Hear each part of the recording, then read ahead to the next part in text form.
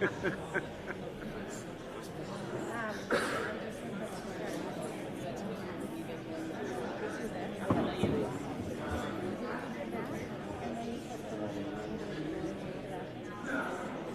close off that door? Yeah. No, you won't. That's good.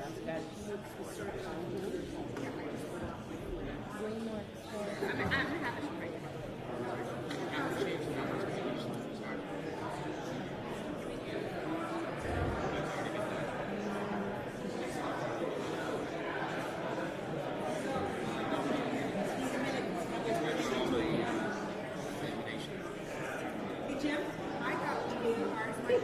Oh, you did not! You didn't hold the room. Sorry. Thank you. We have Chris's work tonight for work afterwards. So, just a match. I don't know if you need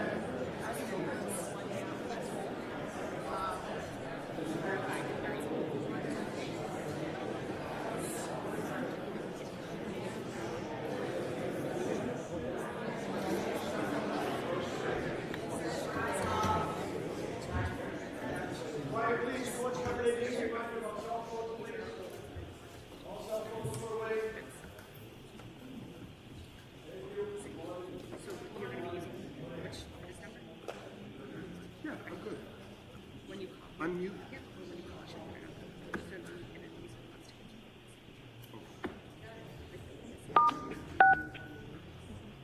The host would like you to unmute your microphone.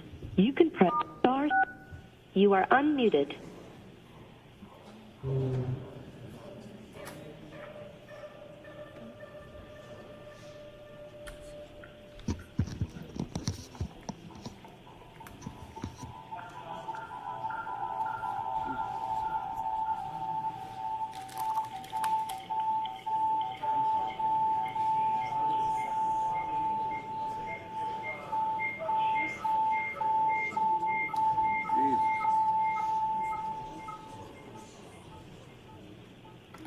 Did you do it?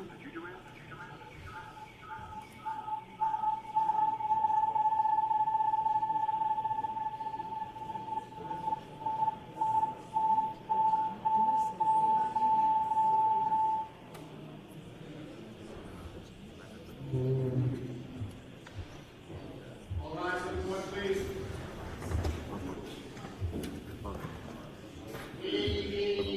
All persons having any business before the Honorable Beverly County, Justice of the Norfolk Superior Court, and for the County of Norfolk. If you are native and your attendance, you shall be heard. God save the Commonwealth of Massachusetts. This court is now open. You may be seated. Judge, this is 22117, the Commonwealth versus Karen Reed. Can I have counsel identify themselves for the record, starting with the Commonwealth? Thank you, Mr. Clerk. Good morning, Your Honor. Hank Brennan for the Commonwealth. Along with me is Attorney Adam Lally and Attorney Laura McLaughlin. Good morning, Mr. Brennan. Good morning, Mr. Lally. Good morning, Ms. McLaughlin. Good morning, Your Honor. Alan Jackson on behalf of Ms. Reed. Good morning, Mr. Jackson. Good morning, Your Honor. Elizabeth Little, also on behalf of Ms. Reed. Good morning, Ms. Little. Good morning, Your Honor. David Unetti for Karen Reed. Good morning, Mr. Unetti. Good morning, Your Honor. Robert Alessi for Ms. Reed. Good morning, Mr. Alessi. Good morning, Ms. Reed. All right, so for today we have our Daubert hearing. I asked through Mr. Clerk the parties to have a proposed scheduling order for me. Were you able to do that? We've begun the discussions of it. I think we could have it shortly, Your Honor. I have some proposals by the defense. I just want a few moments to reflect on it. Okay. All right, so during a recess or something, I'd like you to at least give me something so that we can discuss it today. There are some discovery motions and then just some housekeeping matters. So I would like to get started right away. Is Dr. Russell here? Yes, she is, Your Honor. Okay. Oh, good morning, Doctor. Would you come on up to the witness stand, please?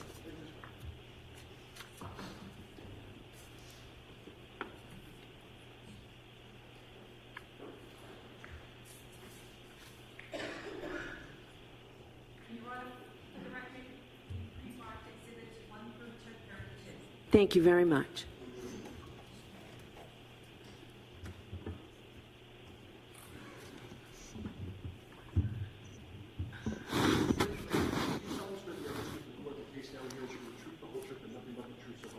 I do. Good morning, Dr. Russell. Good morning. Okay, the defense is calling Dr. Russell as a witness.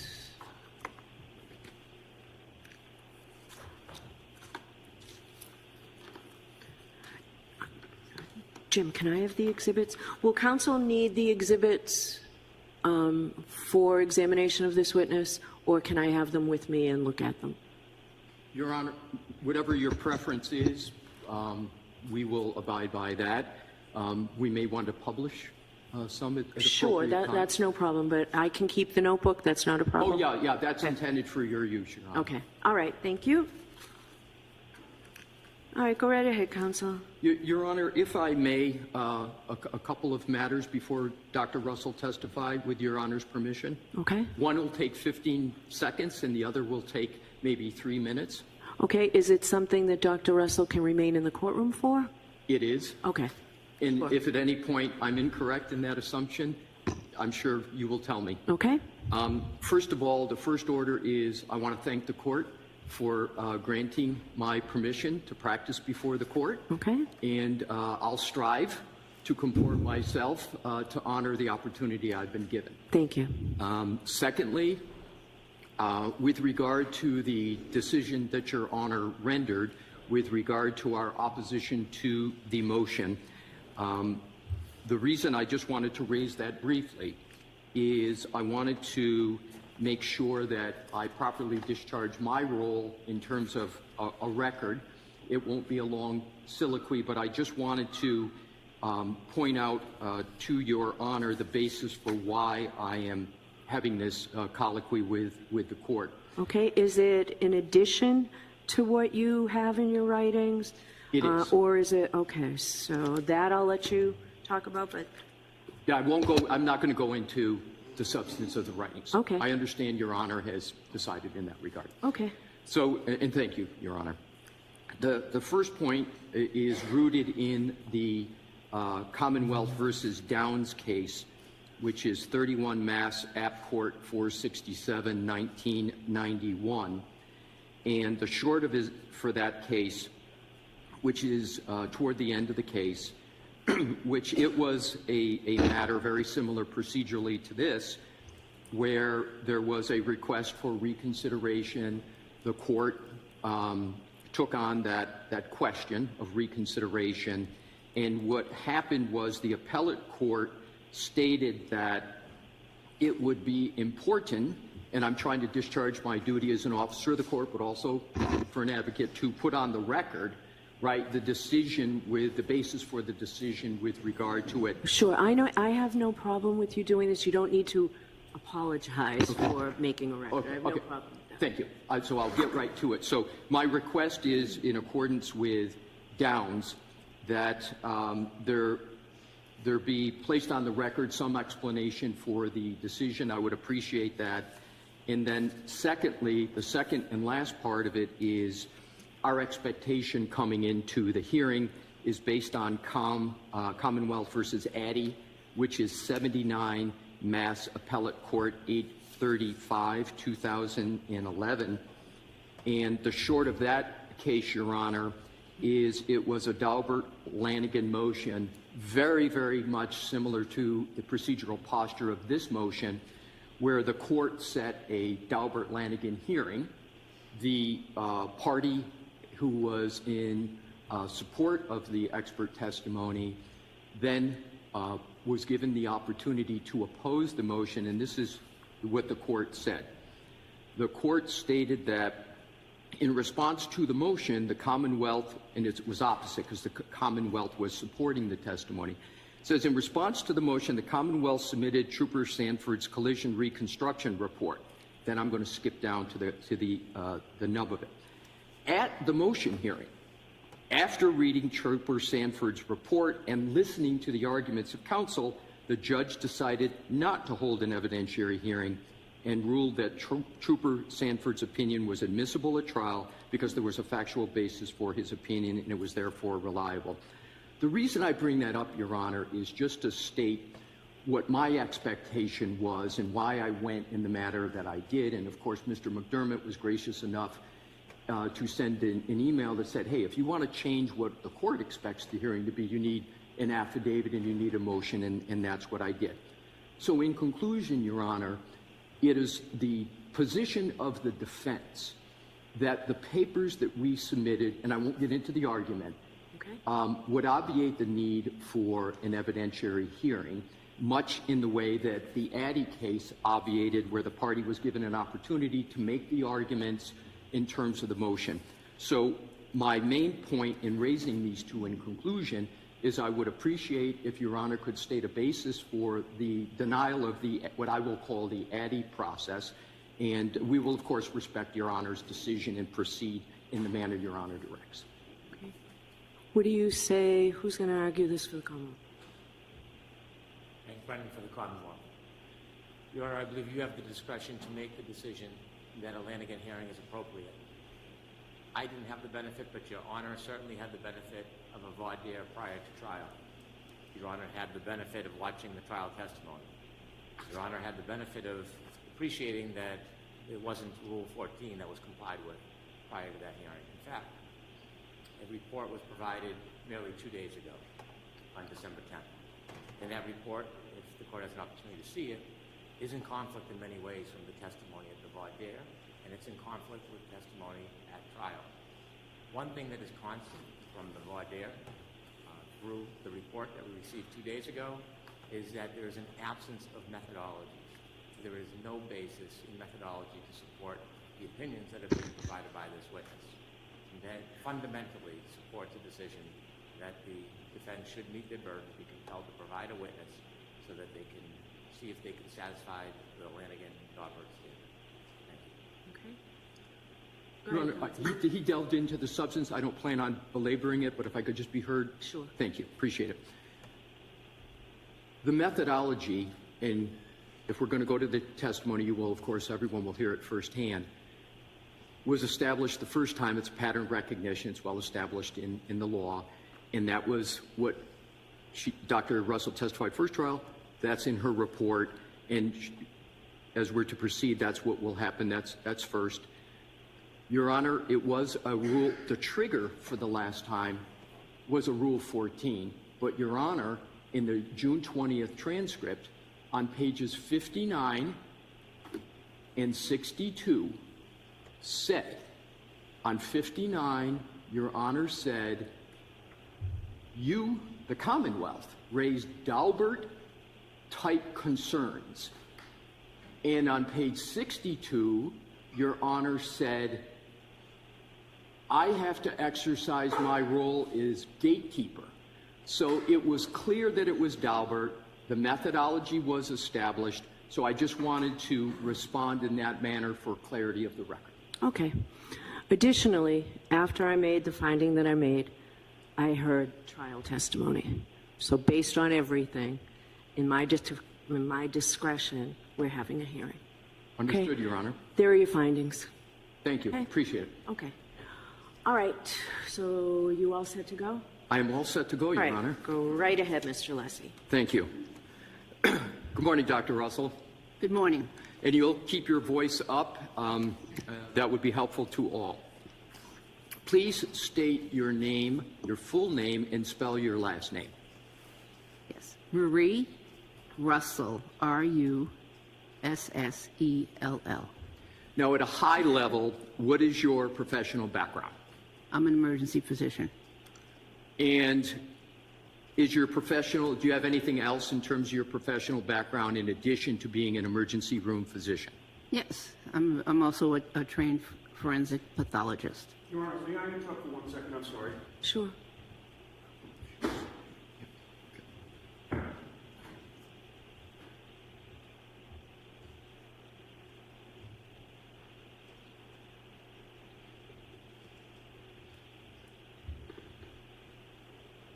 Can I have a moment to run with counsel? Thank you.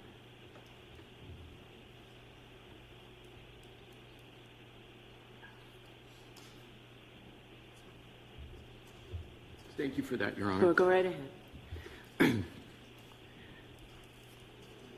How long have you been an emergency room physician? I've been an emergency department physician since 1987, so that is over 30 years. How long have you been a forensic pathologist? I've been a forensic pathologist for about 31 years. So you've been an emergency room physician and a fellowship-trained forensic pathologist, both of those for 30-plus years? Correct. Do you have a medical license? Yes. When were you first licensed to practice medicine? In 1988 in California. And what licenses do you currently hold? I hold medical licenses in California, New York, Idaho, Massachusetts. And in California, what are you technically licensed? What is the documentation of the license you had? Your license as a what? Physician and surgeon in California. A physician and surgeon, did you say? Correct.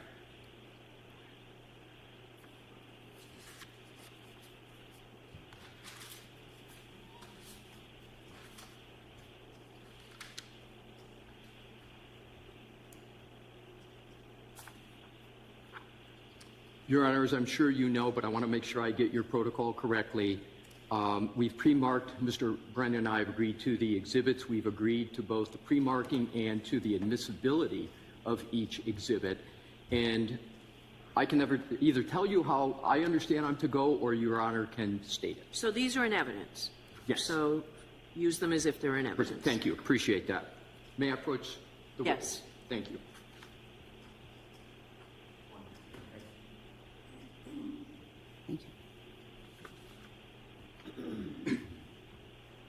Dr. Russell, I have handed you, which is in evidence as Exhibit 1.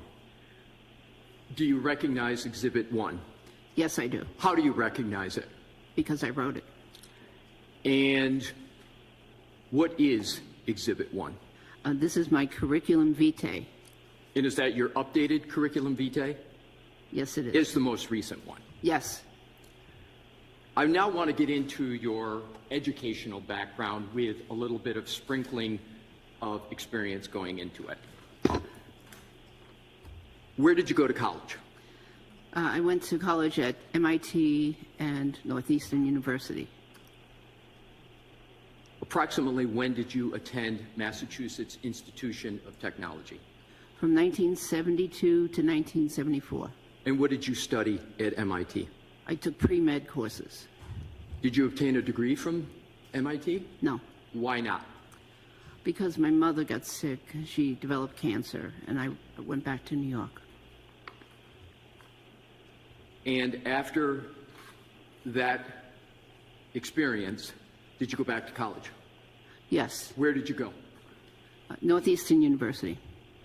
And what years did you attend Northeastern University? Part-time from 1974 to 1981. And did you obtain a degree from Northeastern University?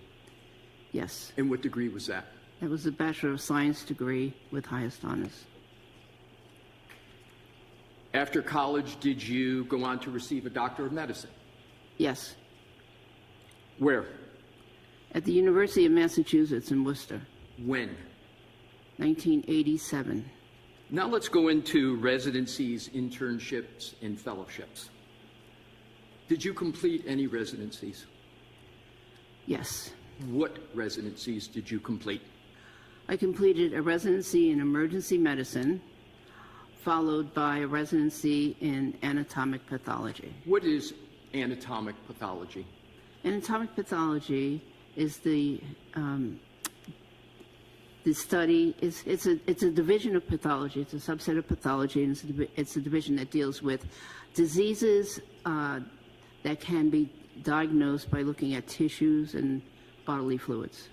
And what is emergency medicine? Although most all of us have that experience, if you just briefly describe what emergency medicine is. Well, emergency medicine is the field of medicine that deals with acute injuries and injuries of people. In terms of the residencies, briefly describe what was involved. What did you do in those residencies? And now let's start out with emergency medicine. Emergency medicine was a very intense residency. It was a combined internship and residency that lasted for 4 years, and I was at one of the busiest trauma centers in the United States. We would routinely see patients in the emergency room, and some months we rotated outside the emergency room to various subspecialty clinics and areas like the ICU, for instance. In the emergency medicine department, we worked all different shifts. We saw numerous patients because it was a very busy facility, and we saw anything that ranged from gunshot wounds, stab wounds, beatings, down to runny noses. And where was specifically those residencies? What facility? What is the name of it? It was at the Los Angeles County USC Medical Center, which people formerly knew as the General Hospital, the 19-story General Hospital from Los Angeles. And did that have a certain level designation with regard to the type of trauma that would come to those facilities? Yes, it's a level 1 trauma center, which is the highest level that can be achieved. And in terms of the residencies, in terms of anatomic pathology, where was that residency? Which facility? That was at the same facility. And how many years was the residency of anatomic pathology? That was 2 years. And how many years for emergency medicine? Combined with the internship, it was 4 years.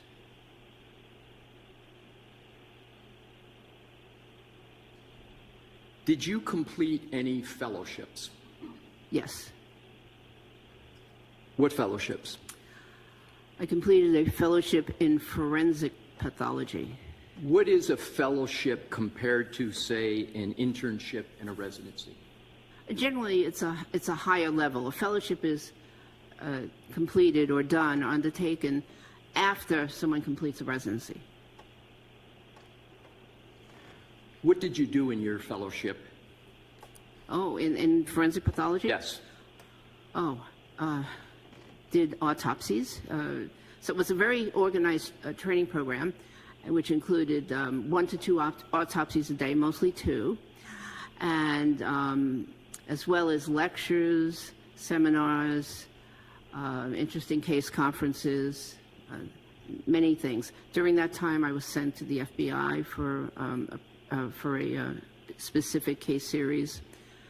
So it was very intense. And in terms of the autopsies, I autopsied cases that were gunshot wounds, stab wounds, many homicides, many homicides, accident victims, car accidents, people hit by cars, people stabbed, child abuse, a wide range. And the goal was to give the fellows the widest range of experiences. And can you estimate how many autopsies you performed during your fellowship? Oh, I know for a fact that I performed over 500. And that was over a 2-year period? Correct. So you're performing then an autopsy almost every other day, is that No, correct? 1 to 2 autopsies a day. 1 to 2 a day? Yes. And what, at its core, are you doing in terms of an autopsy as a forensic pathologist? You know, the autopsy is just part of what the forensic pathologist does, which is death investigation. So a forensic pathologist looks at a person's, well, just the body is one part of it. The external exam, sometimes, some cases, not all cases, get an autopsy actually that go to the medical examiner's office. But there's a death investigation which involves a detailed external examination plus an examination of the circumstances of how the decedent was found, interviews with police officers and others when appropriate, interviews with their doctors, and examination photos if available. Earlier in your testimony, you said you have over 30 years of experience as a forensic pathologist. When was the last time you engaged in the practice of medicine pertaining to forensic pathology? This year. And have you had a continuous or non-continuous practice in forensic pathology? Continuous. And we're going to get to that later on as appropriate. Not as appropriate, we're going to get to it later on. Do you have any affiliations with professional organizations? Yes. Can you name them? Yes, I am a fellow of the American Academy of Forensic Science. What do you need to do to become a fellow of the American Academy of Forensic Sciences? Well, you have to be a member for a certain number of years, a minimum number of years, and attend a certain number of their annual meetings. And it helps if you've given presentations at the annual meetings. What other professional organizations are you a member of? I'm also a member of the National Association of Medical Examiners. Are you a member or a fellow? I'm actually a fellow. What do you need to do to be a fellow of the National Association of Medical Examiners? It's very similar. Be a member for a certain number of years, and they usually ask that you've given at least one presentation. What other professional organizations are you a member of? Okay, so I've been a former member of the American Academy of Emergency Physicians, a former fellow, actually. I'm a member of the California Homicide Investigators Association and the California Sexual Assault Investigators Association. Now let's move to trainings. Do you have any specialized trainings? Lots of specialized training. Please name them. Okay. Well, I have specialized training in both emergency medicine-related fields and forensic pathology-related fields. Would you like me to name both? Well, maybe eventually, but I'm going to try to shorten this a little bit. Give me an example of the type of investigations apropos to why we're here today, that you would have had specialized trainings for? Well, I attended a 2-week program in crime scene investigation. I've attended and completed programs in forensic photography, bomb investigation, hit and run accident investigation as well. Yeah. Dr. Russell, if you need to access your report, do it, but I would prefer that unless you need to, we just have a question and answer. So I can't see whether Dr. Russell's reading from I can't see. Do you have your CV in front of you? I do. All right, so what's typical, counsel, is it will remain closed. If she needs to refer to it, you just ask, and of course I'll let her refer. That's what I understood, okay. yes. So is that, you have it open in front of you? It's right here. Okay, so counsel, why don't you? I will. Why don't you leave it there turned over to us? Oh, okay. All right, thank you. Thank you, Your Honor. I can't see from up here whether she was reading or not. I had that sense, that's why I mentioned it. I Thank you. appreciate it.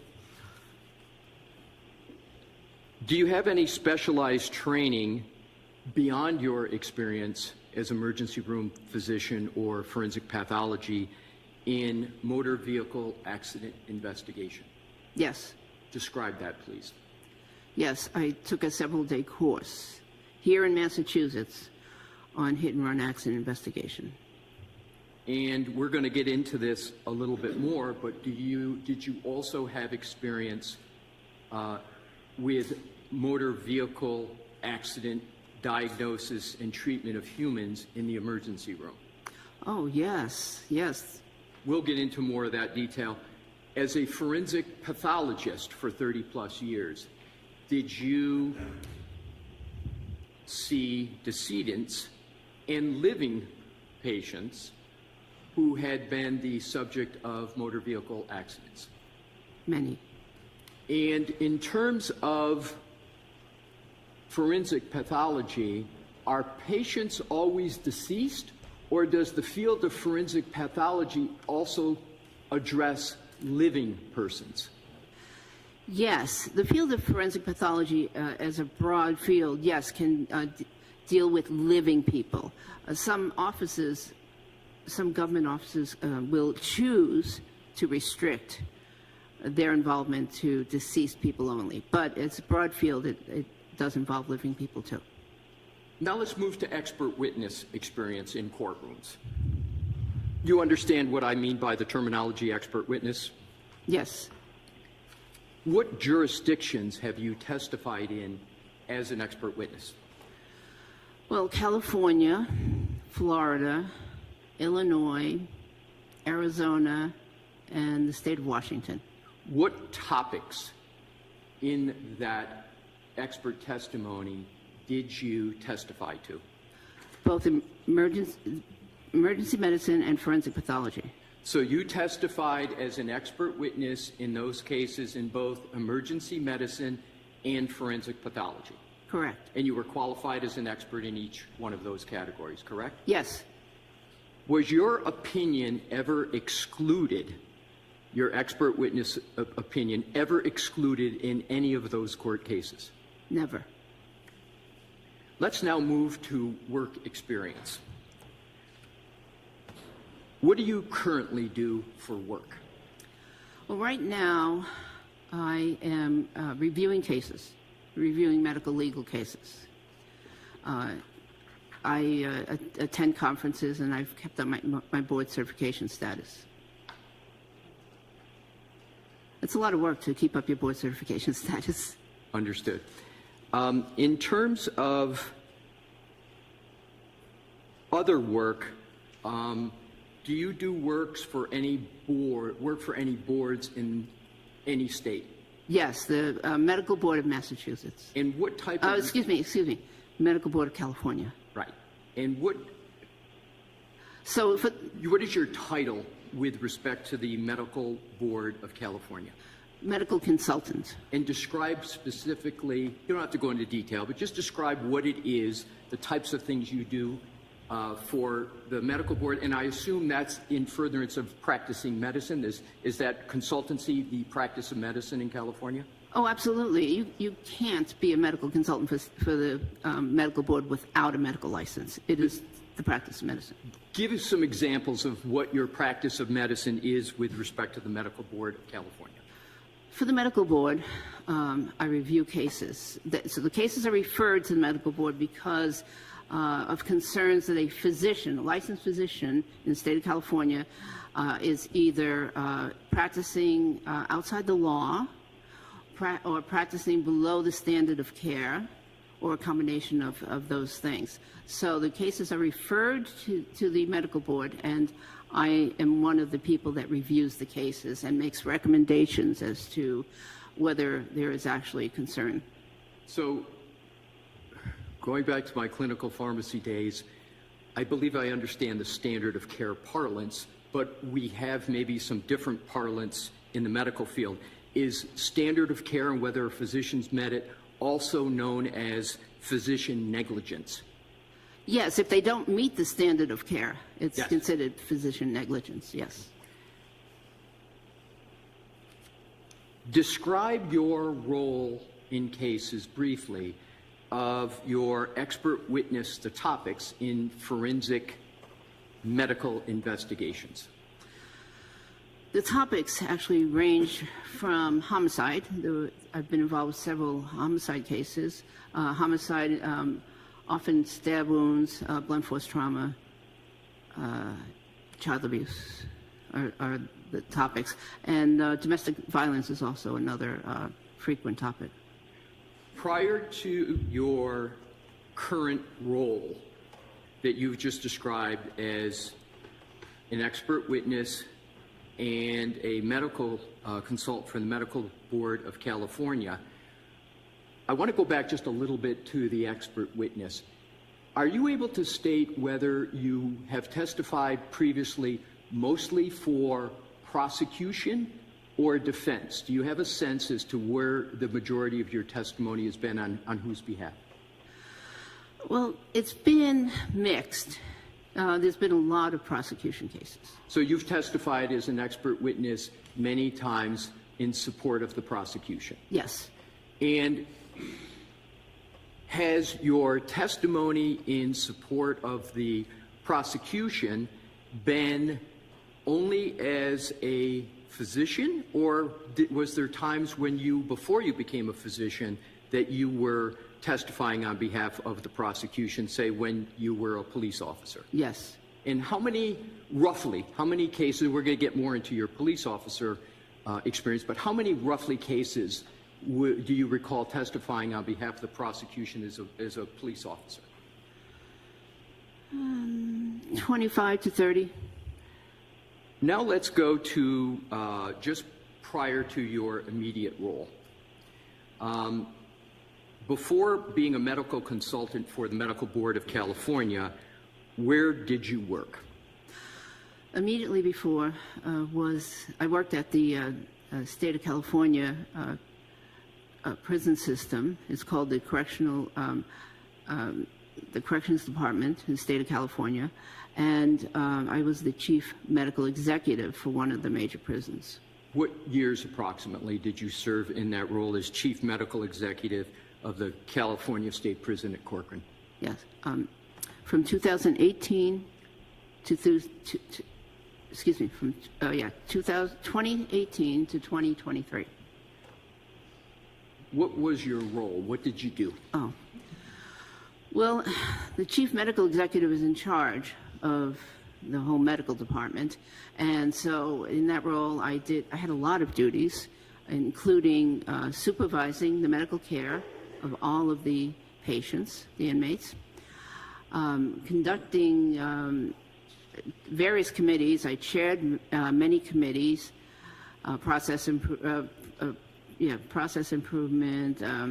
pharmacy therapeutics, death committee. I investigated every single death that occurred at the prison during that time period. Let's stop there, if we could, please. Yes. And talk about from 2018 to 2020 is what I heard you say was your time period. Describe what was a death review at Corcoran that you performed. Yes. The death review at Corcoran was quite extensive. And so what would happen, well, first of all, let me give you background. Background is that patients die from a variety of causes in the prison system, including suicide, homicide, natural death, overdoses, a wide variety of reasons people die. So my job was to investigate those deaths.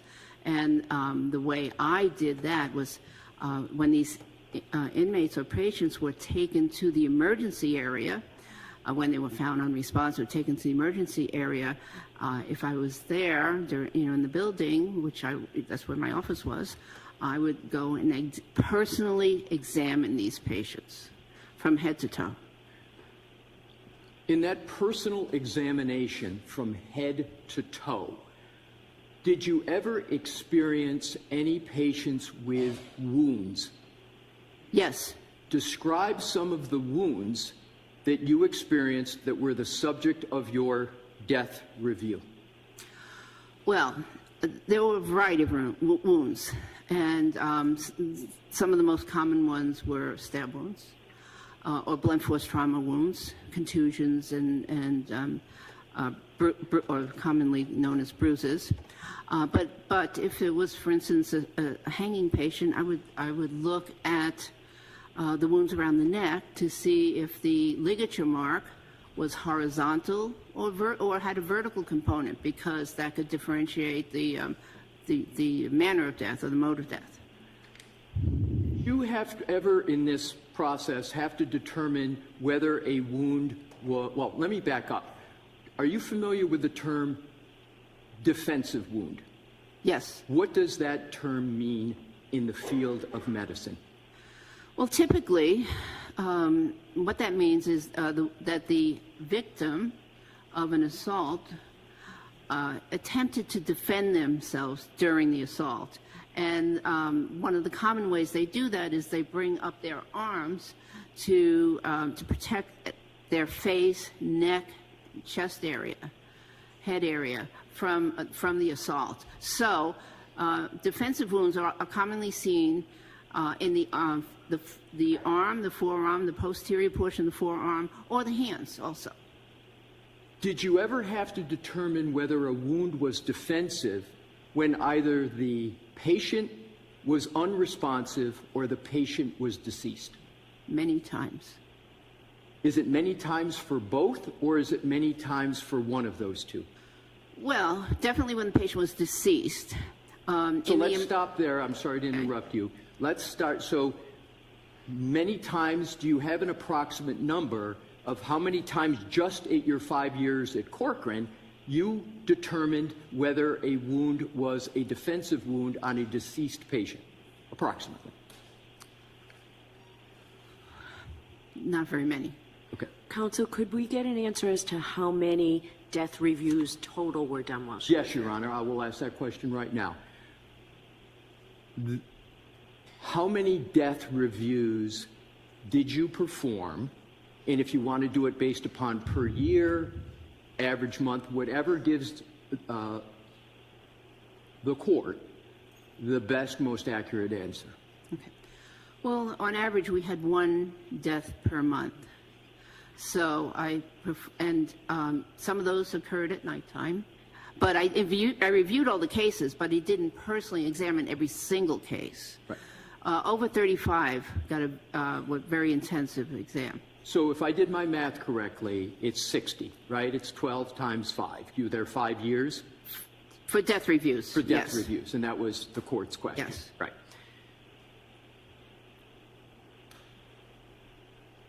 Was there anybody else at Corcoran doing death reviews?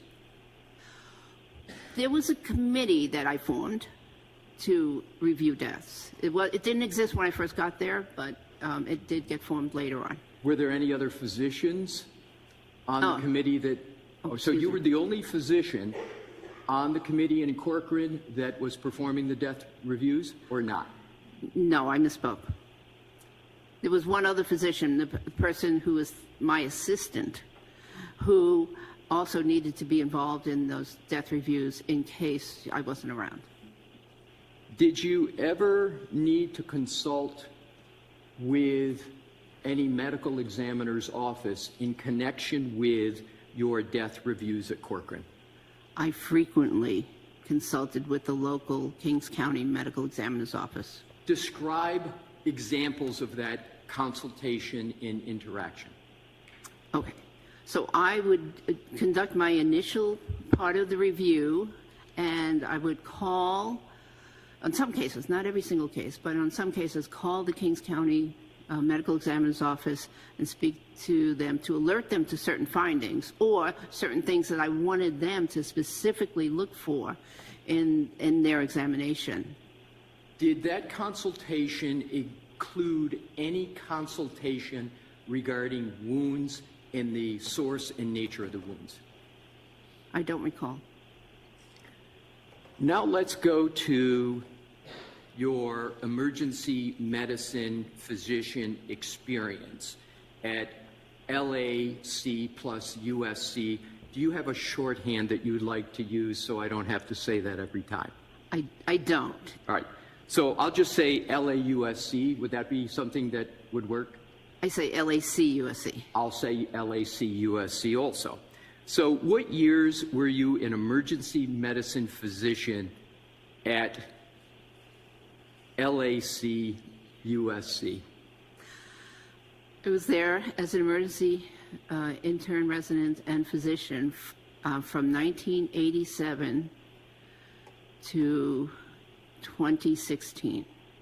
So if, again, I did my math right, it's about 29 years? Yes. And you've described previously that that facility was a level 1 trauma center, correct?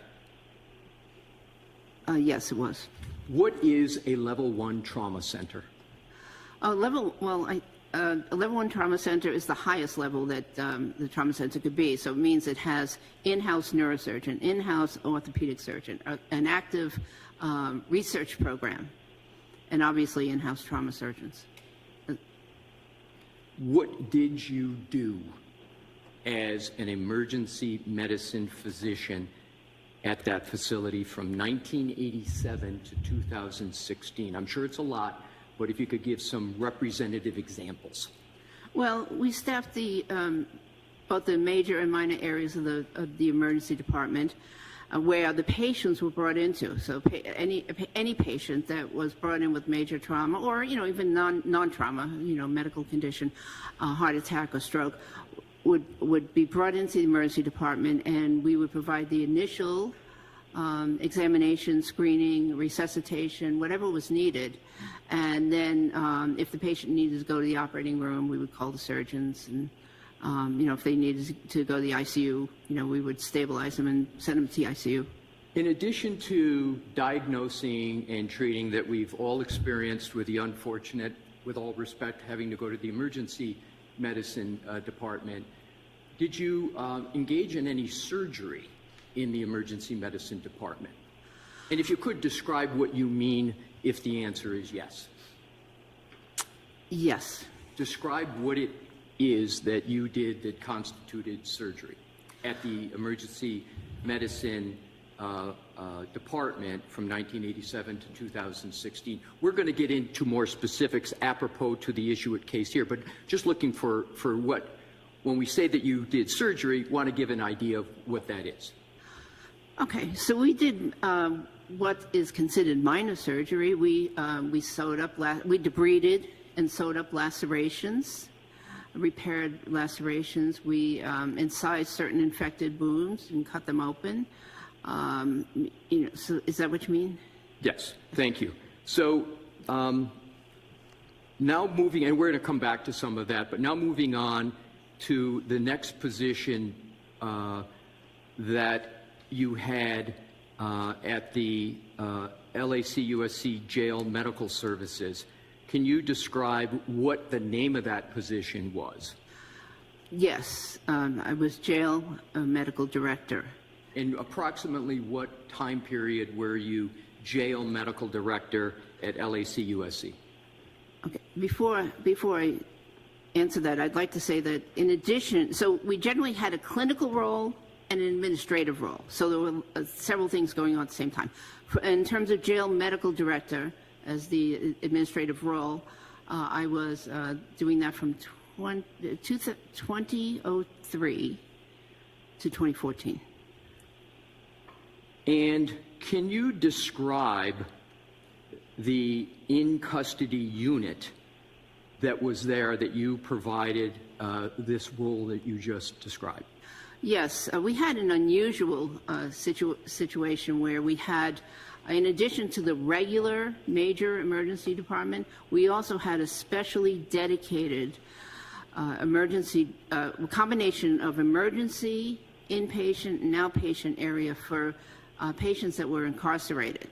So the patients would be brought directly up to the jail emergency department for their injuries if they were hemodynamically stable. What I mean by that is if their blood pressure and pulse were stable, they'd be brought directly up to the emergency department. And what type of agencies would bring those types of patients to that department? The Los Angeles Sheriff's Department, Los Angeles Police Department, the California Highway Patrol, local area, any of the local police departments in LA County were eligible to bring their patients there. And briefly describe the volume of patients that would be brought into that department. It was very busy. Just the emergency department alone was 20 to 30 patients a day, just for the jail emergency department. And then the inpatient area depended on the year, because it was about 40 patients, inpatients, and over the years that decreased a little bit. Did you ever have a role with regard to emergency medicine quality improvement at LAC-USC? Yes, I was chairman of the committee for a period of time. And do you remember approximately when that was?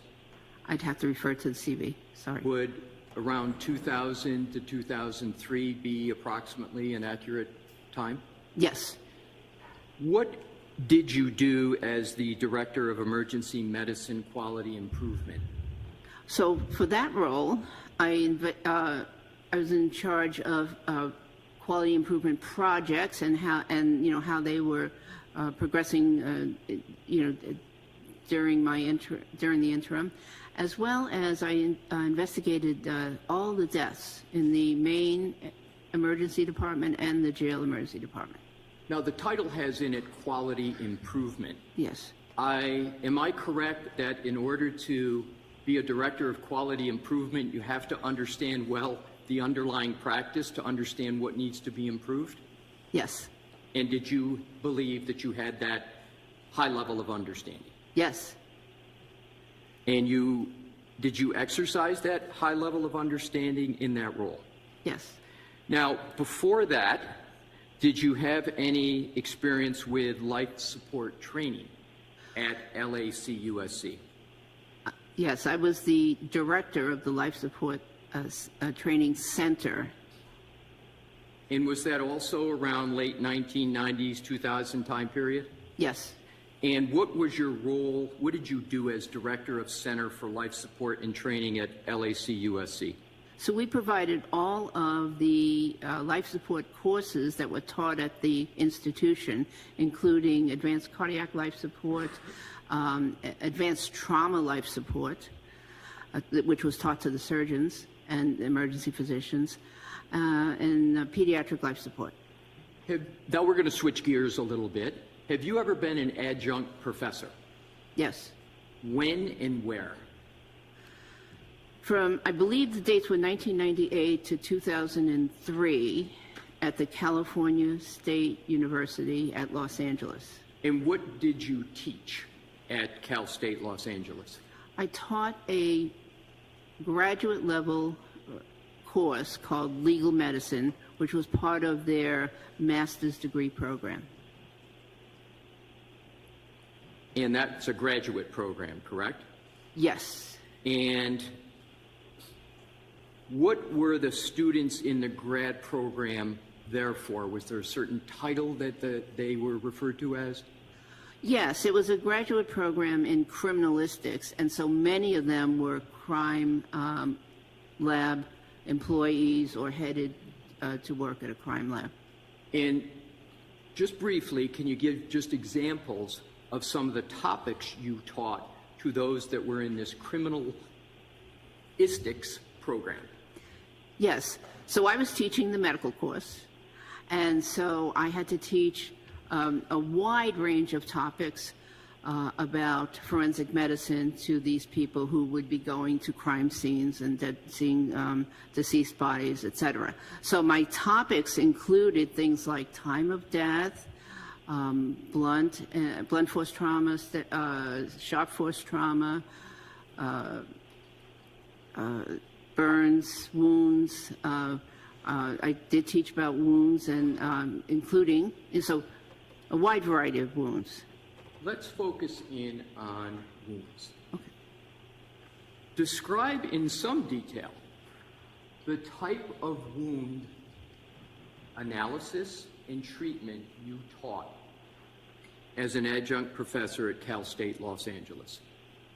Well, there was no treatment taught to those students, as opposed to the emergency students, emergency medicine doctors. But the types of wounds that I talked about in the legal medicine course included, again, sharp force, blunt force, thermal.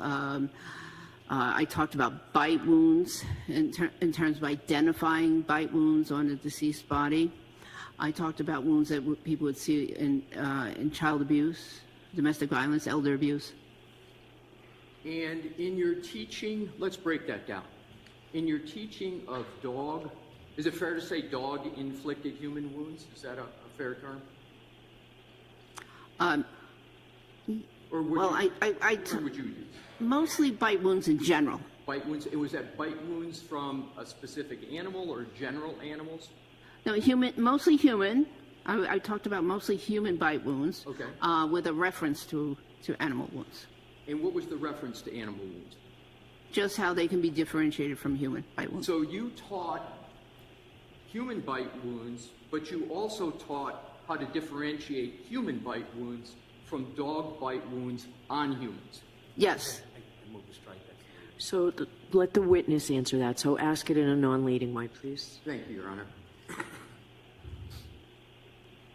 Describe what you taught the students on the topic of human wounds and dog bite wounds. Okay. I taught the students to recognize human bite wounds. So I had pictures, images, and slides on human bite wounds, why they would be important, the forensic value of bite wounds. I mentioned how they may differ from other bite wounds, such as dog bite wounds. In the emergency department, the focus was a little different. That's what I wanted to go to next. So describe, well, first, in your many years in the emergency department, and we're going to get to this in more detail, so why don't we just save it until the next category we get to. We'll come back to that. Before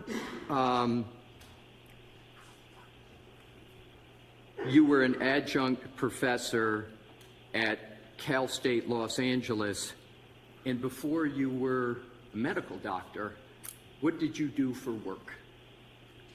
I was a police officer full-time. And approximately when were you a full-time police officer? From 1977 to 1984 in Massachusetts. When you started on the police force in Malden, how many women were on the police force? Before I started, none. So you were the first woman on the police force in Malden? Correct. Did you go to academy? Yes. Did you graduate successfully from academy? From the Boston Police Academy, yes. Before that, did you have any other work experience? Yes, I worked in an emergency room, actually. Right, but in terms of from the time period, as I understand it, in Malden, you, if I heard correctly, you said approximately 1997 to 1984 for? 77. I'm sorry, 77, right. So before that, did you have any other job in the community in Malden? Well, in the period 1974 to 1977, during that period of time, I worked in the emergency department. I was an EMT, and I was an auxiliary police officer. Let's talk about the EMT experience. What did you do as an EMT?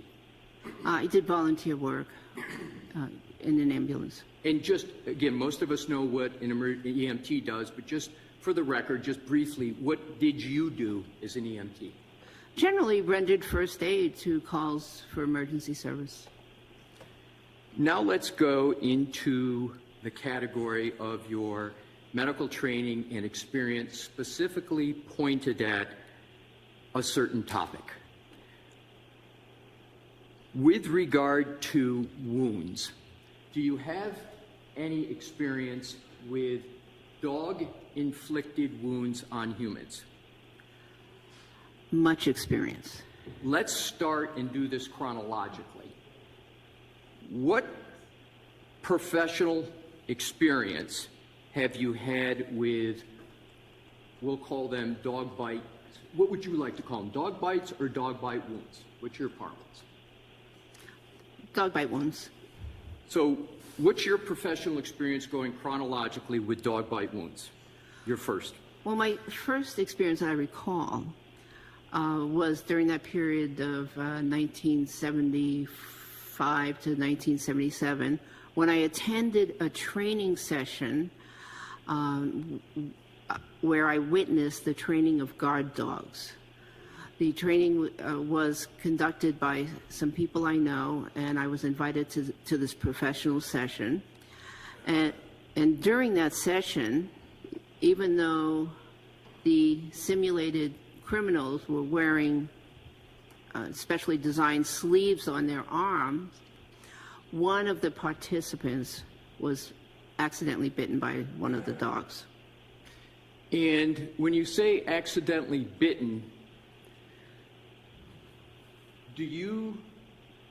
what do you mean accidentally? Did the dog have a full bite grip or less than a full bite grip? You know, I can't really say because I don't remember if I actually saw that bite, but the dogs were being taught how to aggressively bite and hold on to the simulated criminals, and apparently this one bite went out of the range of where the sleeve ended. And this was back in the 1970s? Mid-70s, yes. Did you provide any care for the wound of the person that was subjected to that dog injury? Yes, I was an EMT, so I provided basic first aid and transported that person to local emergency room. So you provided treatment on the spot, and then you participated in the transport to the ER? Yes. And did you get an opportunity at that point to observe the wound that was caused by this dog bite? Very closely. And because you treated it, correct? Correct. Let's now move to the LACUSC Jail Emergency Department. And I recall you testified that was approximately 1987 to 1995. Do I have that right? That was part. Yeah, that was the intense part. That where we saw a lot of law enforcement dog bites. What did you see any dog bite wounds in that jail emergency department? Many.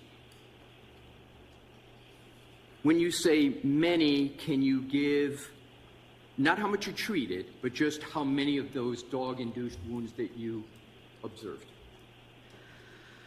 I would say about 60 to 70 cases that I personally observed. There could have been a lot more. Now, what type of dogs, well, let me strike that. As part of that treatment, did you learn what type of dog inflicted the wound? Well, these were trained law enforcement dogs. So these were canine dogs, right? Yes. And is canine bites an appropriate term to describe them? Yes.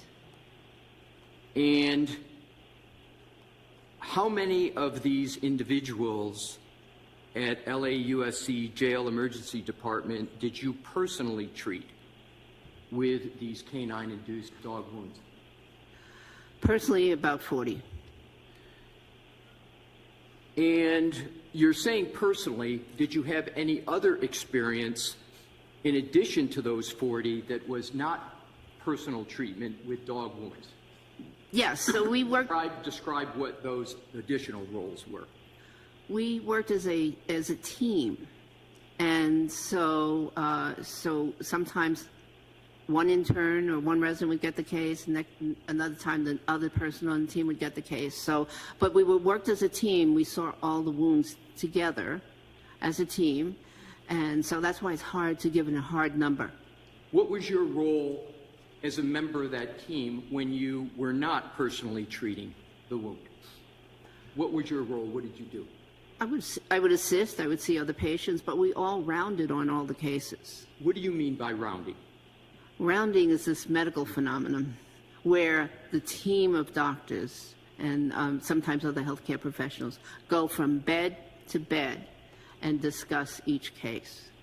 So you went, in addition to the 40, you went as a member of the team from bed to bed to bed, and in addition to those 40 of dog-inflicted wounds, you saw additional dog-inflicted wounds, correct? Yes.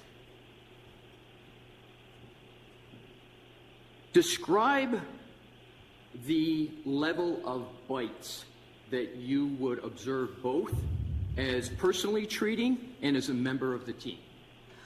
Well, these bites were unlike anything I'd seen before. They were very extensive dog bites with a lot of tissue damage. And there were areas on the patients where the dog would attempt more than one bite. And sometimes there were, completed bites, and sometimes there were what I called partial bites, where there were just some scratches, abrasions, superficial wounds. But so it was quite a different thing than I had read about in textbooks. What do you mean by partial bites? Well, a partial bite would be where the dog did not get a full grip on the victim and therefore did not penetrate the skin. The teeth actually slide around, along the surface of the skin in the attempt to get a grip. Could you make that determination, that partial grip, as you've described it, from looking at the wound? Yes. And how, in this specific experience at the USC jail, did you determine, generally, that the dog had made a partial grip on whatever was the body part that was the subject of the wound? Well, oftentimes because they were accompanied by completed dog bites that had full penetration, puncture wounds, and tearing. Right, and so did you make the observation of the wound? In other words, you saw it and then reached a medical conclusion about whether it was partial or complete? Yes. And approximately how many times did you look at the wound and make a medical determination with regard to whether it was a partial or a complete grip by the dog? I don't really know because we focused in on the most dangerous of the wounds, the ones that had the large gaping lacerations and that needed the medical attention. So the predominance was the typical canine bite, but then there were also a less number with the incomplete bite, correct? Yes. Does an incomplete bite what you observed, have any relationship to a civilian dog bite? I'm not sure I understand the question. It wasn't a great question. So let's go to, does a canine bite ever present as a regular community dog bite in terms of the wound? Ever? Yes. A trained canine bite? Yes. I haven't seen it. Right. So an incomplete canine bite, correct, is more tethered to a canine. I'll rephrase. Describe how you would compare an incomplete canine dog bite to a civilian dog bite.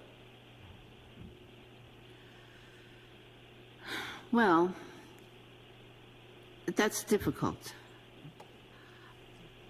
And again, I'm not sure I understand the question. Okay. Well, let's just conclude this way.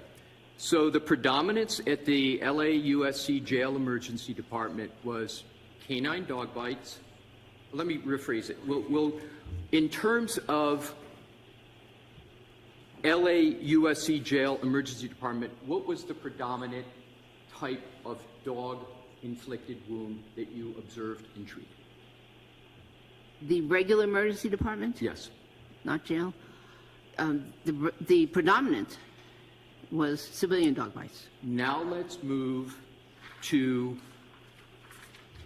the emergency department at LAUSC, and specifically your role as an emergency department physician. And as I understand it, you've testified that was between 1987 and about 2016 as an intern resident and physician. Is that your testimony? And yes. Now, did you treat and assess dog bites or dog wounds in that capacity in the emergency department of LACUSC? In the main emergency department, yes. In the main emergency department. And did you also treat, beyond dog-induced wounds, general animal-induced wounds that were not from a dog? Yes. Describe some of the animal wounds, non-dog animal wounds that you would observe and treat in the regular emergency department. Well, the most common one was the cat. But beyond that, we would see wounds from skunks, rats, raccoons. I recall seeing an opossum wound one time, and of course, snake bites and, various other animals. Approximately how many dog bite wounds did you observe and treat in the emergency department at LACUSC? So the main emergency department? Yes. Well, over the course of all those years, at least 500. How do you come up with the number 500? Well, it was an estimate based on seeing, based on the number of years I worked, plus the number of weeks in a year, plus the number of dog bites that I saw per week. And that's how I came up with that number. And I underestimated. Describe what you did, just briefly, with regard to the wounds. What type of practice of medicine, what did you do specifically with the wounds? So when a patient came in with a wound... And I'm talking dog bite wounds. Okay, well, first I had to figure out if it was a dog bite. Because some patients couldn't tell us what kind of animal bit them. Most of the time they could, but some couldn't. Some were young, some, there were various reasons. There was sometimes language barriers. So I had to figure out what type of animal inflicted the wound. And there was a very important clinical reason for that. We're going to get to that. Okay. So I think you testified earlier about specifically what you did with the wound. What did you do specifically with the dog, these 500, approximately more than 500 dog-inflicted wounds? What did you do specifically, so to speak, with your hands? Okay. Well, I was clearly interested in wounds, and particularly bite wounds. I was very interested in this, so it got my attention all the time. And so what I first do, I had to do a differential diagnosis, but physically, if I determined it was a dog bite wound, then I'd render the appropriate treatment. Sometimes there was perforation of the skin and lacerations, and those lacerations sometimes needed debridement, which is cutting away from the edges and the dead tissue, any devitalized tissue, and some were large enough that they actually needed suturing. Many of them needed antibiotics prescribed. In terms of the facility, I think you've testified that it was a level 1 trauma center? Yes.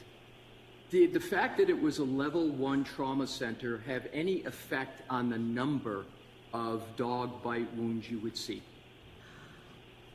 I don't know the exact effect, but we did get referrals in.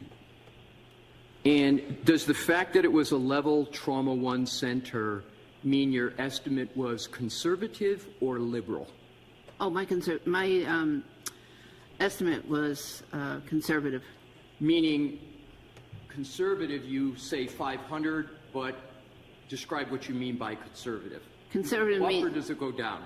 Oh, I probably saw a lot more than 500.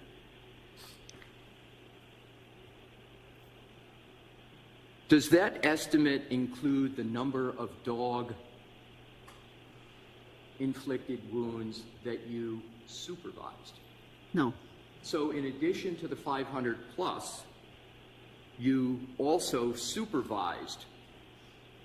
Describe what the nature of the supervision was with respect to dog-inflicted wounds. Well, as an attending physician at a university medical center, of course, I supervised interns, other residents, medical students, PAs, and nurse practitioners.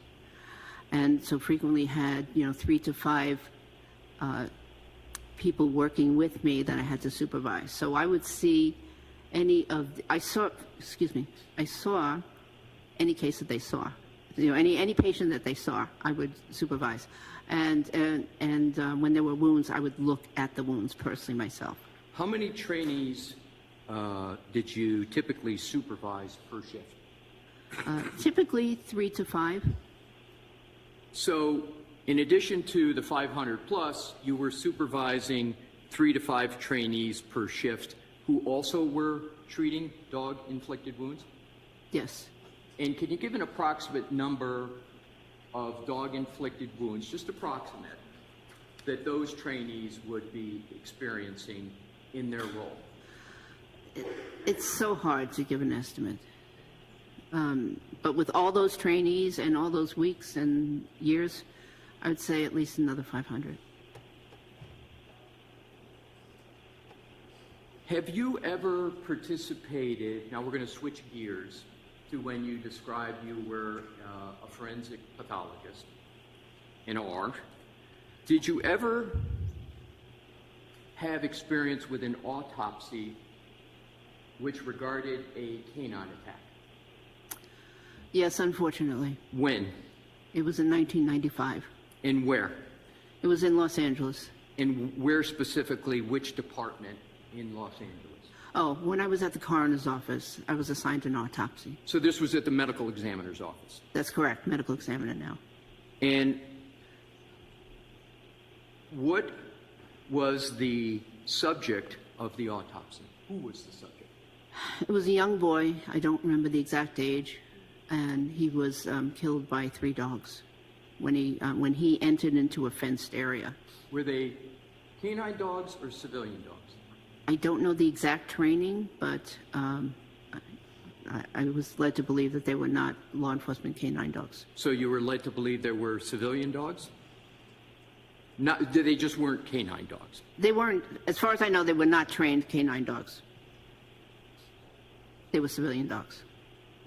Did you observe any wound patterns as part of that autopsy?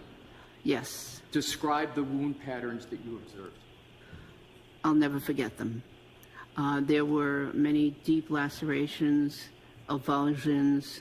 There was a wide range of wounds, and amongst them there were patterns of abrasions, multiple parallel abrasions. Were there any other types of marks from the part of the dog that you observed? Oh, there were puncture wounds. Any other types of wounds from any other part of the dog? Well, I believe that there were some claw marks. They also would look like superficial abrasions. And were there any bite marks? Oh, yes. How many? Approximately. I don't know. More than one? Oh, many. Many. Now let's move to studies and publications. Have you ever performed a study of canine dog bite injuries? Yes. Describe it. Yes. My colleagues and I performed a study of over 700 canine dog bites that presented to the jail emergency department over a 10-year period. When approximately was this study? In the in the 1990s. Did that study result in any publications? Yes, 2. Were those 2 publications peer-reviewed? Yes. What does peer review mean? That means that a group of physicians from the same specialty have read the article, analyzed the methodology, and determined that this was a valid study. Have you, in addition to that study that was peer-reviewed, have you ever edited any publications? Yes. Describe the publications that you edited. I edited a 2-volume publication called Topics of Emergency Medicine, Forensic Emergency Medicine. And were there any chapters in that regarding human bite wounds? Yes. Describe briefly what the chapter was about. Yes, the chapter was written by Dr. Gerald Vale, who was a pioneer, and one of his colleagues, Dr. Anselmo, who were pioneers in the field of forensic odontology, bite wound analysis. Now, you mentioned Dr. Gerald Vale. What is his profession or professions? Okay, he was a dentist and a teaching dentist at the University of Southern California, and an attorney as well. How was he? Are you aware of his reputation? Oh yes, even before I got to. What was his reputation?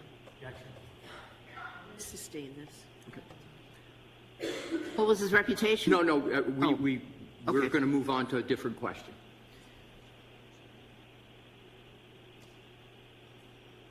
What do you remember the title of the publication? Excuse me. The title of the publication again? Yes. It was called Topics of Emergency Medicine, Forensic Emergency Medicine. Okay. What part of that publication did you edit specifically? Myself and my co-editor edited the entire publication, every chapter in the publication. Did that publication discuss human dentition?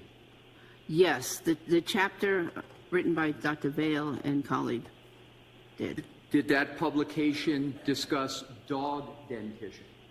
Yes. And you, of course, since you edited the whole publication, you were editing, well, let me ask this. Did you edit parts of the publication on human and dog dentition? Yes. What did you do as an editor of those chapters?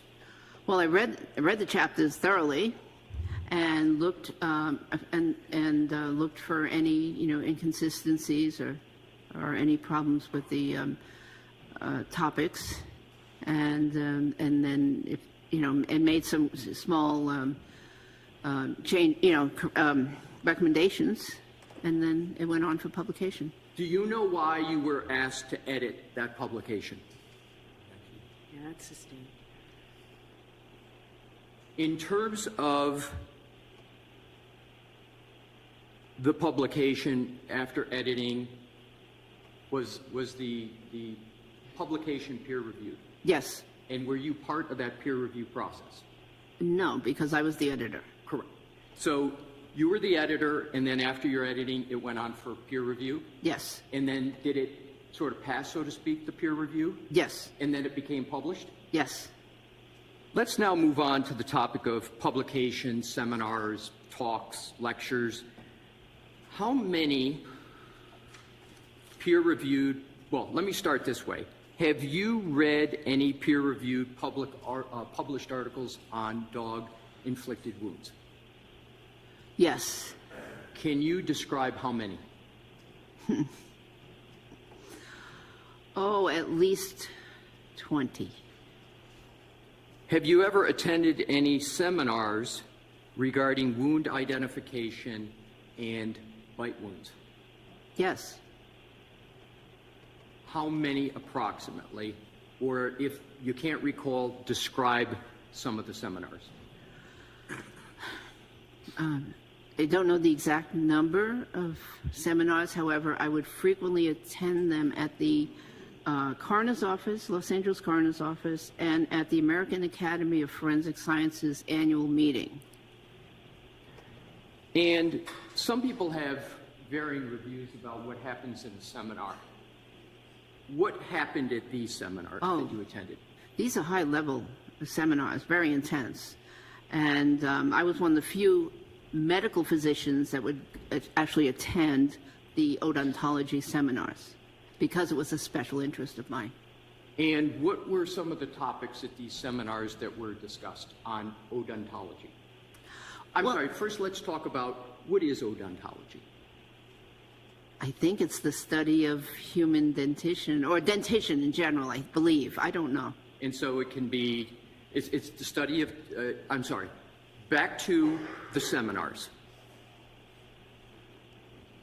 Describe what occurred at these seminars.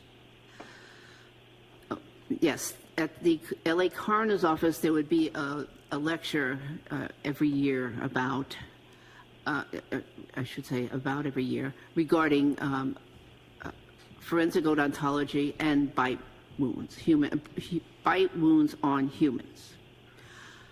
At the American Academy of Forensic Science, those were very interesting seminars in which the specific cases were discussed by the board-certified forensic odontologists, and principles of bite marks identification was discussed. Did those seminars involve the topic of dog-inflicted wounds? Not primarily. Was there any discussion of dog-inflicted wounds at those seminars? At some of the seminars, if dog-inflicted wounds were discussed, it was just in means of distinguishing, a human bite versus a dog bite. You've mentioned Dr. Vale's name a couple of times. Did you ever work in any capacity with Dr. Vale? Yes, he was the forensic odontologist for the Los Angeles County Coroner's Medical Examiner's Office. Did you ever consult with or for him? Yes. Describe that. Well, he had a case where there was, it was a dog bite case, and I don't know a lot of the details, but he called me up and wanted to discuss the case, and specifically some features of dog bites and treatment. And was he looking for information from you, or was he just reporting to you his views? No, he was looking for information. And what type of information did you provide generally? You know, I can't really say. But it so was long the ago. topic, again, the topic was? Dog bites. Yep. Let's now move on to a different topic. Do you have experience providing treatment to individuals involved in motor vehicle accidents? Many, many hundreds. Describe the many, many hundreds of experiences you have involving motor vehicle accidents. Well, it's difficult because there were so many. I worked at a level 1 trauma center, which was right next to some major roads and major freeways. So vehicle accidents were very commonplace. But the victims would range from mildly injured to comatose and dead. A wide range, a lot of injuries, bodily injuries, head injuries. Wide range of injuries, and that's pretty much it. I know what I was going to say. Some of those victims were actually hit by a car. They weren't just motor vehicle collisions. They were actually struck by a car. That's what I wanted to get to. So before we get to the specific of what you just mentioned, struck by a car, you've described today a variety of your roles, from an EMT, police officer, etc. For each one, could you just tell whether or not getting into details, whether or not you observed and treated a human involved in a motor vehicle accident? As an EMT, yes, I did. As an emergency physician, yes, I did. As a forensic pathologist, no, I didn't treat anybody, but I certainly examined them and took very detailed notes and made some assessments. So as a forensic pathologist, because I'm assuming, as a forensic pathologist, describe a little bit more about what you mean. Well, as a forensic, I should have clarified a little bit better. As a forensic pathologist in the coroner's office, all of those victims were deceased. However, in my role as a consultant forensic pathologist, I would consult on cases for the courts, for various parties in the courts, on motor vehicle injured patients. Now let's go to the emergency room. Can you approximate how many patients involved in a motor vehicle accident that you treated? I can't. There were so many. Is it in the hundreds tens? or thousands? I'm sorry, repeat that, please. I'm sorry, hundreds or to thousands. And how do you come to that estimate? I just, again, if on a very conservative way, if I just very conservatively said I worked 1,000 weeks during my career, even if I saw one motor vehicle accident patients per week, I'm at 1,000. But certainly I saw a lot more than that.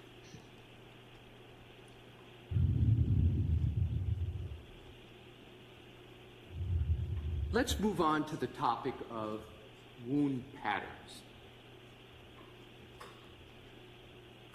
How do you assess the source of wounds, generally? Well, I look at the skin, and I try to recognize if there is a pattern that I've seen before, a pattern that I am familiar with, and sometimes in the past I had to compare a pattern to an object, for instance. But yes, wound recognition and pattern recognition are major interests of mine.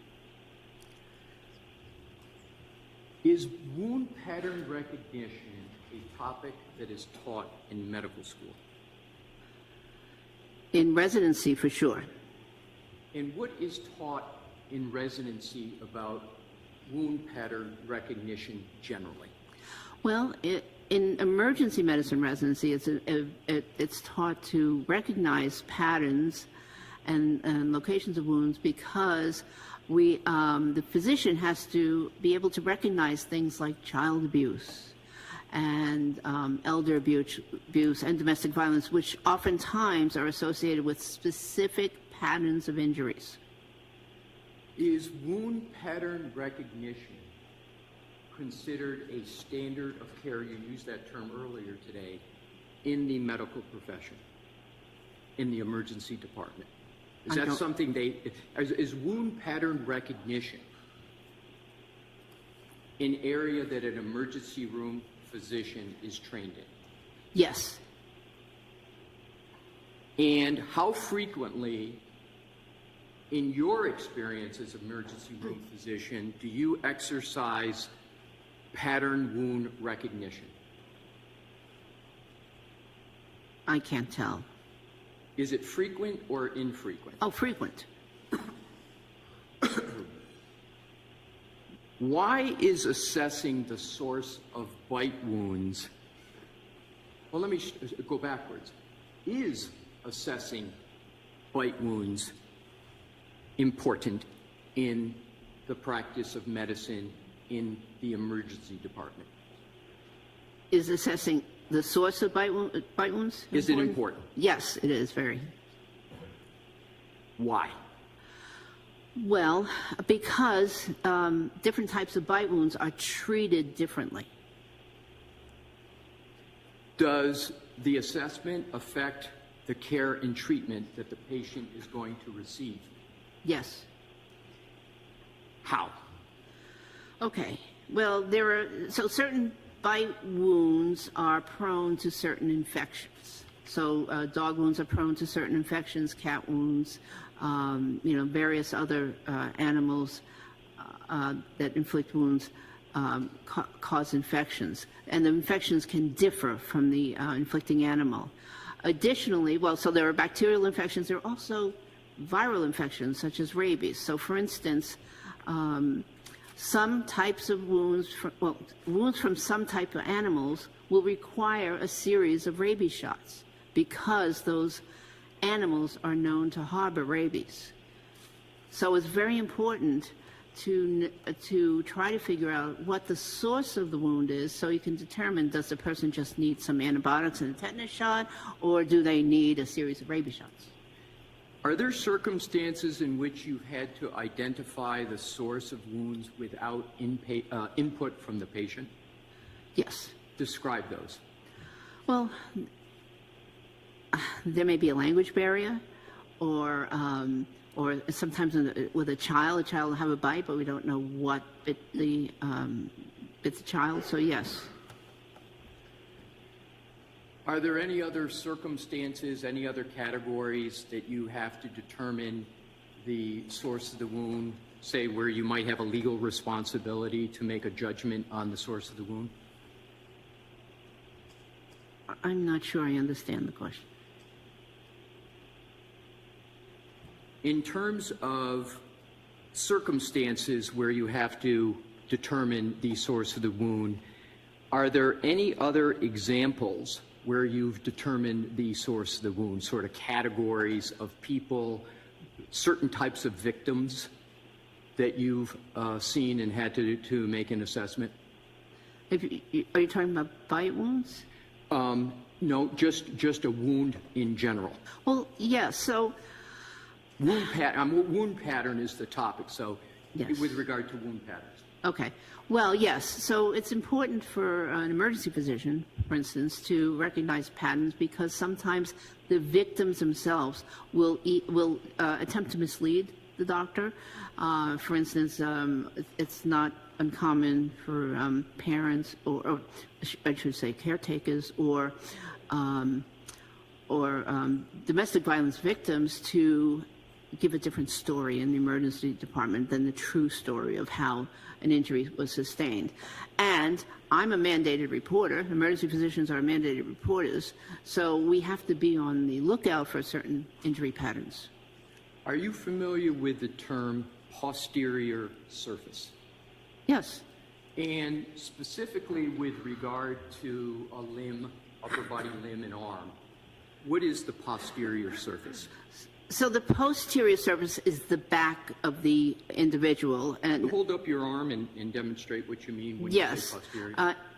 But first, let me just explain that the anatomic labels are given to the human body, or have been given in the past to the human body, in reference to what they call the standard anatomical position, which is with a person standing upright and their arms down at their side.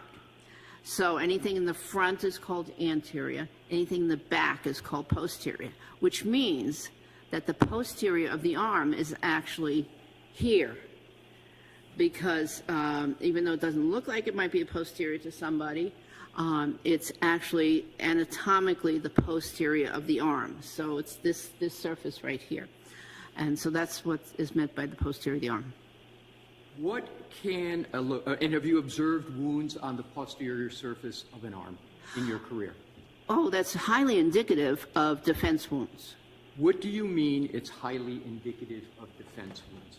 Well, we're taught in both emergency medicine and forensic pathology that if there are wounds to that area of the arm, it may be because the person or victim sustaining the injuries was trying to protect themselves, and so they brought the arm up to protect their face, their head, their neck, chest area, and so the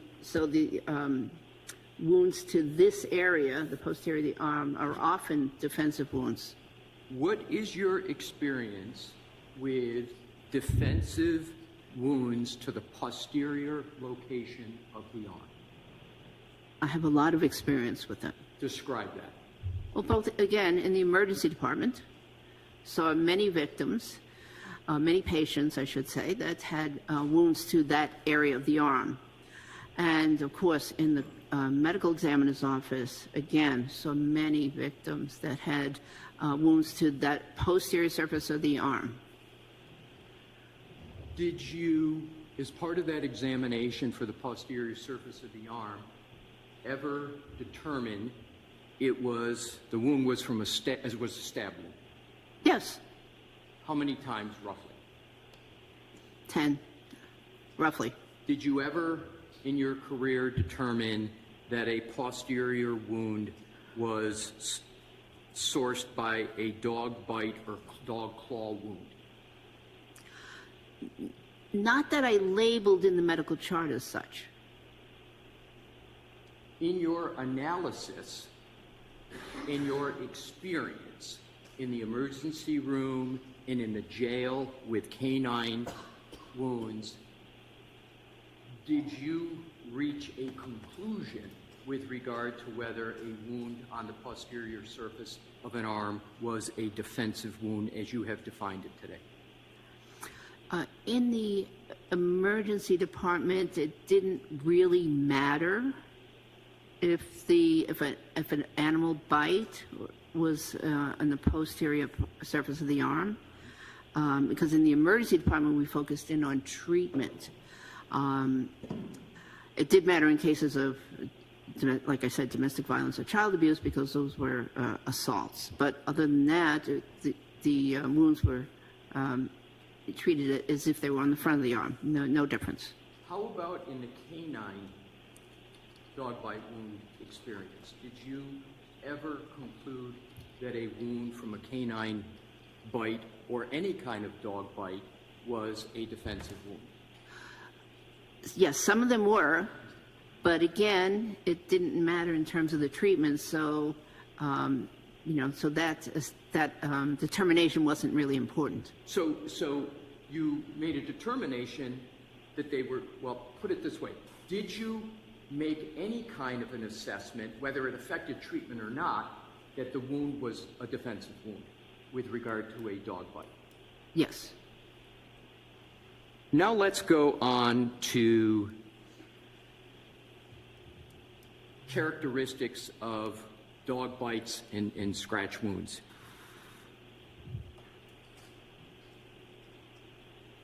Do you know approximately how many dog bite wounds present to the emergency room in the United States on an annual basis? Yes, it's over 300,000 estimated. And how do you know that estimate? From the medical literature. And is that medical literature you have read and are aware of? Yes. Which medical specialty, do you know what I mean by medical specialty? Yes. Which medical specialty sees the most dog bite inflicted wounds? Well, I believe it's the emergency physician because we're the gatekeepers, so to speak. Do you have a conclusion whether emergency room physicians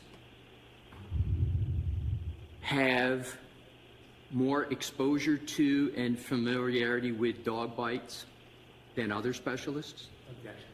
Ask it differently. Thank you.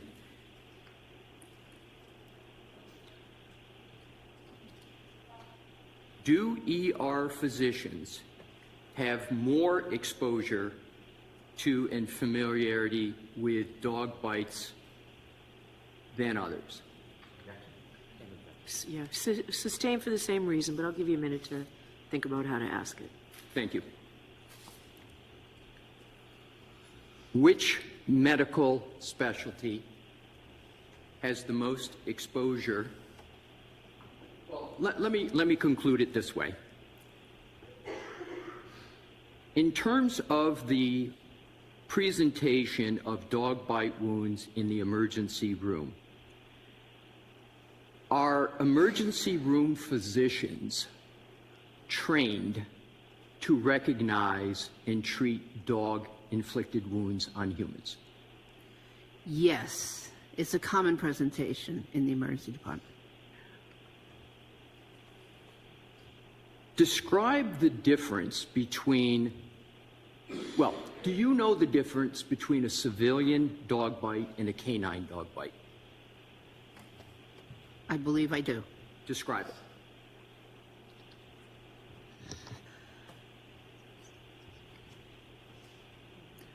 Well, the canine dog bites inflicted by trained canine dogs tend to be quite devastating. Puncture wounds with tearing lacerations, very big wounds causing injury to muscle, connective tissue underneath, even blood vessels at times. They oftentimes require admission to the hospital and extensive intravenous antibiotics.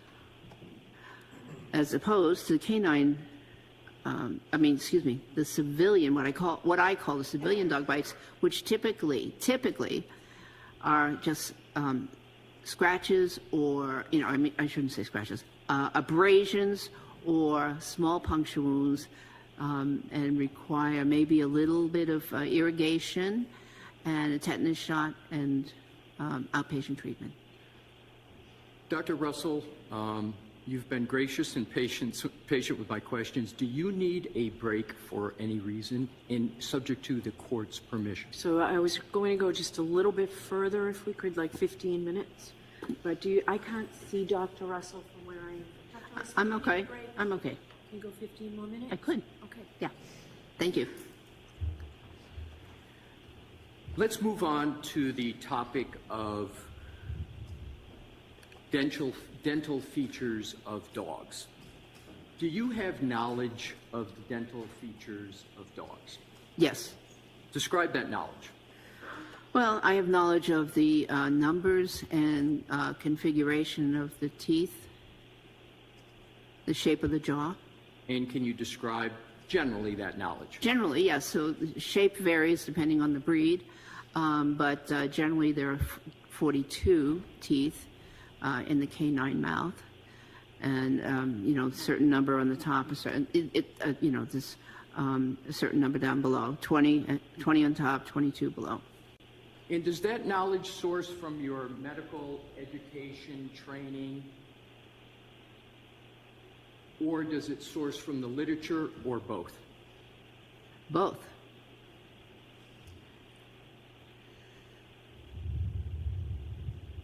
Now let's go to an overview of dog-inflicted injuries. Specifically, can you describe give an overview of the specific type of dog-inflicted injuries on humans? Yes, they could range from the very minor, which are abrasions and contusions or bruises, to very large gaping lacerations and amputations and avulsions and just about everything in between. What do you mean by an avulsion? An avulsion is where a piece of tissue is actually torn away. By tissue, generally I mean the skin, and it's torn away from where it's supposed to be. But yet, a little part of it may still be intact. So it's not completely amputated, it's just a portion of it is torn away. Are there ever teeth from a dog that are the cause of those types of injuries you just described? Yes. Are the nails of a dog ever the source of the type of injuries you just described? The nails are sources of abrasions. Are the claw marks the source of any type of injury from a dog? Or are the claw marks of a dog the source of any type of the injuries you just described? Yes, abrasions. Let's go to the types of dog bite injuries. Describe the types of dog bite injuries with which you have professional experience. Well, I have experience with that whole range of injuries and the unfortunate situation of death, too. So let's discuss the components of that range you just talked about. What types of injuries specifically from a dog do you have experience with regard to the type of dog injury from the dogs and the dog dentition? I don't understand. I'm sorry, my question is not clear enough for you. Are there words or names that are associated with the type of injury from a dog? Other than the medical terms like abrasions and contusions, lacerations? Is there a certain action of dog teeth that occurs that they have a name for the type of injury that they present? Okay, so one type of injury can be what they call the tear and the puncture and tear and pull injury, where the canine teeth, which are the longest ones, and the dogs have 2 canines on the upper jaw and 2 on the lower. The canine teeth actually puncture the wound, and what happens, and which I haven't described yet, is that generally a person's not standing still while they're getting bitten. They're pulling, the dog is pulling, and what happens is a lot of these wounds are caused, especially the extensive ones, by the relative pulling away of the victim and the dog. Some dogs hold on and pull as well. So this pulling, the puncturing and then pulling, will cause these hole and tear lacerations. Now, you've discussed previously wound pattern recognition. You've used that term. How would you describe the wound pattern characteristics of dog-inflicted wounds on humans? There are a number of different patterns. In a spectrum of characteristic, from small to medium to high, what one of those 3 categories would you describe is appropriate for the characteristicness of recognizing a pattern from a dog? Well, if there is a certain combination of wounds, a certain pattern of wounds, being parallel lines and puncture wounds, etc., if that is present, that combination, that is highly characteristic of a dog-inflicted injury. So I just want to make sure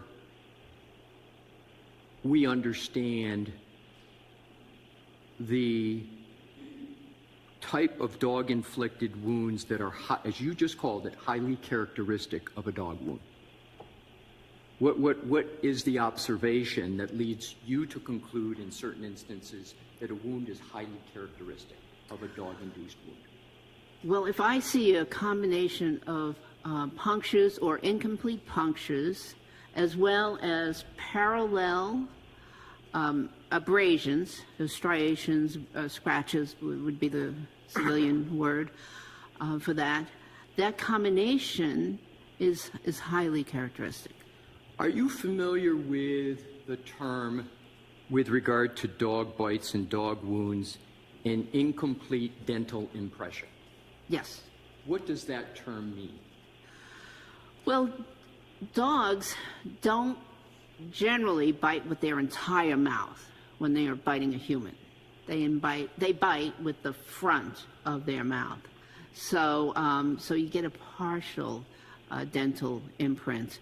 Additionally, depending on the type of, the amount of force and the grip, so to speak, that the dog gets on the skin, there may or may not be a complete impact of the teeth.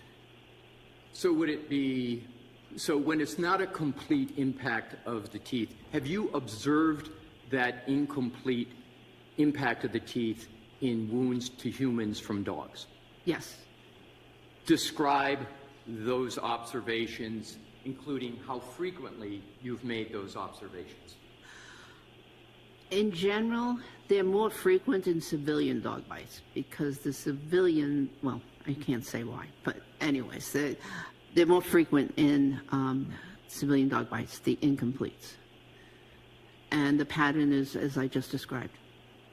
Is your experience greater from your entire career with dog-inflicted wounds from canine bites or from civilian dogs, as you've used that term? In terms of overall numbers, civilians.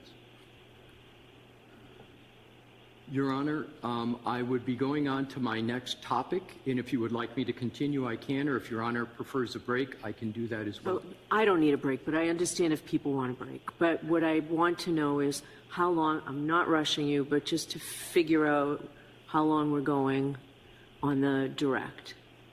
My best estimate, Your Honor, is 40 to 45 minutes. Okay, so you say this is a good place to stop? I do, Your Honor. Okay, then we'll stop. So Thank you. we'll take a Appreciate it. 20-minute break and be back out here at 11:30. All right, please. Oh. Quiet, please. Let's still in session. Quiet, please.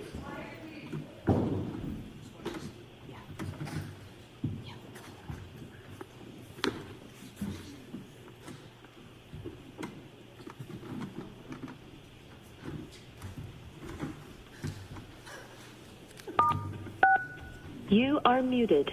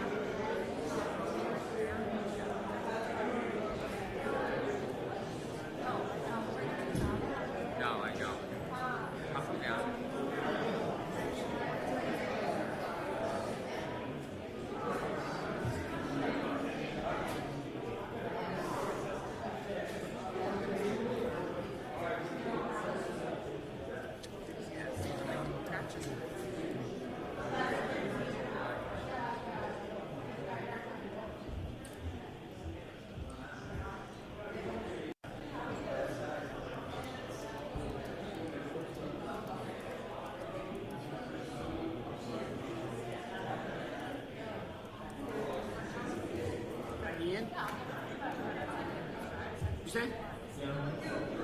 I'll spend the next 6 hours venting everything from yesterday. Oh yeah. And I talked to Mary.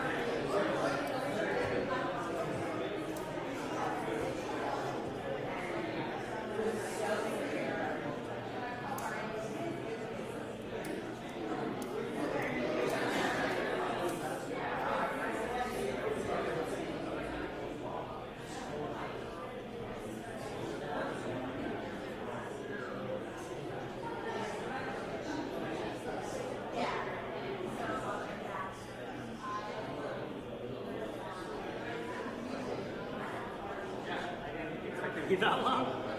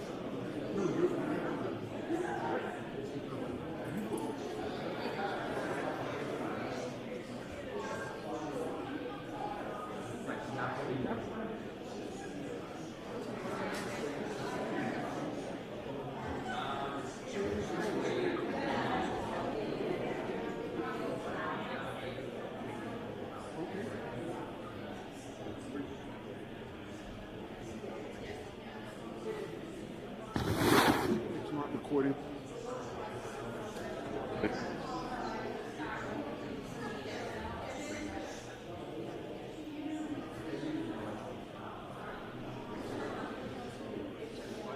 Good time.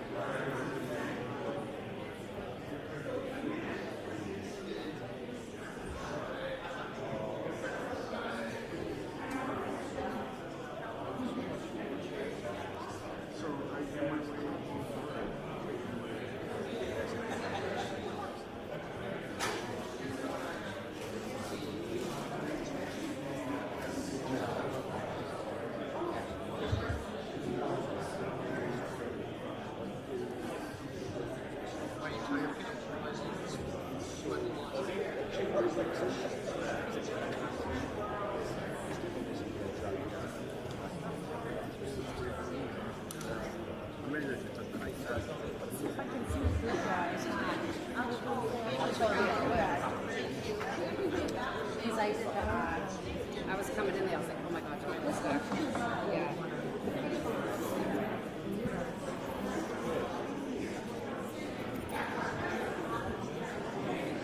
No joke, Joe.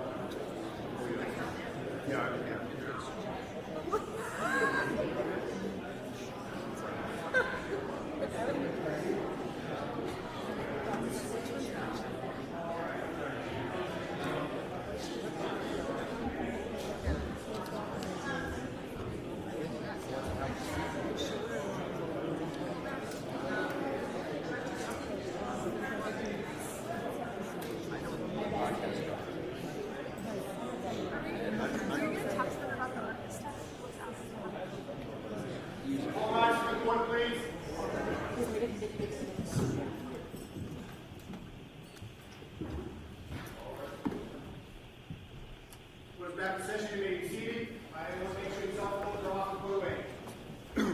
Order of the Commonwealth.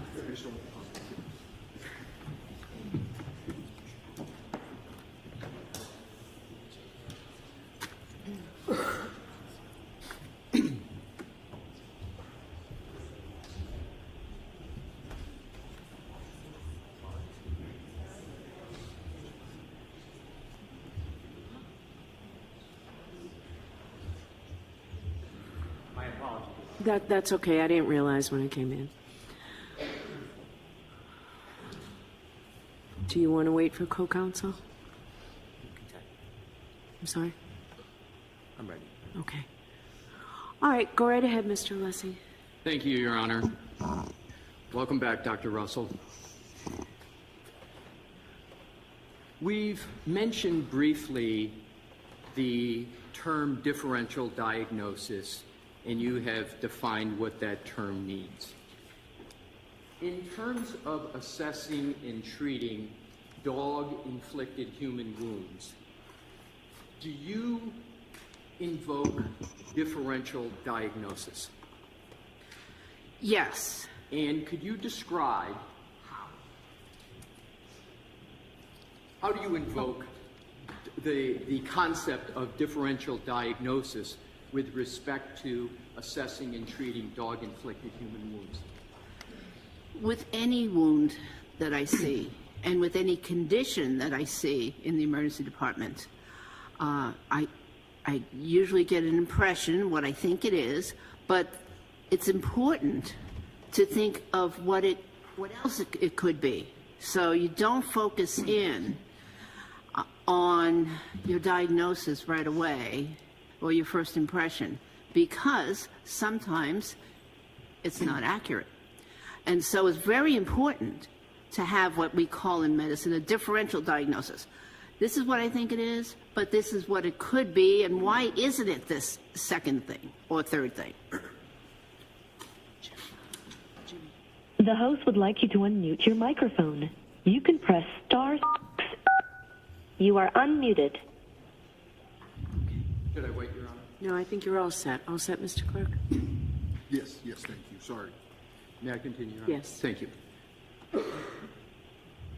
How important or unimportant is the application of differential diagnosis with respect to pattern wound recognition regarding dog bites on humans?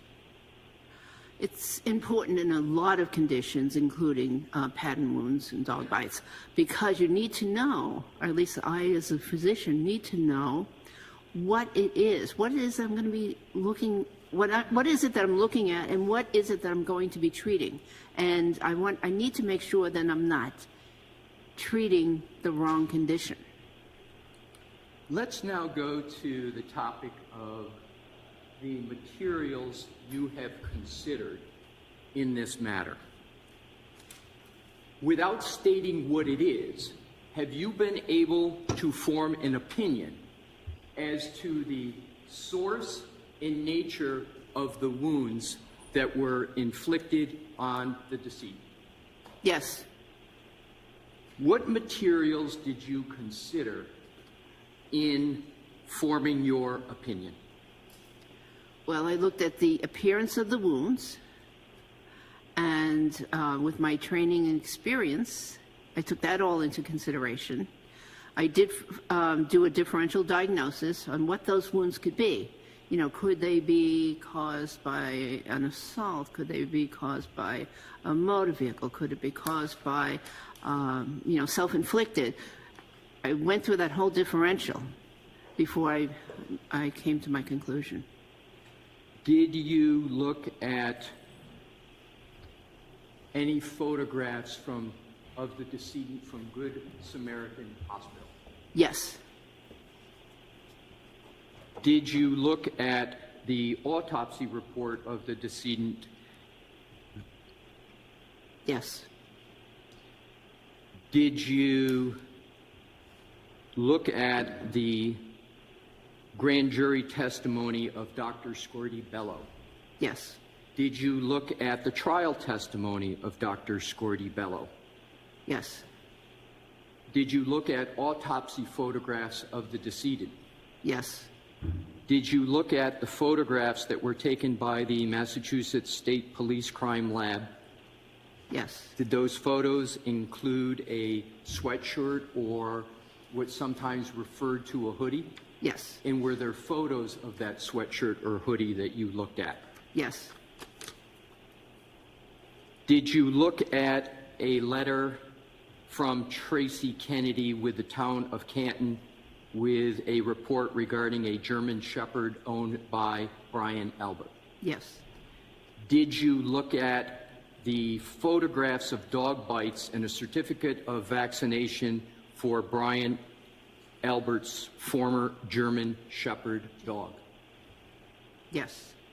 Did you look at the forensic DNA testing report by the UC Davis Veterinary Genetics Laboratory?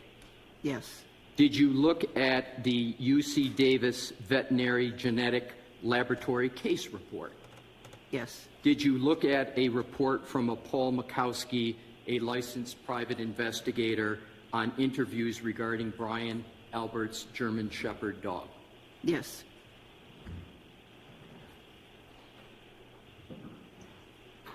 Do you have an opinion with regard to the nature and source of the wounds on Mr. O'Keefe's right arm? Yes. What is that opinion? Those wounds were inflicted by a dog attack. Do you hold that opinion to a reasonable degree of medical certainty? Yes.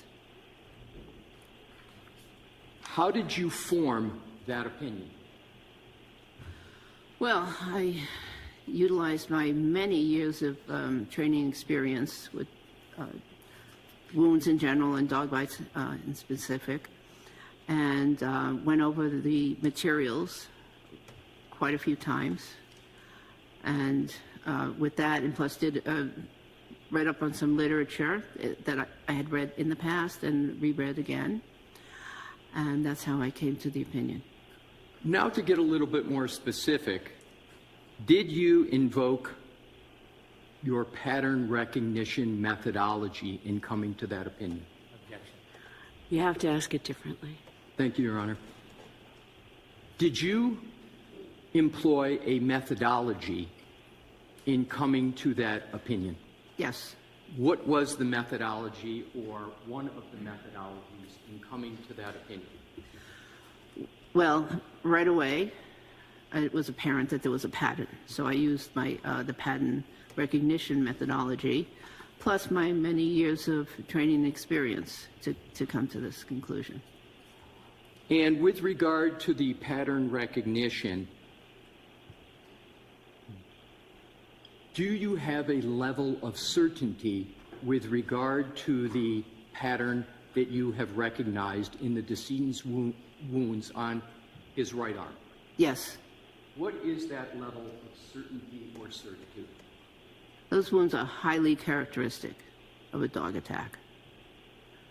How frequent in your experience do you find in wound care that a wound pattern is highly characteristic of a certain source? I object to a percentage type question. Can you answer that question, Doctor? I'm not sure I even understand it. So ask it differently, please. Thank you.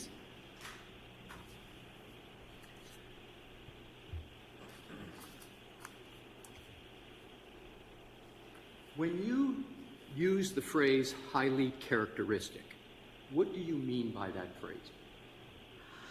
Well, it's very high. If I were to give a percentage, please continue.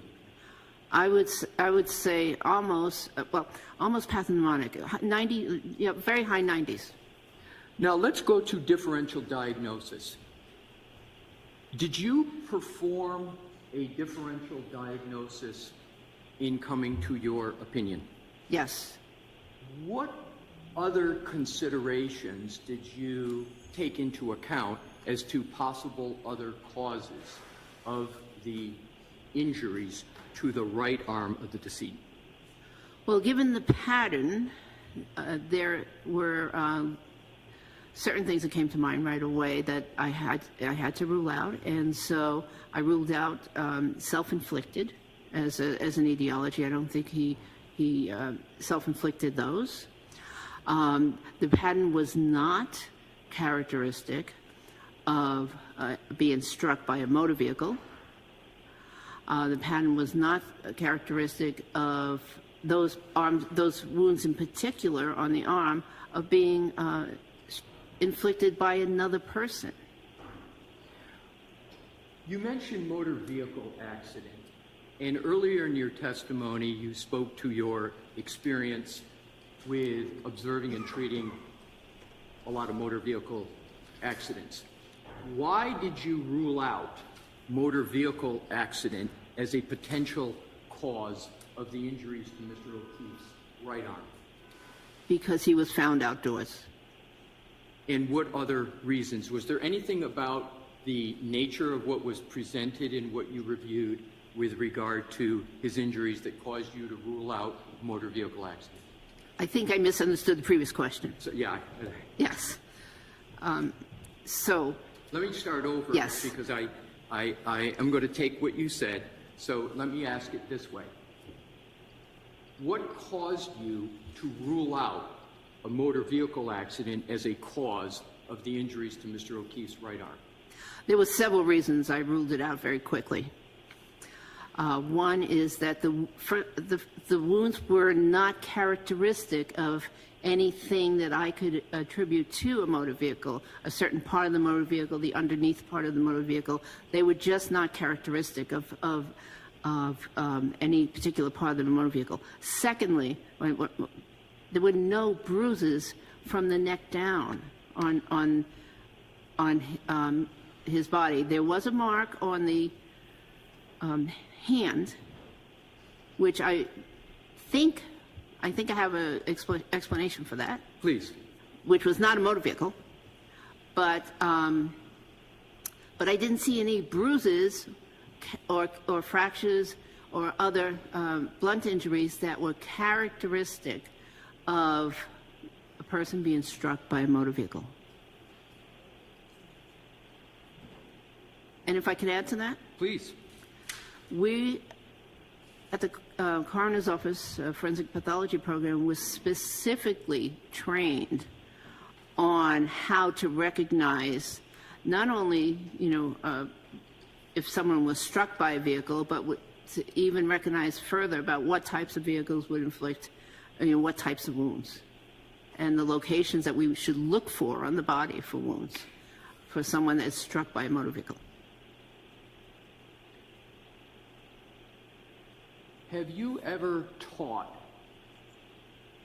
in all your career that you were discussing earlier today, how to assess whether an injury to a human has been caused by a motor vehicle? Yes. Describe how you taught that in your career. Well, again, it's oftentimes a pattern. So, for instance, a wound on a certain part of the leg, certain number of inches up from the foot of the leg, could be the result of a bumper, for instance. So we were taught to look for certain patterns and locations of injuries. Also, injury from glass, has a certain pattern, automobile glass. And road rash has another pattern. So, what are the features of glass from your experience with regard to motor vehicle accidents regarding injuries to humans? Well, they often cause what we call dicing injuries, which are another pattern of injuries and lacerations. Have you made that diagnosis that you just described as an emergency room physician? Yes. Have you made that diagnosis as a forensic pathologist? Yes. Describe how you've made that diagnosis as a forensic pathologist with a post-mortem individual. Oh, again, it's pattern recognition.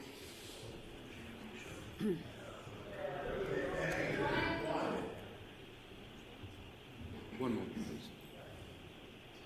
Go ahead. Thank you, Your Honor. Do you need the question repeated? No, Please. it's pattern recognition. And can you give an approximation of how many years of experience you have had with that pattern recognition that you just described? At least 30. And how often in the 30 years, by year estimate, have you made that assessment? Oh, I don't know. Maybe once every year or two. So would it be correct 30 to 60 times?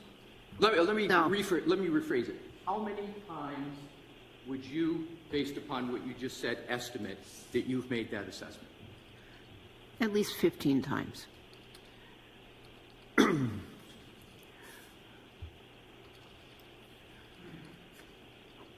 Your Honor, may I approach the witness with exhibits? Sure, just show counsel what you're doing. Counsel has all the Just tell him exhibits. what If I could just tell Mr. Yes, you Bennett? can approach, just show it as you walk up. Thank you. Yes.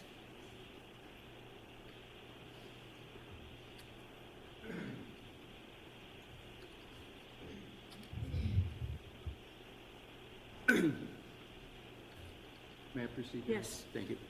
Dr. Russell, I have just handed you what is marked as Exhibit 2 in evidence.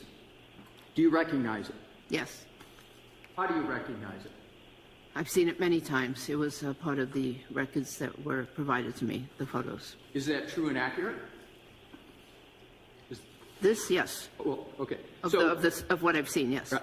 So what I'd like to do is, Your Honor, may I publish that exhibit? Yes, he said, ready to come up, Ms. Gilman? Or they're going to do it. Okay, sure.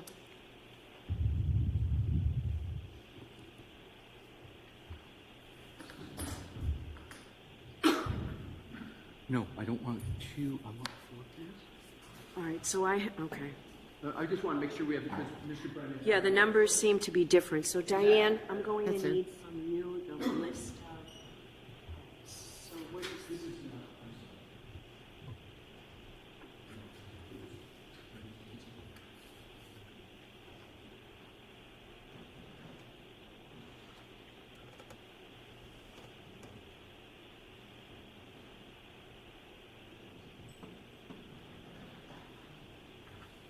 Can I have a moment, Your Honor, to make sure, and I'll get it Sure. right in order? My numbers are different, so I'm going to need to see the list of the exhibits so that I can remark what I have.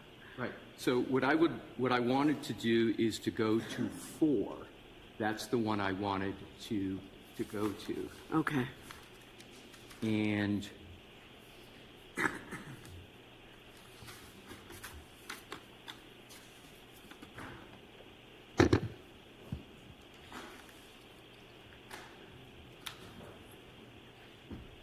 Are 4 and 2 the same? no, they're different, Your Honor. And if I could I approach the sidebar, please, Your Honor, to get this? Sure. Thank you. Mr. Brennan?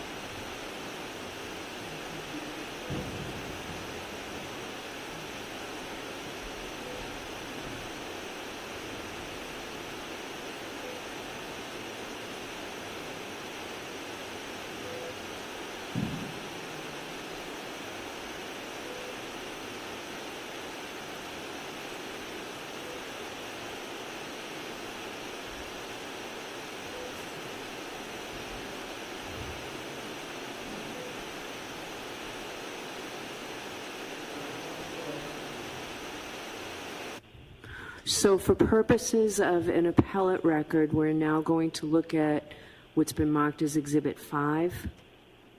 That's correct, Your Honor. Okay. And I appreciate Mr. Brennan's cooperation in getting to this point.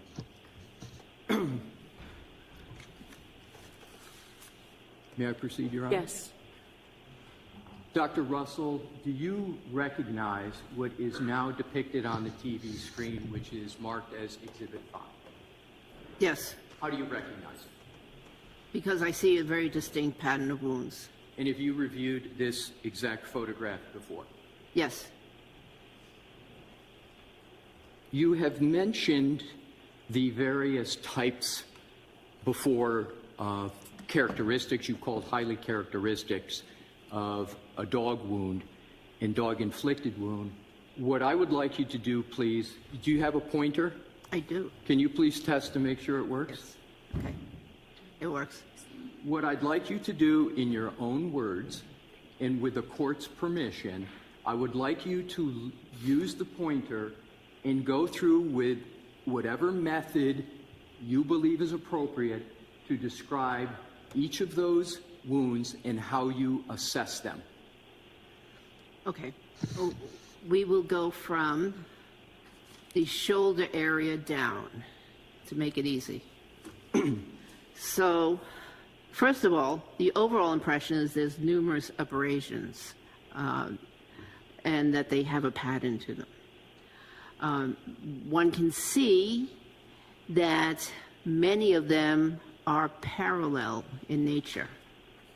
Can you use the pointer? I'm not. Yes, Maybe, so- yeah, I wasn't seeing it. Thank you. Okay, so for instance, the set of wounds closest to the shoulder up here, and these, by the way, are all on the posterior surface of the arm, posterior, and maybe this part is a little bit towards the medial, the lateral portion of the arm. But they all have so they're parallel. They're linear, meaning they look like a line, or they're not round. Or these are at least are not round, and so these. Do you want my interpretation, or do you want me to just describe? To stick with those, and then what I'd like you to do is you've described them, you said linear, etc. Have you completed your description of them before you get to how you reached a conclusion as to the source of that area you just did a circle around? Have you completed your description of them? Yes, I've completed my description. How I came to the conclusion involves all of them. Okay, so now let's then move, before you get to a conclusion, let's move to, in whatever manner you would like, the next wounds and how you assessed those. Okay. So, and by the way, on this first set, there's a very, very faint linear abrasion between these two prominent linear abrasions. Okay. Proceeding down the arm towards the elbow, we have another set of wounds, which consist of parallel abrasions. This time it looks like there's two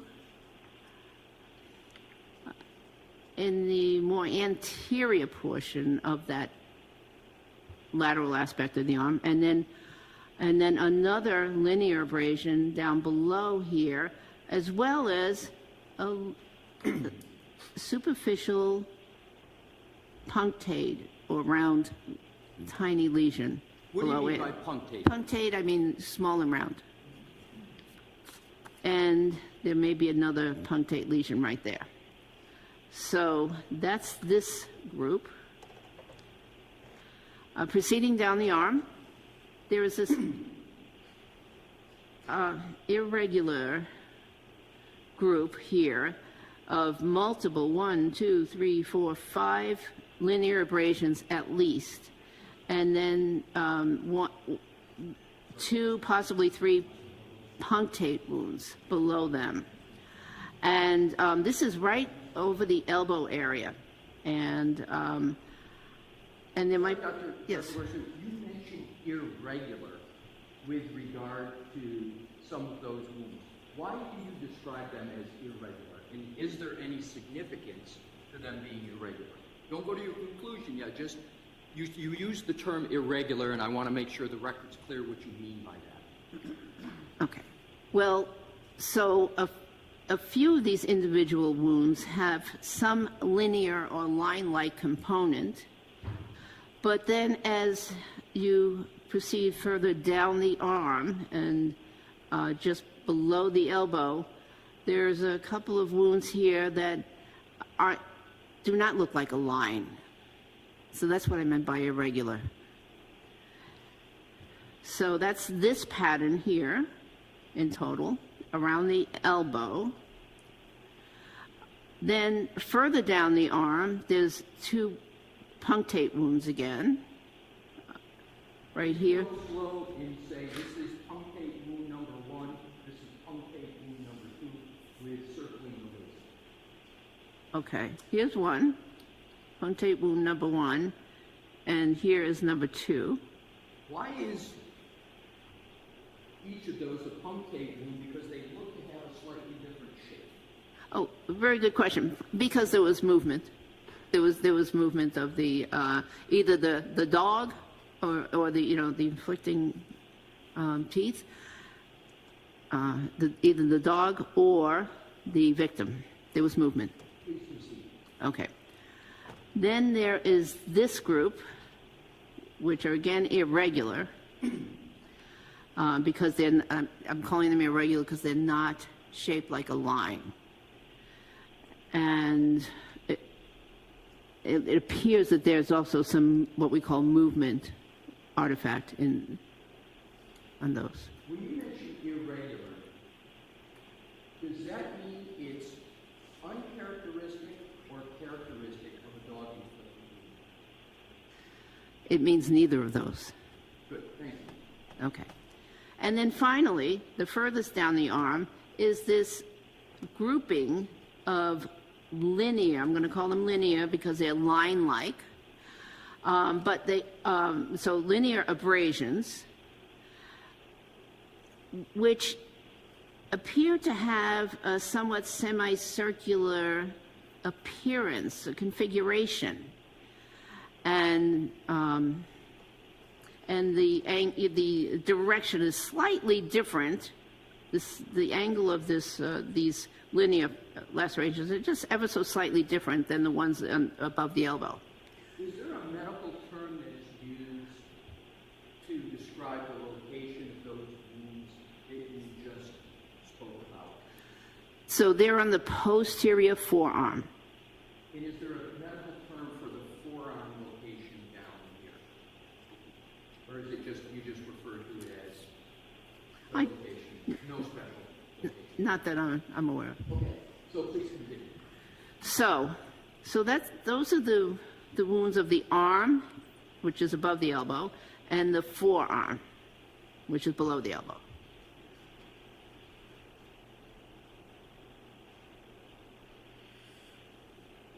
Can you now proceed with regard to each of those wounds or categories of wounds to describe what aspect of dog dentition caused those wounds? I believe that the ones closest to the shoulder, the two large linear wounds, were caused by the canine teeth, the upper canine teeth of the dog. What are upper canine teeth of the dog? Well, the canine teeth are the ones that seem to be most prominent when you look at a dog's mouth. They're the triangular, the sort of triangular shape. We humans also have canine teeth. Okay. But they are the teeth that, for the most part, grab onto an object. Please proceed to the rest in Okay. terms of describing the dog dentition with regard to each wound. I'm not sure exactly what teeth made these. They could, one of them could, one set of these could be canine, one part of this, and then an adjacent incisor tooth, but I'm not sure on the second set. So this is the set that's just above the elbow. However, what is interesting and certain is that there's an upper set and a lower set. So this mark was an upper tooth, this is a lower tooth. So even though you may not be able to identify the specific aspect of the dog dentition, you're able to identify that it is from some aspect of the dog dentition. Is that what you're saying? Yes. Please proceed. This one this is the most complicated one, because I believe that this set here is, I believe that those linear wounds and the irregular wounds are from upper teeth, and the punctate wounds are punctures or incomplete punctures from lower teeth. And the reason this whole configuration looks irregular is because the elbow may have been in a different position than it is in this photograph. What do you mean by a different position? Describe it using your own forearm with the court's permission. Okay. Well, the elbow was... Sorry, Your Honor, this is for the court. Can you see it here, or would you prefer she stands up? It's better if you stand. Oh, okay. Well, you know what? I'll come to you. You stay. Go ahead. Show me. Okay. So Yeah, I would like you to describe what you just meant of the location you believe the decedent's arm was in when those wounds were suffered. Please stand up. Thank you.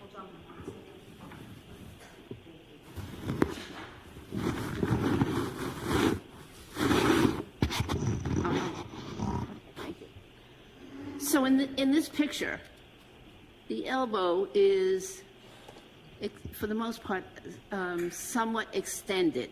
It's not bent as much as it could be, and it is not bent as it was likely as he was protecting himself from the wounds. So you're saying, just so we understand, Strike the technical. I'm going to strike that. Just describe the placement of the arm. Okay. Well, so the elbow bends, as we all know. And so the skin of the elbow is in a different location depending on whether the elbow is bent or not. So anything that's inflicted will depend on the position that the elbow was in when it was inflicted. I hope that clarified. Okay. Yep, please proceed. Okay. So this is one set, the ones around the elbow. Then there is, going a little further down the arm, there is another set of wounds. The two punctate and irregular wounds, halfway down the forearm. I'm sorry to interrupt. You may sit down if it's more Hold on and wait till you choose. Thank you, Your Oh, Honor. yeah. Okay. Thank you. Thank you.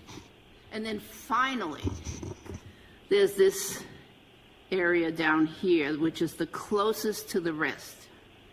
And there are at least 3 or 4 parallel abrasions there. And it looks like a punctate wound down here. These, I believe, were inflicted by the front of the arch of the dog.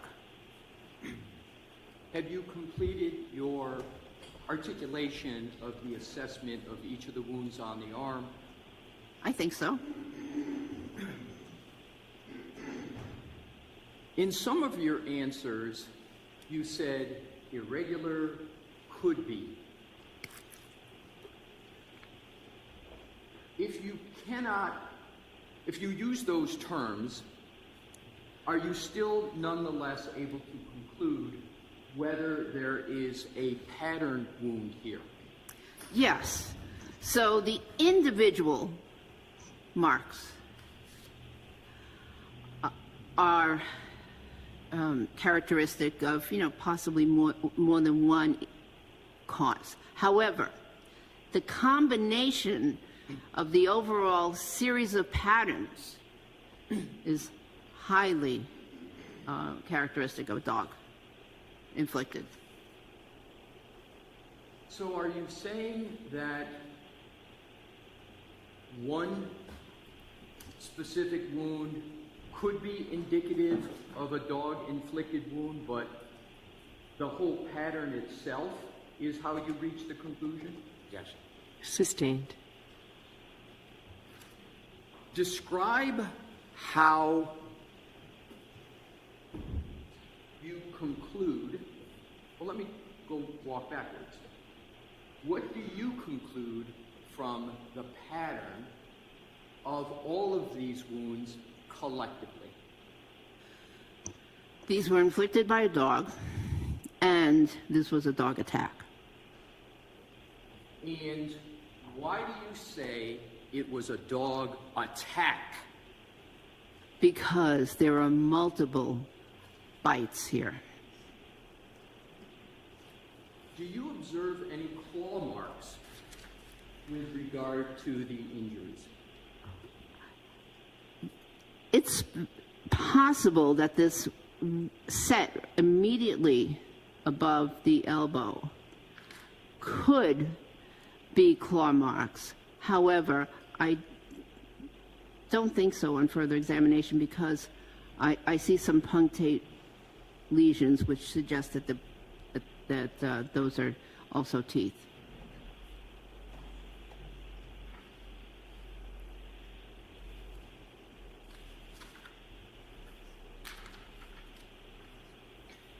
In forming the opinions and conclusions you just testified to as to the nature and source of this pattern of wounds,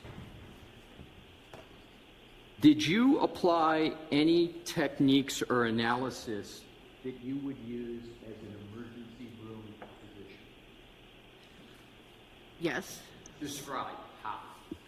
Again, I looked at the wounds and I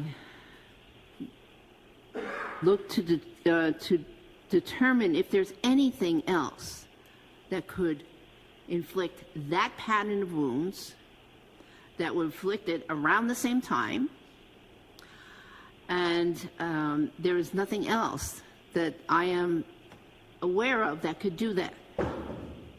How did you, did you determine that those wounds occurred approximately the same time, each of those wounds? Yes. How did you determine that? By the appearance of the wounds, the color, yes. Anything else about the color, the fact that there's no healing, yes. In conducting your differential diagnosis, how did you rule out a motor vehicle accident as a cause of those injuries? Again, I did not recognize the pattern as being inflicted by any particular part of a motor vehicle. The motor vehicle accident would have caused injuries to other parts of the body, such as the chest and the, other parts. There would be bruises. Motor vehicle accidents cause bruises, fractures sometimes. There were no other injuries like that. Did you reach any opinion or conclusion as to when these injuries were suffered, meaning pre-mortem or post-mortem? They're pre-mortem wounds. How did you determine these wounds were pre-mortem wounds, and specify what you mean by pre-mortem? So pre-mortem means before death. They occurred before death. And the reason I can tell that they're pre-mortem wounds is because they have what we call a vital reaction. Post-mortem wounds, so vital reaction means that there was life in the body at the time that these wounds were inflicted. And a post-mortem wounds look very different because there is no blood flow that occurs post-mortem, so they don't get the vital reaction. Is it an accepted methodology in the practice of medicine to observe a post-mortem photograph of wounds in reaching a conclusion as to the source and nature of the wounds? Yes. And why is that an accepted practice? Well, first of all, it's realistic. The wounds appear the same in this case and in many cases. And then the other thing is because autopsy is a finite period of time, 1 or 2 hour period of time on a certain day, and other physicians can't always be at the autopsy. So is it common or uncommon for forensic pathologists to use photography to determine the source and nature of a wound such as this? Common. How common? Very common.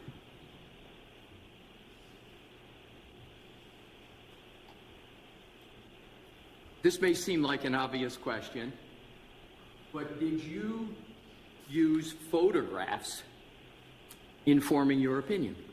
Yes.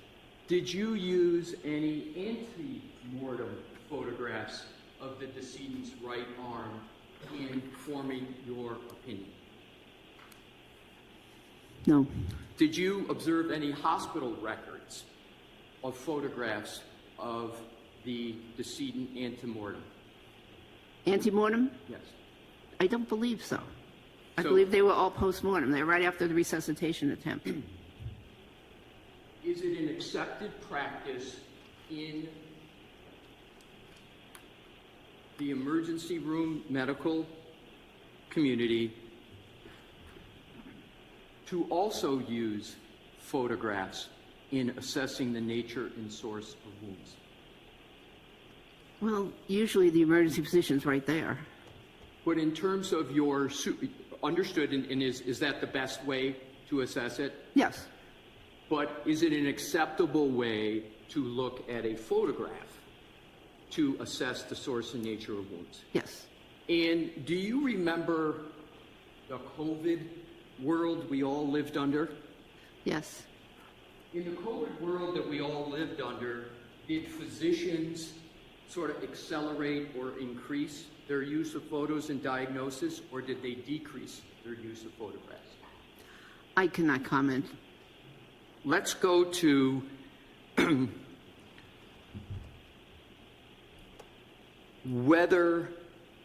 let's go to these wounds. Did you make an assessment as to whether these wounds would have changed at any time from when they were incurred to when that photograph was taken? Well, I certainly took that into account, and I decided that because, well, basically the answer is no, they wouldn't have changed because the decedent was found in a very cold condition, which was 80.1 degrees when taken, and even at the autopsy, the medical examiner commented in the report that the body was cold to touch. And cold delays postmortem change. So there was really no significant postmortem change of the skin.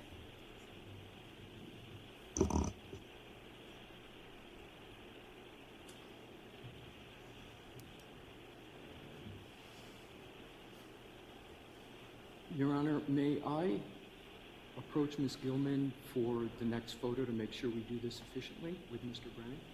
Sure. Thank you.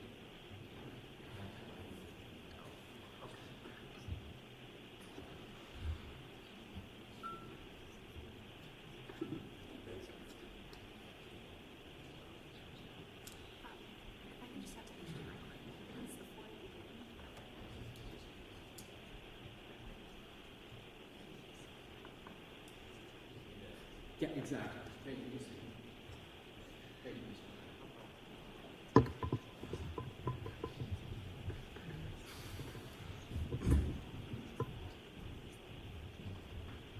Your Honor, may I publish Exhibit 4? Yes. Thank you, Your Honor. Dr. Russell, do you... You know what? Actually, take it down for just a minute. Oh, that's right. Yes, I'm sorry. Take it down, Ms. Gilman. Thank you. I'll see counsel at that.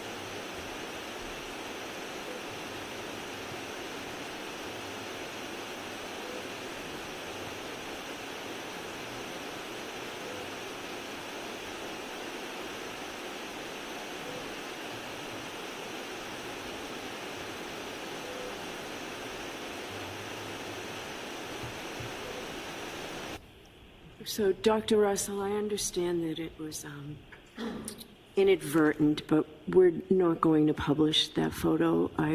Did not allow it published during the trial. Jurors is one thing, but also the dignity to Mr. O'Keefe. So you can look at the photo. It's unfortunate that it was put up and published. So you will have it in front of you, okay? I'll have what? You'll have it in front of you, just Okay. not up on the Oh, screen. okay.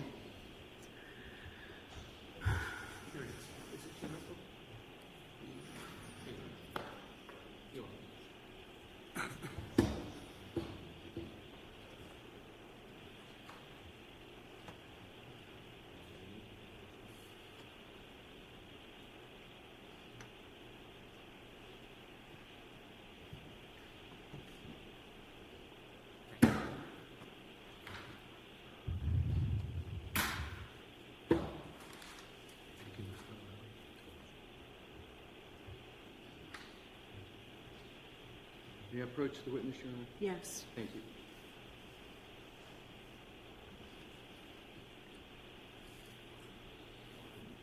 I am handing the witness exhibits 3 and 4. Okay.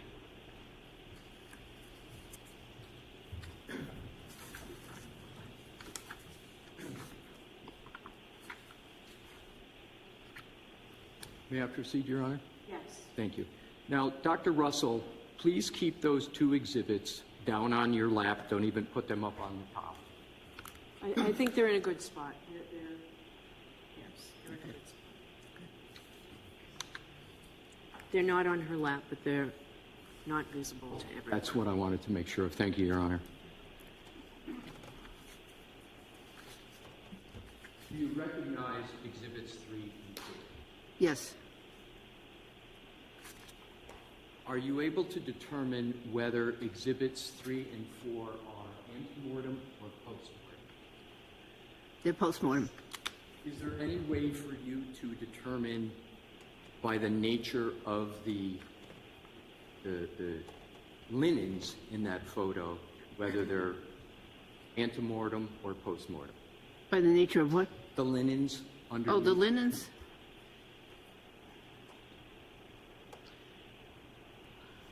Well, not definitively. Okay. So, are the wounds depicted in exhibits 3 and 4 the same or substantially the same as the exhibit we were publishing? The same.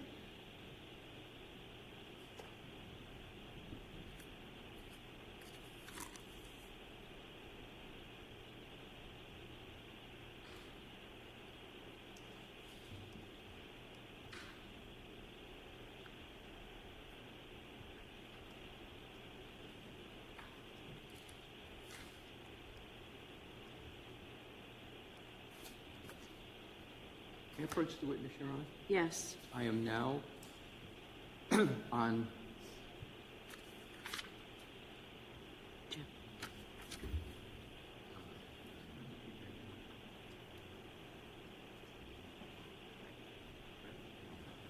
Your Honor, this is exhibit 3, the autopsy report.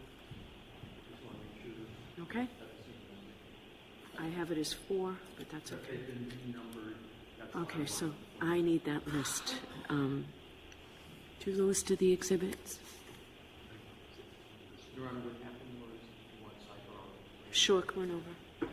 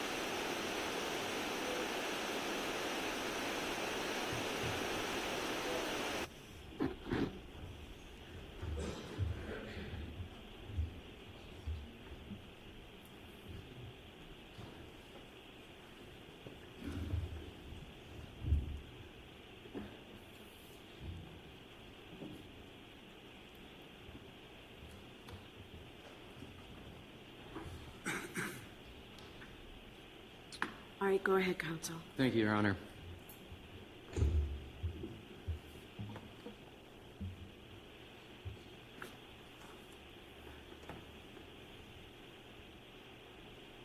Dr. Russell, in coming to your opinion, did you examine an autopsy report? Yes. May I approach, Your Honor? Yes. And I am approaching with Exhibit 3, Okay. the autopsy report of autopsy. Yes,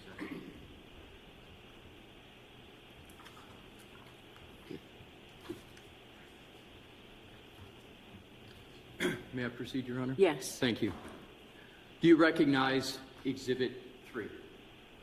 Yes. What is it? This is a report of autopsy on Mr. John O'Keefe, medical examiner number 2022-1697. Did you consider that medical examiner's analysis in Exhibit 3 informing your opinion? Yes. And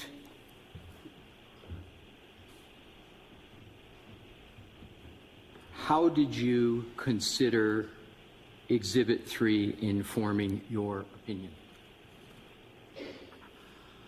Well, there was a description of the abrasions of the forearm and arm.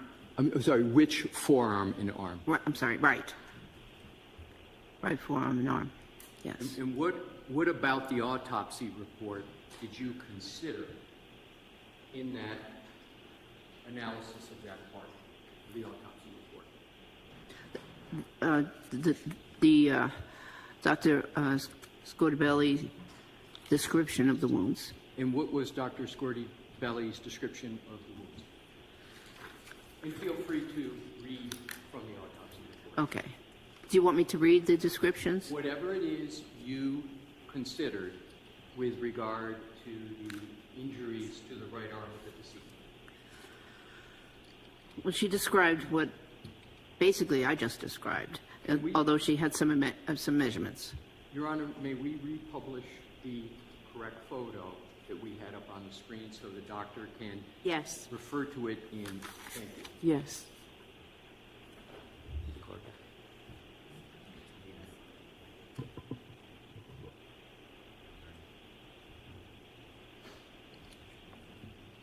It's going to be number 5.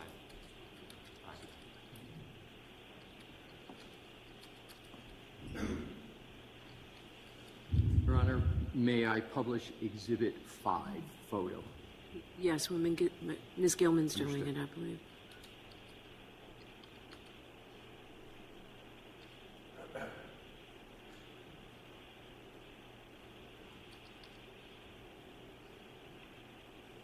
Ms. Gilman, are you all set with what you, thank you. And thank you for putting that back up on the screen. May I proceed, Your Honor?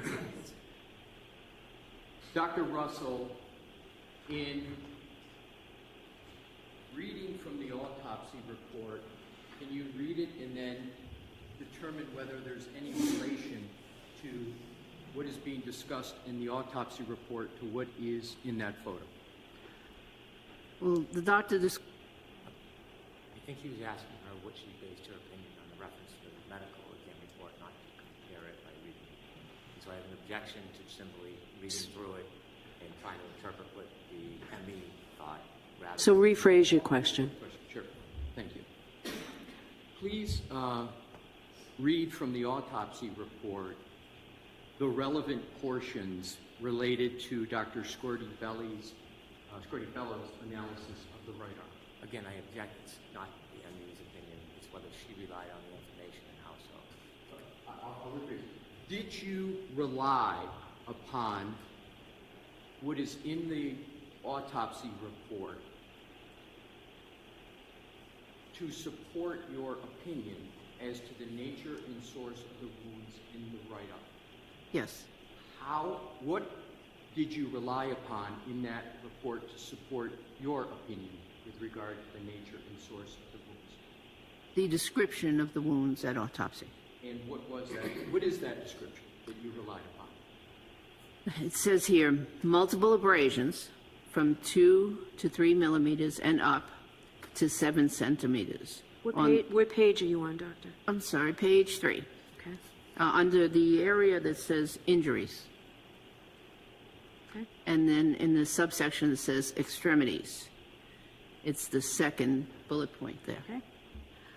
Multiple abrasions from 2 to 3 millimeters and up to 7 centimeters on the posterior right arm and forearm.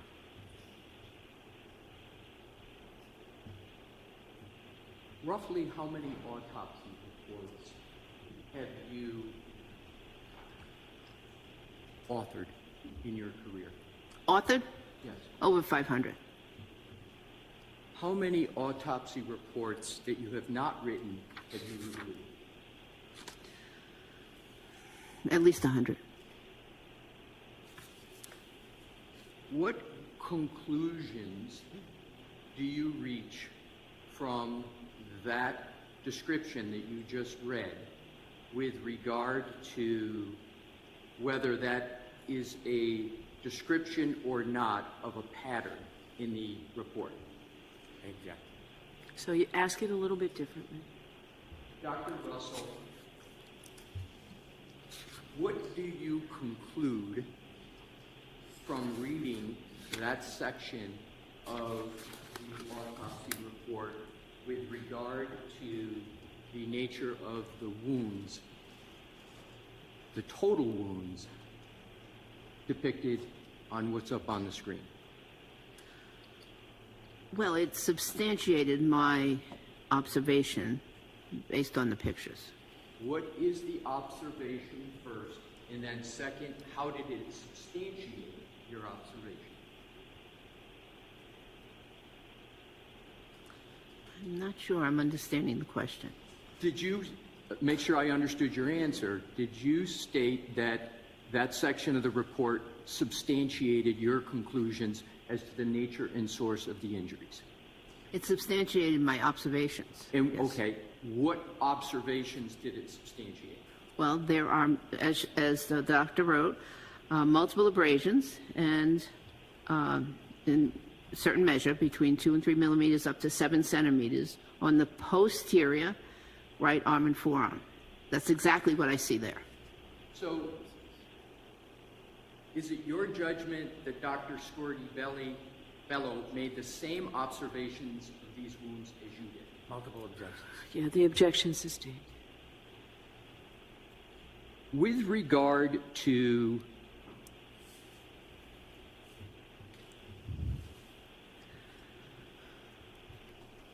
well, we've covered what we needed to cover with regard to that aspect of the autopsy report. Was there anything else in the autopsy report that spoke to the nature or source of those wounds? Not that comes to mind. So, did the medical examiner, Dr. Scordi-Bello, in that report reach any conclusions about the nature and source of the wounds that are depicted on Exhibit 5? Not in this report. So, not in that report. Now we're going to now move on to the next topic. Did you consider DNA evidence in this case? Yes. How, if at all, did the DNA, well, what DNA evidence did you consider in this case pertinent to the injuries to the right arm of Mr. O'Keefe? I considered the reports from the UC, University of California, at Davis lab regarding the DNA evidence. What training and experience do you have with regard to DNA evidence? Not very much.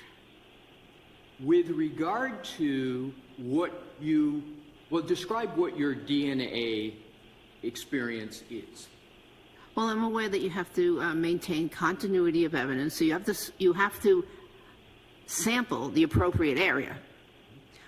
And then you have to maintain continuity of evidence until that evidence gets to the laboratory for analysis. How do you have experience, training, or knowledge with regard to the topics you just testified to?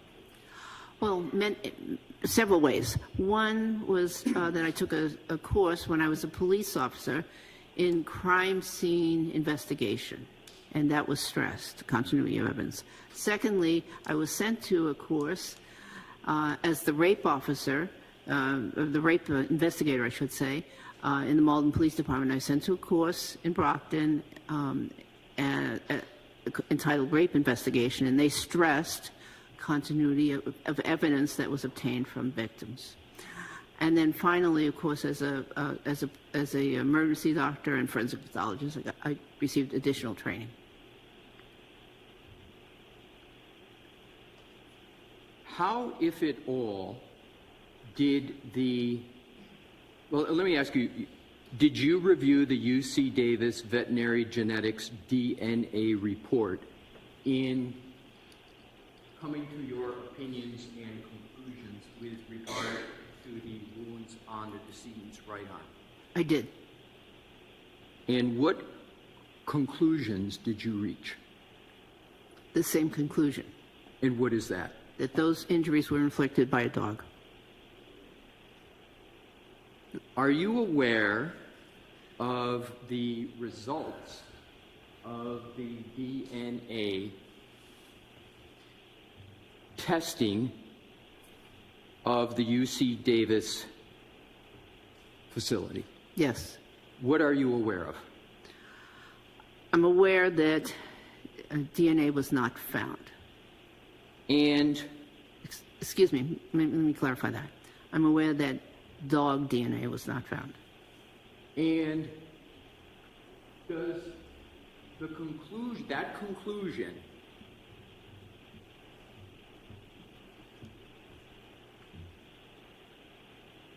in your opinion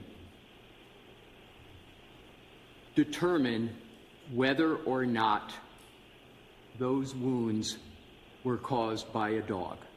No. Why?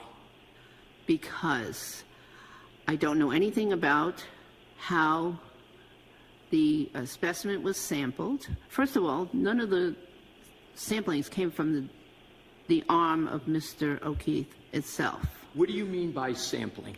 The samples, the swabs that were performed and sent to the laboratory, none of them came from the arm of the decedent. Secondly, I don't know anything about how the samples were actually obtained from the evidence and what the state of the evidence was, if they actually sampled the correct area. I don't know if there was any continuity of evidence. And then finally, any test can have a false negative result. So the absence of canine DNA does not mean that the canine DNA did not exist. It just means that they didn't capture it. To your recollection, did the autopsy report of the medical examiner, Dr. Scorti-Bello, reach any conclusions with regard to dog DNA evidence? The autopsy report, no. Is there any mention whatsoever in the autopsy report about dog DNA testing for analysis? No. Do you have any information that the medical examiner assessed dog DNA at all in the autopsy report? I didn't see anything like that.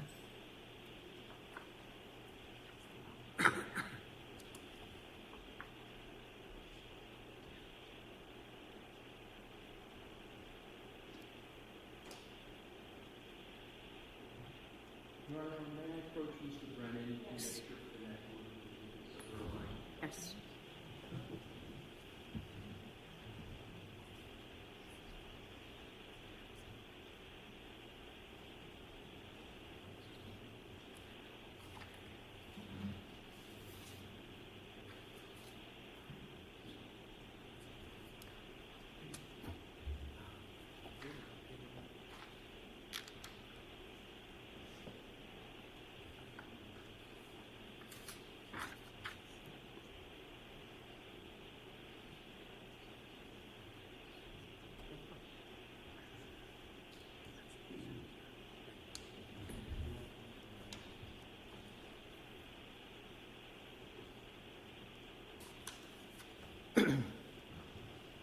Your Honor, with the court's permission, I would like to start with publication, and I'm going to have several exhibits that I would request your permission to publish, and I would appreciate starting with the Commonwealth's Exhibit 8. And I want to make sure Your Honor is aligned with the exhibit book with the numbering, and I'll do that in any manner. If you want me to put 8 up, or you want me to come sidebar and show you what we have. If these are all in order from the Commonwealth's photos, go ahead and put it up. And if you do know the number, let me know. Number 8? Okay. And I believe Mr. Brennan and I are aligned on the numbering. Okay. This is what is 8. All right. Okay. May I proceed, Your Honor? Yes. Do you recognize Exhibit 8 on the TV screen? Yes, How do you recognize it? because I've seen it before. And have you seen it before in your assessment of the nature and cause of the decedent? No. Well, how have you assessed Exhibit 8 before today? Before today, Have you assessed Exhibit 8 at all? I've seen that picture. Do you have an assessment as to what you observe in Exhibit 8? Do you have an observation about Exhibit 8? Yes, What is your observation? they appear to be blue jeans. They appear to have certain stains labeled with a small ruler, and I don't know the nature of the stains. Is there anything with regard to Exhibit 8 that you believe is pertinent to assessing whether or not any injury from Mr. O'Keefe was sourced from a dog attack? I can't tell. Can we go to Exhibit 9, please? And if we could just, I'm sorry, Ms. Gaynor, if we go back to 8. Is there anything in the autopsy report of the medical examiner of the Commonwealth that speaks to Exhibit 8 in terms of the assessment that the medical examiner made in the autopsy report? I don't recall seeing anything in the autopsy report regarding that, but if you can direct me to a certain area. Oh, I can look at it. that's fine. Okay. So, thank you, Ms. Gaynor. We could go to Exhibit 9 with the court's permission? Yes. Thank you. Do you recognize Exhibit 9? Yes. How do you recognize it? Well, I've seen that image many times. And what is that image?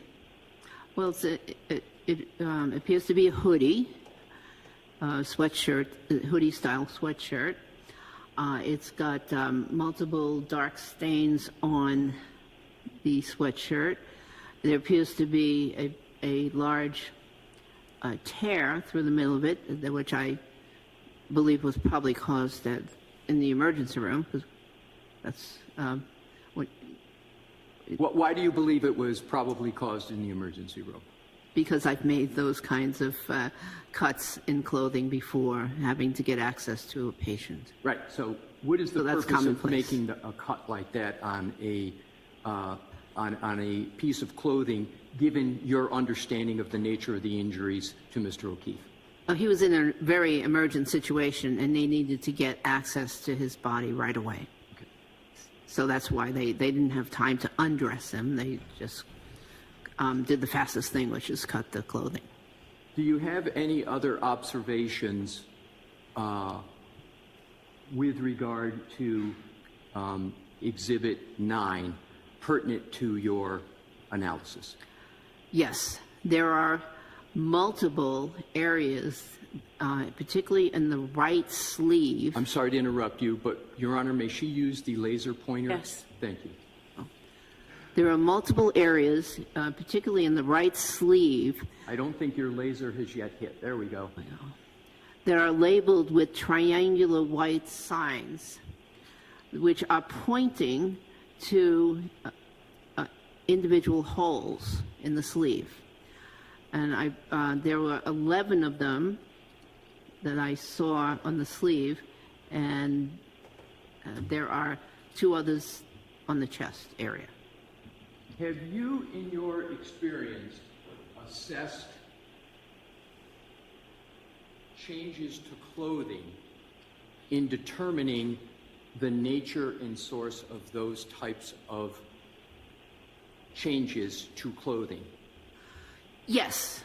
So describe how. Oh, clothing is important sometimes to determine more information about how a wound was inflicted. So, for instance, it's used in determining gunshot wound, entry, exit, direction, etc.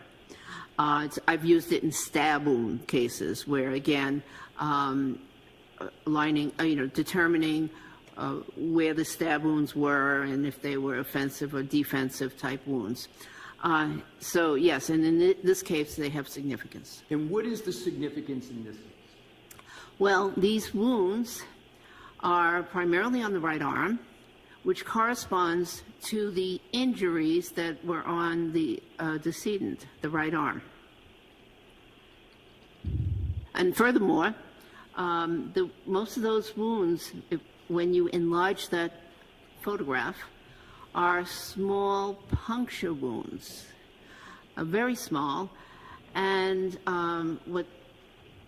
what's interesting about them, to me, is that in many of those wounds, the fibers, the clothing fibers, are actually headed out of the wound. And what significance, if any, is it to you that the direction of the fibers are coming, as you described it, outside? Well, it's very significant because, in training, we learned that we had to look at direction, for instance, of tissue and fibers to determine if a gunshot wound was an entry or an exit. Now, gunshot wounds, they only do one of those 2 things through the same hole. They either enter or exit. But in this case, we have fibers exiting the wound, which means that the offending object exited the wound. So the teeth exited the wound. Objection. Sustained. You mentioned the word offending object. How did you, without stating what it is, did you eventually determine what was the, as you call it, offending object? Do you mean offending object what caused this change to the clothing? Is that what you mean when you say offending object? Yes. Okay.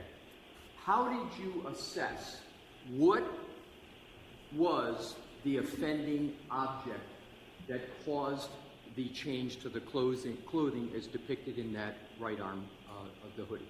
I object to the form of the question. Sustained. Just ask it differently, Okay. please. Did you have a methodology to determine the cause of those changes to the hoodie sweatshirt? Yes. What was that methodology that you deployed? So I looked at the location of those holes. I looked at the location of the wounds on the decedent. And although they're not exactly in the same location because clothing moves, they are generally in the same location of the wounds on Mr. O'Keefe. Okay, with that, we're going to recess. I know that this is taking longer than you anticipated. Do you have any idea how much longer? And I'm not rushing you, Mr. Alessi, just do you know how much longer you might be? Your Honor, my best estimate is 30 minutes. Okay. Mr. Brennan, do you have any idea how long you might be? At least a few hours. Jim?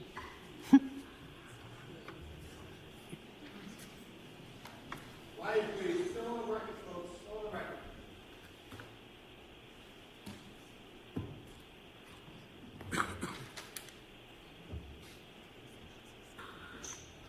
All right, I'll see you at 2 o'clock. 2 o'clock, Your Honor? Yes.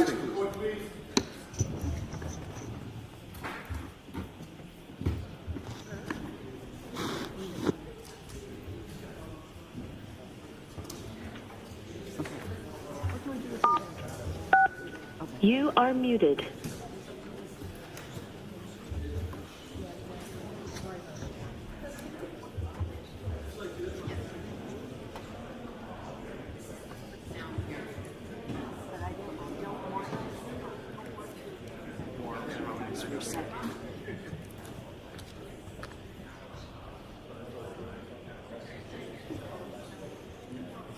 Number 2 of your exhibits. This is what my list looks like. Can I I was look at that? embarrassed to go to the judge. Pick up pins. Pick up. I'm cause of you being embarrassed, and let me get.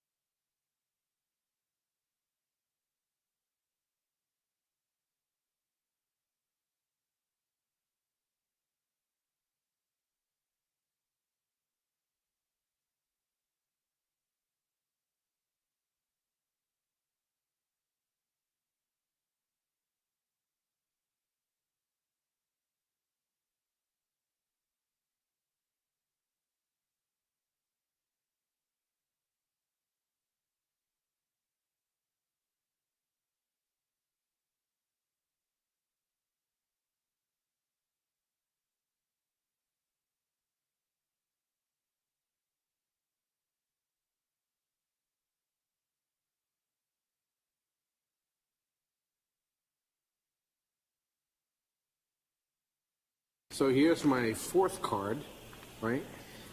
And then, so with this one, so at 3 o'clock, we'll get rid of that one, and then we'll go on this for 4.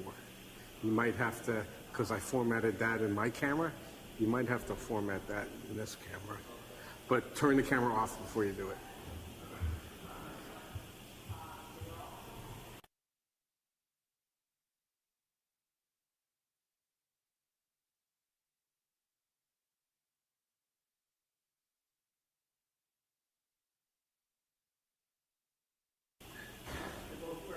They both work? Good. Okay. Yeah, so we get Okay. yeah, 2 o'clock. Yeah, I think 1 o'clock should be. Well, she wants it, if we can run out the 3 o'clock so they can You're right. ingest it. Yep. Get that hour, yeah. And if I can sneak out, I will. And he,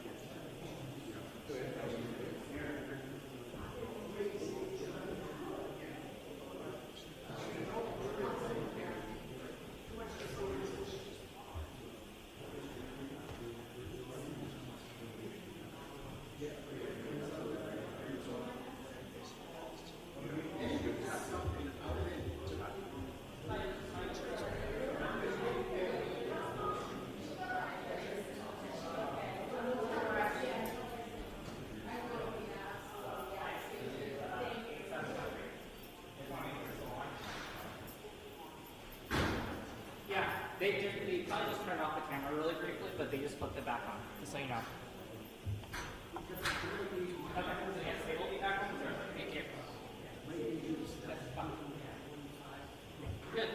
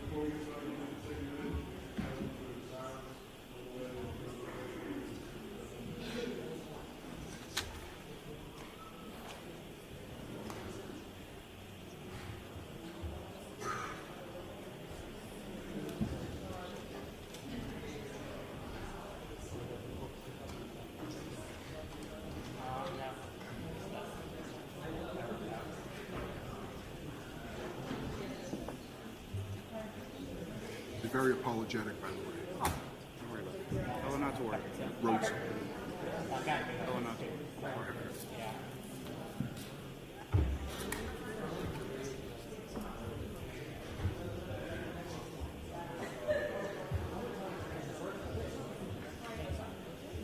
Like I'd say, you look pretty good sitting up there when I first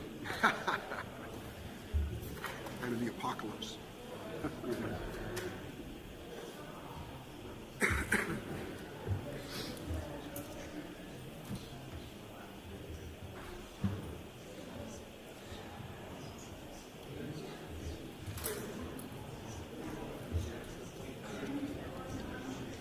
Yes, yes, no, I am still in. We're still in. The host would like you to unmute your microphone. You can press star 6 to unmute.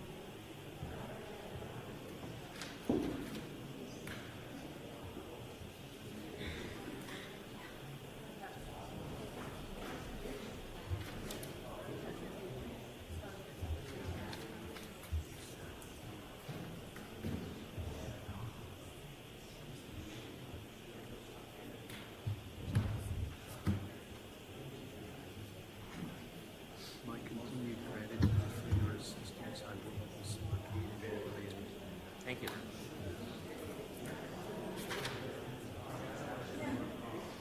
Hey, can you listen? I'm all set, yes, thank you very much.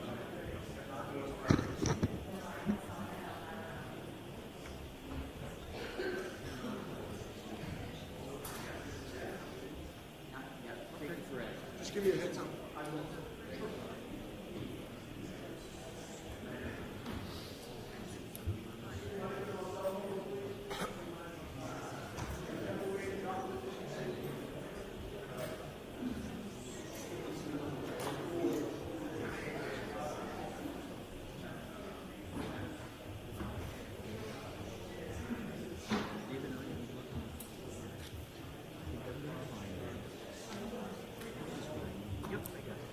I got it.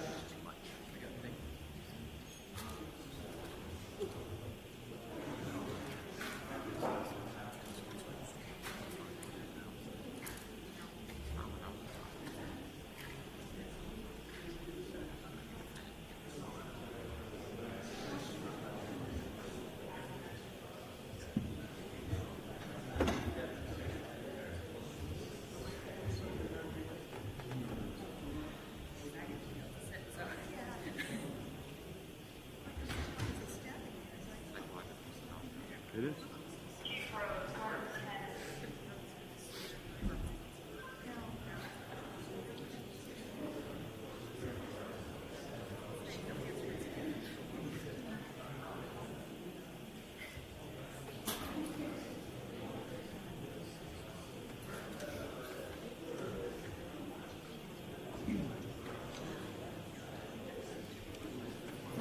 Kleenex.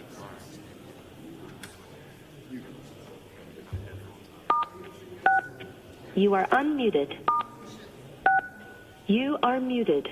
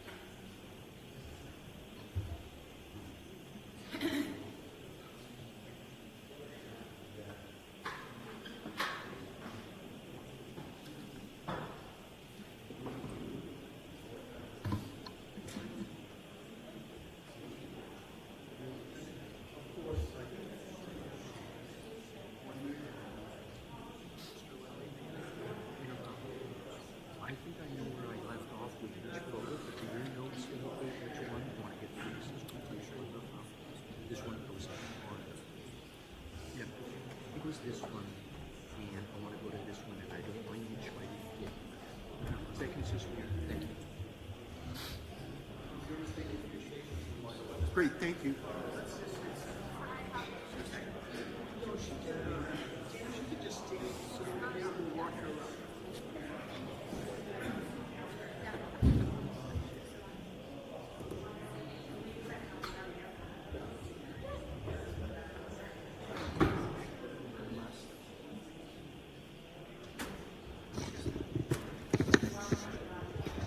Diane, where's the best location for you for this? Is this like okay where I've had it? I don't want to be too loud. Oh, don't tell my family that.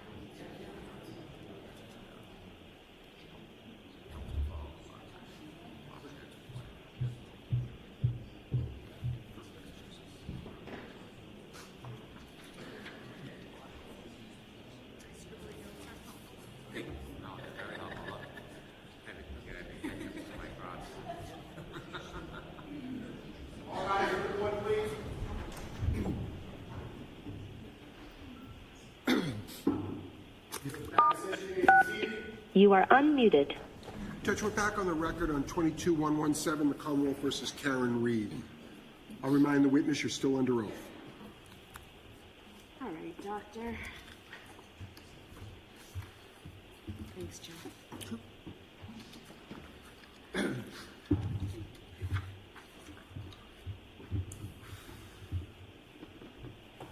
All right, Mr. Alessi, whenever you're ready. Thank you, Your Honor. May I have Exhibit 10 published, please? Thank you. Dr. Russell, what has been published on the TV screen is Exhibit 10. Do you recognize it? Yes, How do you recognize it?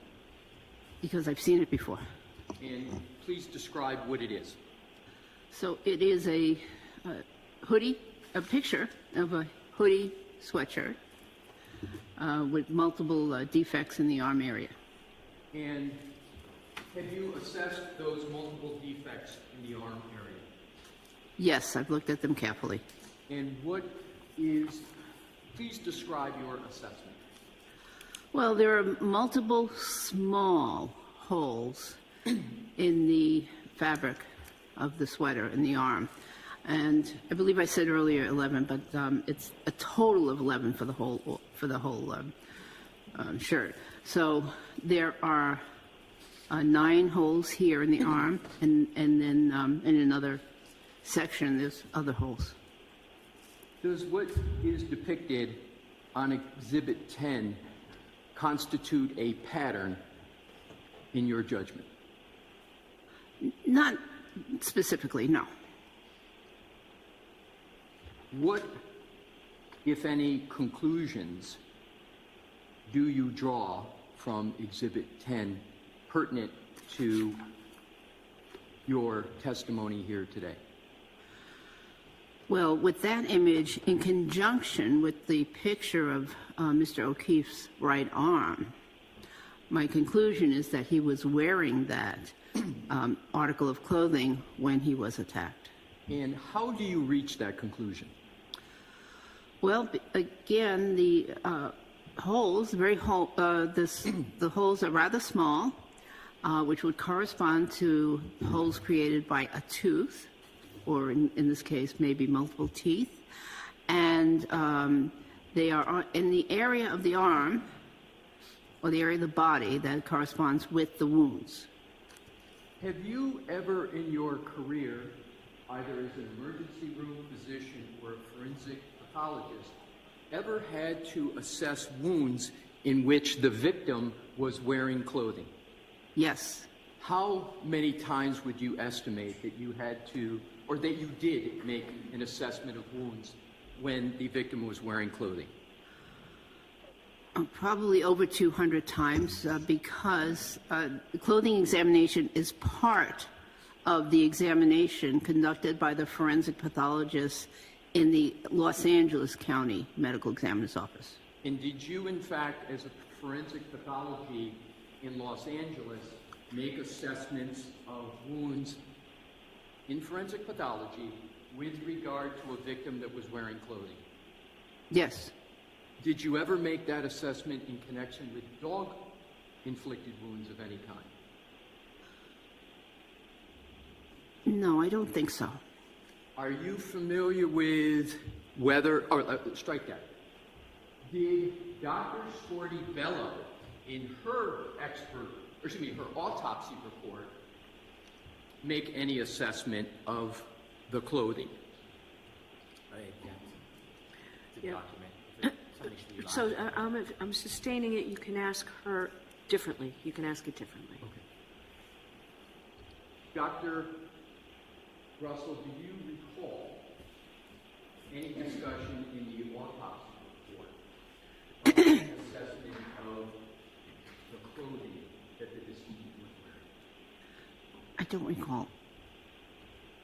If we showed you the autopsy report, would that potentially assist you in your recollection? Yes. Do you have it with you still? I do. Okay, go ahead. You can take a look at Yeah. it. Doctor. Thank you, Your Honor. Bless you. Thank you. Let me see. Is there a particular location you'd like me to? Your Honor, I am not able to answer that question because I can predict what the response may be. So I would just, like to. But go ahead and take a look at it. And if you can't answer the question, you can't answer the question. Yeah, I do recall what she meant. She said that the body is clad with a pair of socks. Right. Did she make any other assessment of clothing in the autopsy report, particularly with the arm of a hoodie? Take your time.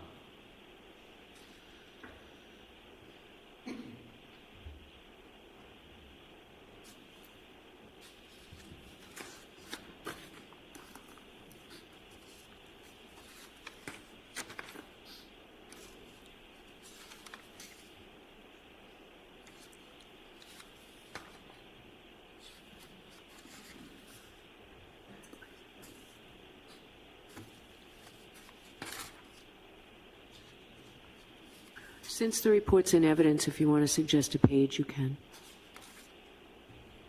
I might be suggesting a negative, Your Honor. Okay. I'll proceed with whatever way you want. Is there any objection to just answering this question? If Okay. you want to lead on this question, I have no problem. Okay. All right. Go ahead and suggest the answer to her. Is it correct that the autopsy report does not contain any assessment of the clothing as being relevant to a nature and source of the wound of the deceased? I reviewed the autopsy report very thoroughly, and I don't recall any description of this. Thank you for the leeway, Mr. Brennan, and Your Honor. Now let's, if I could, Your Honor, publish Exhibit 11. Okay. Thank you. Do you recognize Exhibit 11? Yes. What is it? It's the back portion of the same hoodie. Same hoodie. Did you assess the back portion of the hoodie as depicted in Exhibit 11? Just by the photograph. Yes. Yes. Did you reach any conclusions with regard to Exhibit 11? Nothing. Was there anything relevant that you determined from Exhibit 11? Not that I recall was significant. And was Exhibit 11, in your judgment, necessary, assessment of it necessary to render the opinions and conclusions you have testified to here today? Well, you should. I mean, the person should look at all the evidence, yes. Right. And so after having looked at Exhibit 11, what is your conclusion as to whether it informs the question of the nature and source of the injuries? It doesn't help. With regard to number Exhibit 12, Your Honor, if I may have that published.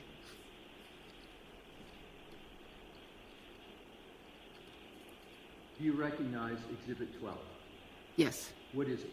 So this is a close-up of one of the holes that is on the right sleeve of that hoodie, in the in the part that you can see from the anterior view.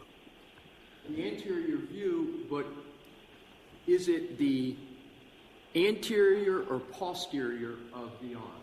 It could be it could be posterior because you only get it depends on how it's worn basically and how the material lies, way it's photographed.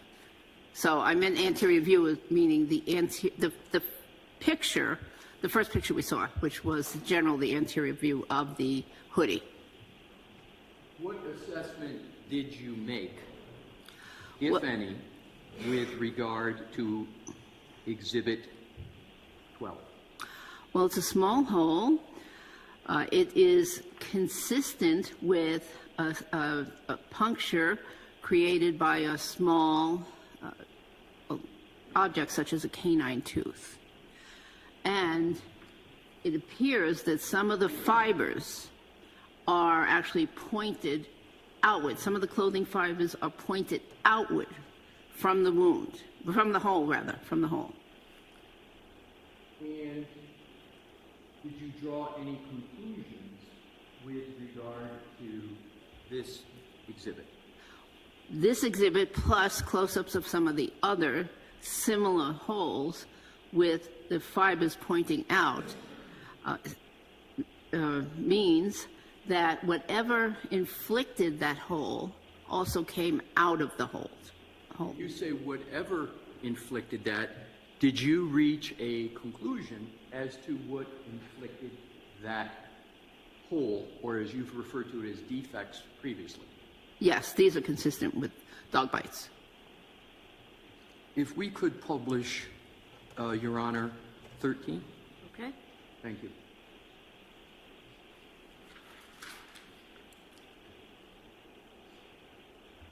You recognize 13?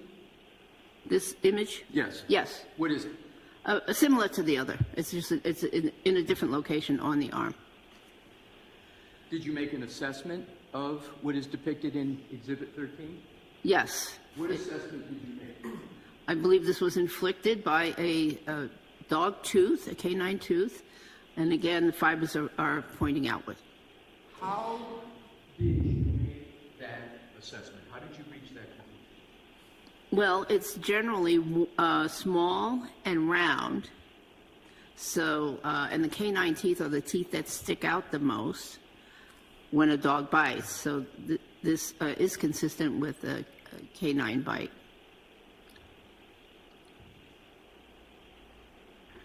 Your Honor, may I have 14 published? Yes. Same. You recognize what is depicted on Exhibit 14? Yes. What is it? It's a similar wound on the arm area of the hoodie, but this one hole, similar hole, except it's a little larger in one dimension, and given that cloth has some stretching capabilities, and there was movement between the victim and the dog, the stretch was caused by the tooth. How did you determine there was some movement in the victim and the dog? Because he was alive, and when these were inflicted, and it is normal behavior to move, and also just the configuration of the wounds we discussed earlier, there was some movement around the elbow area. Your Honor, may I have 15 published? Yes. Thank you. Do you recognize what's depicted in Exhibit 15, Dr. Russell? Yes. How do you recognize it? Well, how do I recognize it? Because the clothing pattern is very similar to all the others. I saw this previously. And again, it is a picture of the sleeve of the hoodie. Which sleeve, right or left? Right sleeve. Please continue. And it has a hole. This hole is longer than it is wide. And but yet it still is consistent with a tooth entering through there. And what conclusions, if any, did you draw from what is depicted in Exhibit 13? That this was part of a dog bite. And just so the record is clear, are all of these holes or defects, as you refer to them as, in the hoodie, are they all on the right arm? Yes. Yes. Okay. So let's go to, or excuse me, Your Honor, may I have published Exhibit 15? Yes. Thank you.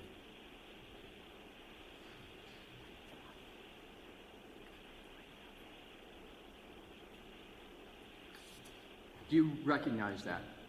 Yes. What is it? No, it's the same one. May I have 16 published, Your Yes. Honor?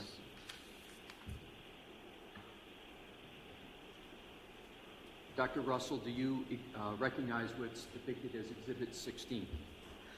Yes. What is it? So it's two holes. Generally. I'm sorry to interrupt you, but you say there's two holes. Is there anything that is a marker on this picture that shows you that are two holes? Very good. Yes, there are two holes, one labeled number 3, one labeled number 4. They're in close proximity to one another. And number 3 is round, number 4 is a little irregular, but generally round. Thank you. And what assessment, if any, did you make with regard to what is depicted in Exhibit 16? I believe that this is consistent with 2 canine teeth penetrating the fabric. How do you reach that conclusion? Because they're separate. Unfortunately, in that image, there's no ruler. I'm sorry, There's no ruler. No ruler. No centimeters, a centimeter ruler in that particular image. But they're reasonably close by, so they could be. And could be. Inflicted by 2 canines in the same bite. Yes. Thanks. And what conclusions, if any, did you reach with what is depicted in this exhibit? I think I just said it. Good. Yeah. Good. May I have published, Your Honor, 17? Yes. Thank you.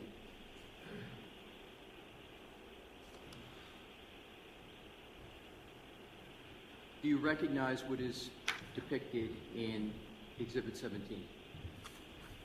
In this exhibit? Yes. Yes. What is it?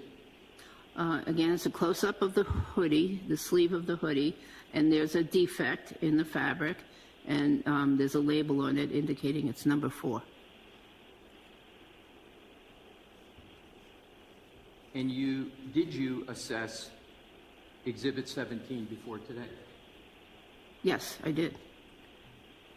What conclusions, if any, did you reach with regard to what's depicted in Exhibit 17? I believe it's consistent with a puncture of the sweater. And did you reach any conclusions with regard to the cause of the puncture? Well, taken in totality with the other images, I believe that these are all the result of multiple dog bites. Your Honor, may I have published 18? Yes. Thank you. Do you recognize 18? Yes. What is it? It's another defect in the sleeve of that article of clothing. And if I could impose upon you, could you go back to 17, please? Your Honor, may I go back to 17 Yes. quickly? Thank you. Do you know which arm of the hoodie this defect, as you call it, occurs in, right or left? Right. Your Honor, may I go now to 18? Yes. Thank you. Please continue with your assessment of what is depicted in 18. It's another defect of the arm, of the right arm of the hoodie, and it's generally circular in configuration. There seems to be fabric fibers exiting the wound.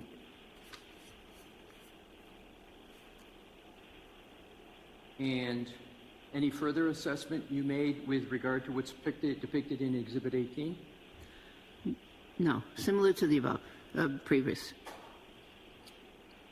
Did you reach any conclusions as to the source of the whole defect, as you refer to it in, as what's depicted in Exhibit 18? I believe it is from a tooth of the dog. May I have, Your Honor, published 19? Yes. Thank you.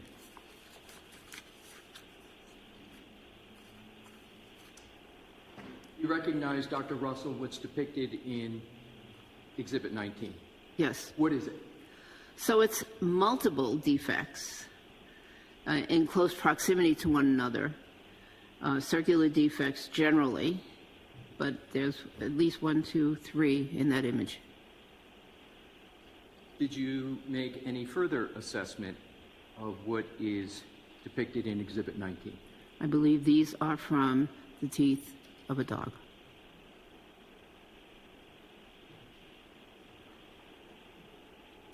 Are you able to tell which teeth of the dog made those defects? Not exactly. How is it then you come to the conclusion it is from a dog's tooth when you say that you're not able to tell which tooth? I didn't understand the question. In your experience, are there times where you conclude that a wound is from a dog, but you don't know which specific tooth of the dog that caused it? Yes. And do you, okay, thank you. If we could, Your Honor, please publish 20. Okay. Thank you. Do you recognize what's depicted in Exhibit 20? Yes. What is it? Again, the a picture of the right arm of the hoodie. And what is your assessment of what's depicted in Exhibit 20? I see a small defect near, and it's labeled number 6. And what is your conclusion as to the nature and source of the defect? I don't really have a conclusion on this one. Your Honor, could we please publish 21? Yes. Do you recognize Exhibit 21, Dr. Russell? Yes. What is it? There are 2 defects in the right arm of the hoodie. And there's a ruler. They're about 3 centimeters away from one another. Did you reach any conclusions with regard to what is depicted in Exhibit 21? Yes, What conclusions did you reach? they're from a dog. And how did you reach that conclusion? Because they're consistent in appearance with a defect that would be caused by by canine teeth. May I have published, Your Honor, 22? Yes. Thank you. Dr. Russell, do you recognize Exhibit 22? Yes. And did you make an assessment as to what is depicted in Exhibit 22? Well, it's a photograph of the right arm of the hoodie with the number 7 label pointing to a particular area. And what observations do you make, if any, from what's depicted in Exhibit 22? On this particular projection, I can't really see the defect. So, Your Honor, may I just quickly go back to Exhibit 20 and 21 for one question with each? Thank you. Which arm of the hoodie is depicted in Exhibit 20? the right arm. And if we could please, Your Honor, go to 21. Which arm of the hoodie is depicted in 21? The right arm. And if we could go to Exhibit 22. I think you answered, but I want the record clear. Are you able to tell which arm of the hoodie is depicted in Exhibit 22? Well, yes, because I know that the only labels placed on this article of clothing were in the right arm area and the chest. And this contains a label, so this is the right arm area. How do you know that? How do you know because that the only labels were placed on the right arm? Because we saw the overall picture. May I have published, Your Honor, 23? Yes. You recognize what's depicted in Exhibit 23, Dr. Russell? This one? Yes, do you recognize that? Yes. What is it?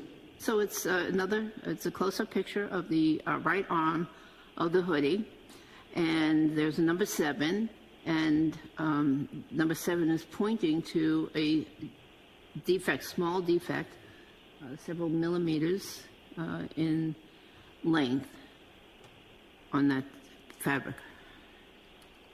How, if at all, does the ruler in these pictures contribute to your assessment of the defects in the clothing?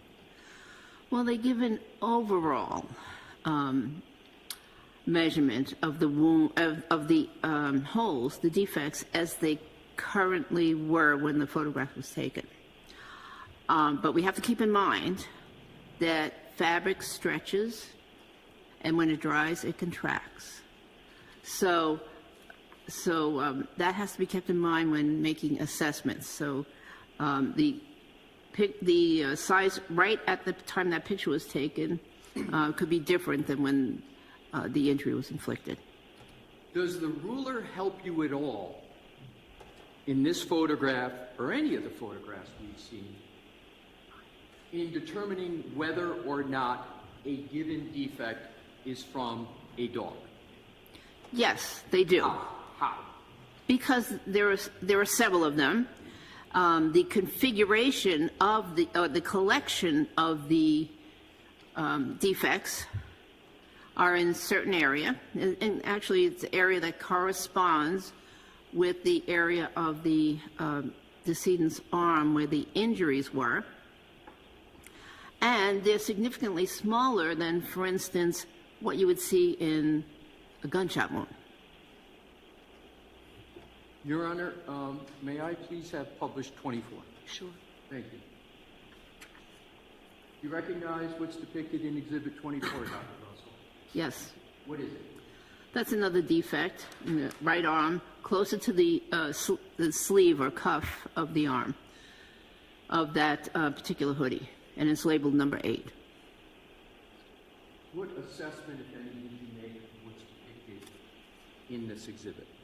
It's consistent with the dog bite, and the fabrics are pointed outward. Why is it consistent with a dog bite? Again, the size. I'm sorry. The size. The size of the hole? The size of the hole, yes. Taken in conjunction with all of the rest of the holes. All the rest of the holes in the other photos? Yes, that we just discussed, yes. Your Honor, may I have published 25? Yes. Thank you. You recognize what's depicted in Exhibit 25? Yes. What is it? So it's again the right arm of the hoodie. It's down by the edge of the sleeve towards the wrist area would be. And it shows two defects, one of which is labeled 9, the other one I don't know the number, but it's labeled.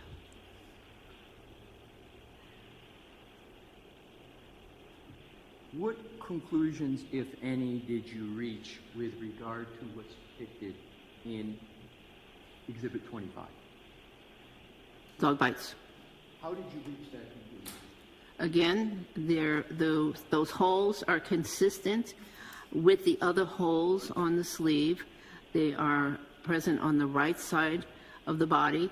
Now, I know, and one has to keep in mind that when someone is wearing an article of clothing, as the person moves, the clothing can move in relation to the arm.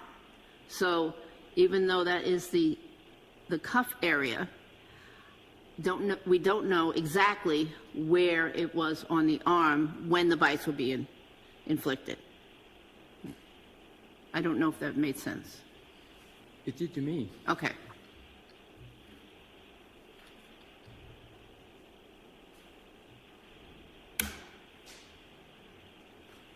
Your Honor, may I have published 26?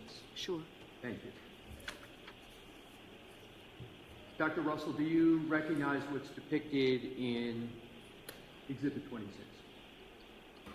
That appears to be a similar photograph to the prior one, just the exposure appears to be a little different to me. Which arm of the hoodie is depicted in Exhibit 26?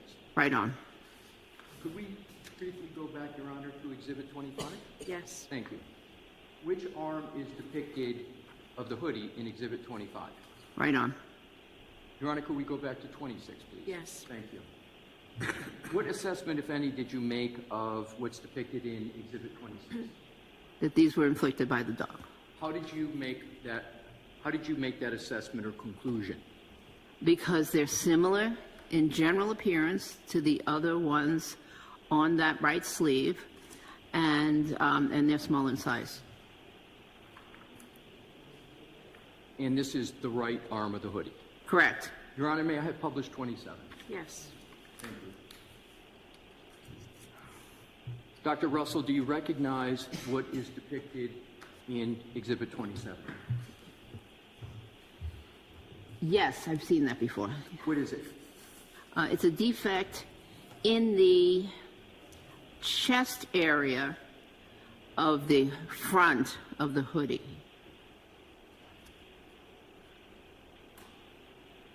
What assessment, if any, did you make of the source and nature of what's depicted in that exhibit?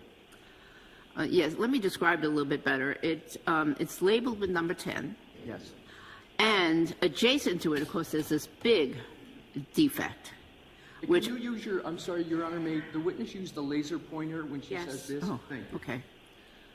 So this is the defect in question, labeled number 10. But adjacent to it, there's this huge defect right over here. It's going this way. And as being an emergency room physician, I recognize that as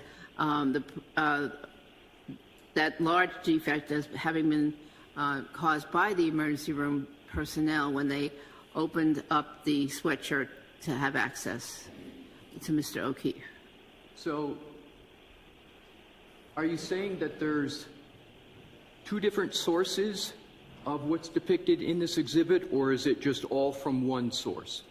I believe that they're two different sources. Can you, with your laser, identify each one and what your conclusion is as regards the nature of each one. So this large one here, I believe, is from the scissor wound, the trauma scissors. And trauma scissors of a medical professional in the emergency department? Yes, or it could have been EMS personnel also. That's another possibility. Please proceed to the next. Yes, but then this other defect is different, and it's separated. There's actually solid tissue, fabric between the two defects. This is separate, and it appears to have a little bit of a tail-type configuration.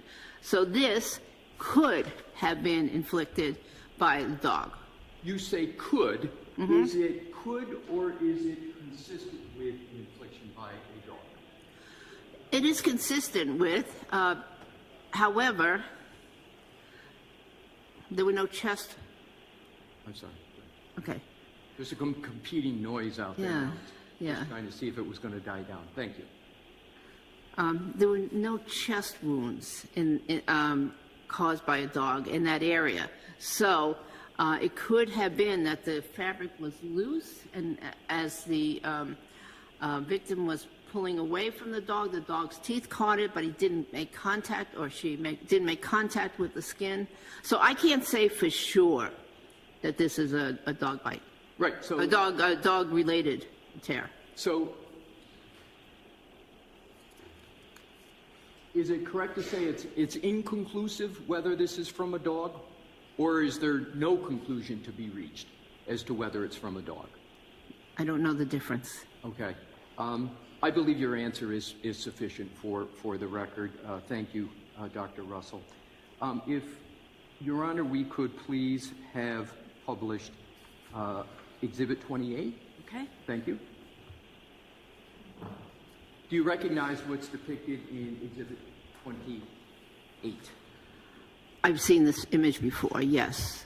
What is it? It's the front part of the hoodie, and there are two large defects. The one that's closer to the top of the image appears to be similar to one that would be made with trauma scissors by emergency personnel. The one that is below that, that's labeled number 11, I can't... Stop your laser, because I just want to make sure I understand where you're pointing. You said below that. Can you just hold your laser as to where that is? On the laser, you want to see what I'm... If you could point, you said right below this that. One, so this is, the top one is what I believe is caused by trauma scissors. Yes. Below that in this image, and labeled number 11, yes, is a very irregular defect. That's this one right here. And it's labeled number 11. I can't say for sure what caused it. What causes you to use the parlance irregular? What is irregular about it? Well, irregular means that it's not a straight line. It's not a nice circle. It doesn't have a nice edge to it. Are you able to reach any conclusions with regard to what is depicted in Exhibit 29? No. Your Honor, if I could have published Exhibit 30. Okay. Thank you. I think they were referring to 28. Yeah, I think that last one was I'm 28 sorry. and 27 before then. I just thought I might have missed it. So. No, you didn't. I did. That was my error. Thank So you, Mr. 29. Brennan. I believe we are now on 29. It appears 29 is up, Your Honor. May I proceed? Yes. Thank you. Dr. Russell, do you recognize what's depicted in Exhibit 29? Yes. What is it? It's an area of the front of the hoodie that is in the front, the interior of the hoodie, and has two labels showing two different defects, 12 and 13. What assessment, if any, did you make with regard to what is associated with number 12? Number 12 is a long defect, and by itself, I can't make any assessment.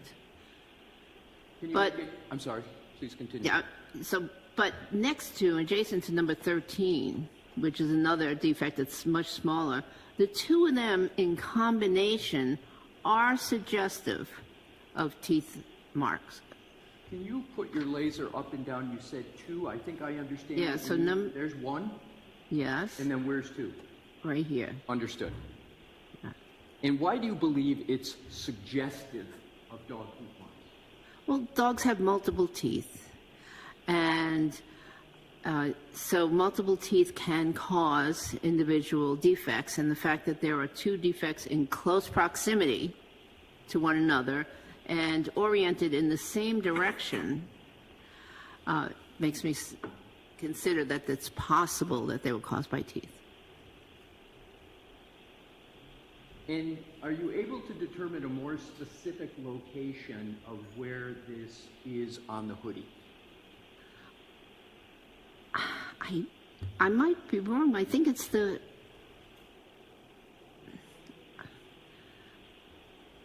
I think it is, no, I can't really say for sure, because I don't know if this picture is upside down or not. But So the nature of the picture Yeah. does not allow you to make a conclusion that you're comfortable with regard to the location on the hoodie? yeah, individually. Objection sustained to the form. Understood. Are you able to reach a conclusion with regard to what part of the hoodie is depicted with reference to the 12 and 13 on this exhibit? Not from this image only. In combination with any other image, are you able to reach a conclusion as to what part of the hoodie is depicted by 12 and 13? If we went back to the overall picture, I could try. Do we need this answer from her? We do not, Your Okay, Honor. I was so- actually going to the next one. Thank Okay, you. thank you. Your Honor, may I have published 30? Yes. Thank you. You recognize what's depicted in Exhibit 30? So this is a close-up of the previous picture of the anterior portion of the hoodie. Previous picture meaning Exhibit 29, the one we were just looking at? Yes. Thank you. And how can you determine that from what's depicted in Exhibit 30? Well, because there are two defects that are close together. They're labeled 12 and 13, and unfortunately, the ruler covers one part of one of them, but still, I can see enough of it. And what's your assessment of what's depicted in Exhibit 30? They are consistent with being caused by a dog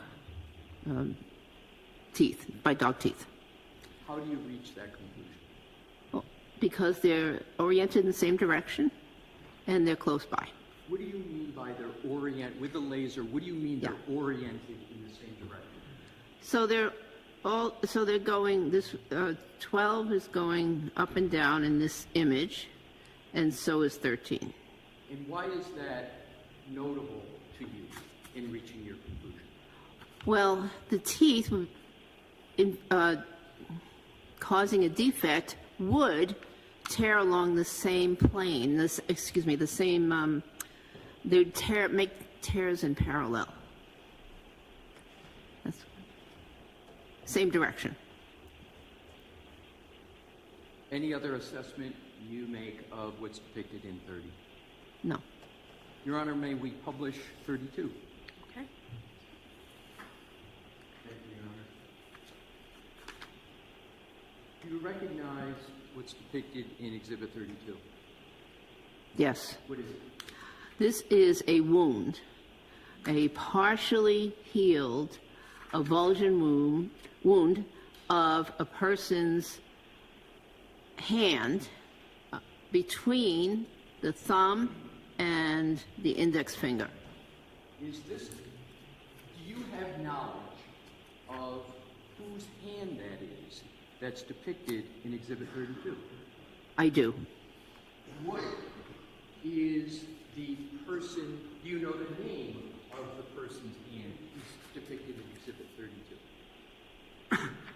I think it was not Lisa. Do you have knowledge of how that wound occurred. Yes, How do you have knowledge of how that wound occurred? because I read a report regarding a dog bite incident. And what did you learn from reading that report about what is depicted in Exhibit 32?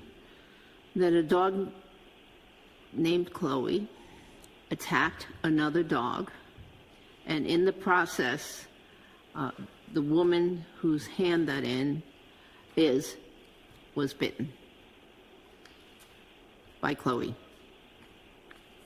Can you describe what is shown with regard to Exhibit 32 in relation to dog Chloe?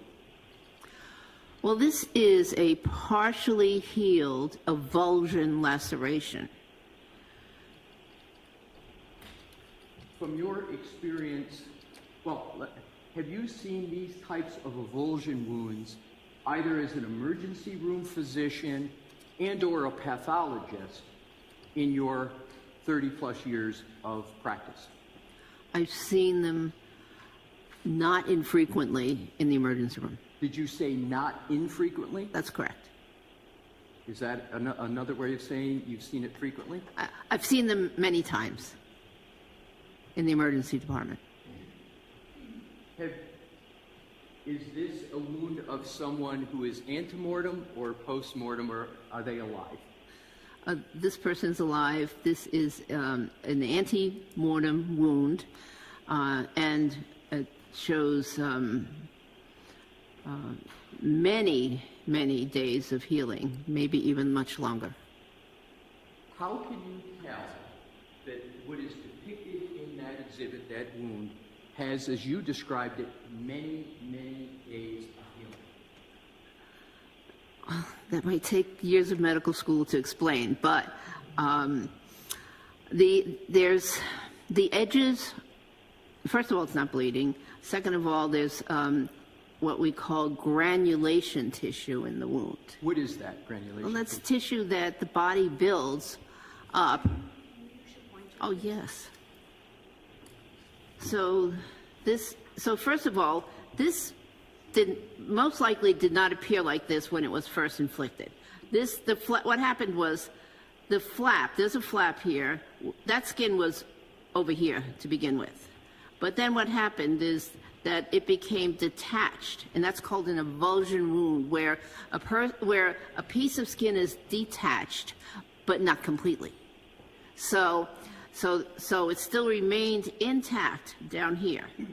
Now, that area in between, so that, of course, skin contracts as it dries, and that area between here and there heals. The body heals itself, tries to close itself off, so it builds up this, what is called granulation tissue, which is basically new tissue, to cover the defect so that infection doesn't set in.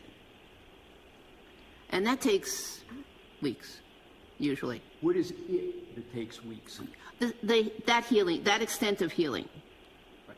And so is that wound the same as when it was initially made, or is it different from when the wound was initially made?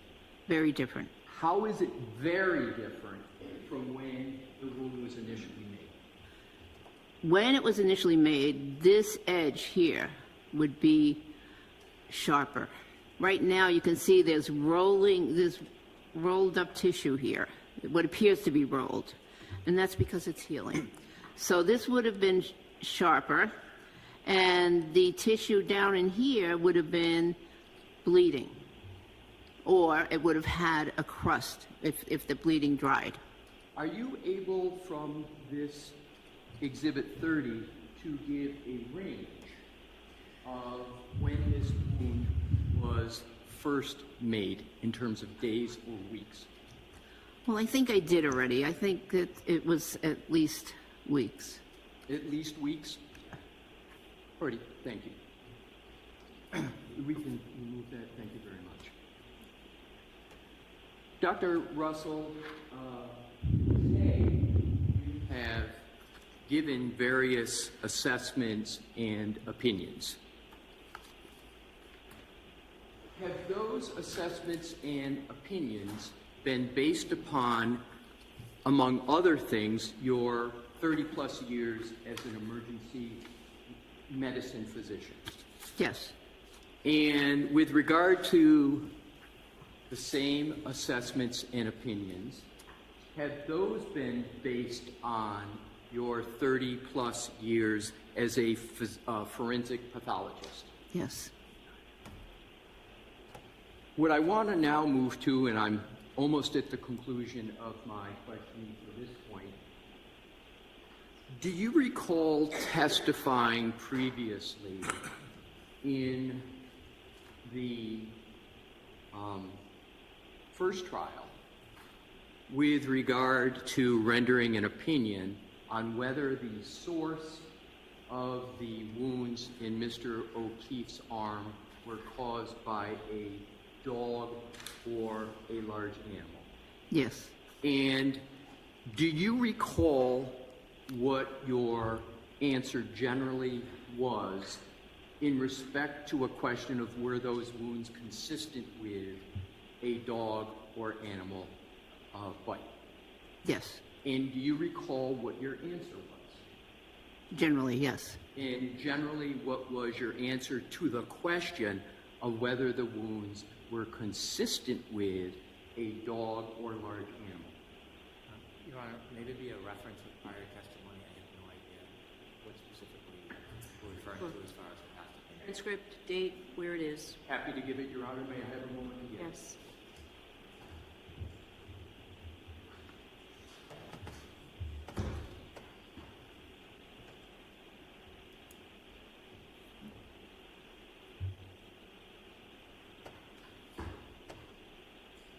Well, we have a moment. I'd also add, I don't understand if this is impeachment, inappropriate attempt, a prior consistent statement. There should be some foundation. So for what purpose are you offering this? Your Honor, I would first like to respond to this preliminary hearing where, as you know, the rules of evidence are not strictly. The purpose I'm giving this, Your Honor, is not for impeachment. It's exactly for her to state, and if you would allow, Honor would allow me to connect up with the questions, it will allow her to state, with regard to her testimony today, whether or not the opinion she has formed previously is the same opinion as she has formed. Is it the same? Okay, so why don't you ask her what her opinion is today? Yes. And then just ask her whether it was any different than before. You can pull the page up if you have it. I have it here, I think. So just.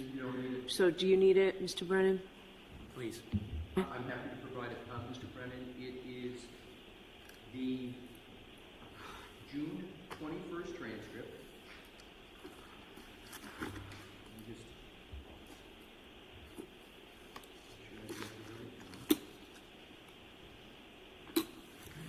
me just double check on that.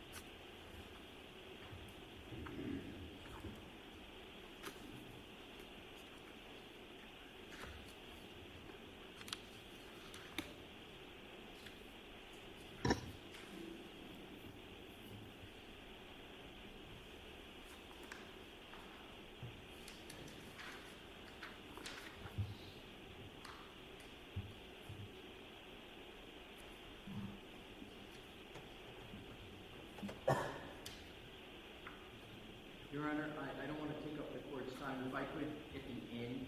Sure. I think co-counsel should be able to find it for you. So why don't you come on in and just ask her the question, and I'm sure Ms. Giannetti can pull it up. Thank you, Your Honor.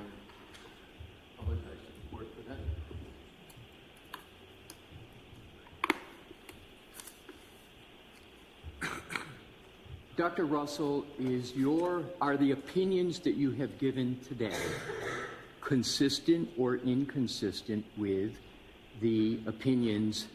Well, let me ask it this way. For the opinions that you have given today, how do they compare to the opinions that you've given previously? I'm not oblivious to the attempt here. I object. It's not the proper form of questioning to go back and try to explain potentially inconsistent statements in today's testimony. Is that what you're attempting to do? No, Your Honor. It's not what I'm All right, attempting. so the opinions today, and I guess it's a matter of argument, right? I can be told with the previous, it was attached to the motion that's before me today, the transcript was attached, can see what her previous opinion is, and then I ultimately decide whether it's consistent or not. Right? I agree with that, Your Honor.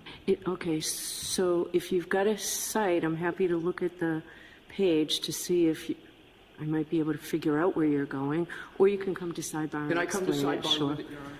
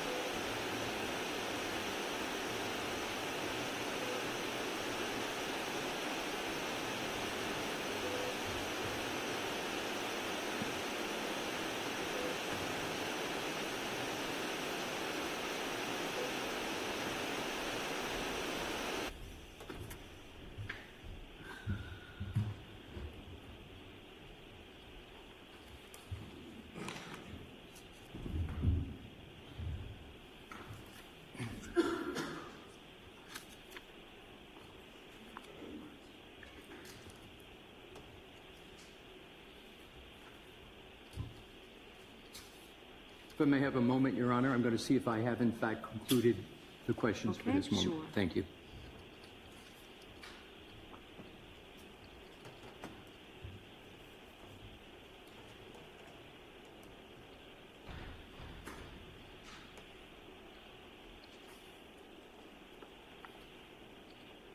Jim, can you give me those?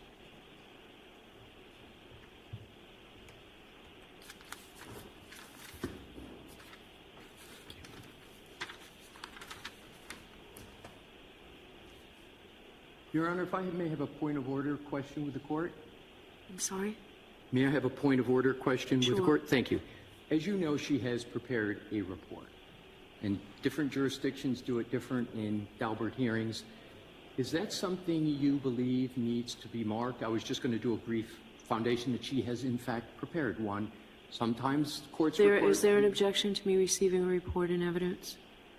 If the court would find it helpful, I won't object, but I do not believe it's admissible and relevant. But if the court would like to reference it, I won't object. So why don't we mark it for identification, and then the two of you talk about it. We'll see how the hearing goes, and if there is, I may well want to see it, but we'll mark it for identification, Mr. Alessi, and then later see if it comes in, okay? We're clearly, I think, going to have to come back another day, so we'll have some time. Thank you, Your Honor. Yes. A for identification. That's what I want. Thank you, Mr. You're welcome. Thank you.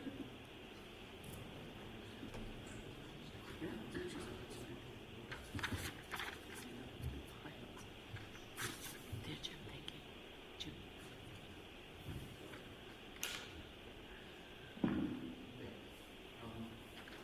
Do you need it? Yeah. Yes. I am handing you, Dr. Russell, what has been marked as Exhibit A for identification. Unlike the other exhibits, it is not evidence. Not yet. Do you recognize Exhibit A? Yes, What is it? it's the report that I wrote. How many pages is that report?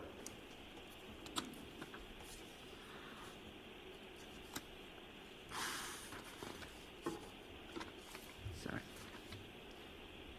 Are they not numbered?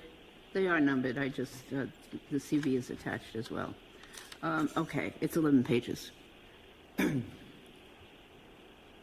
Dr. Russell, did you prepare that report? I did.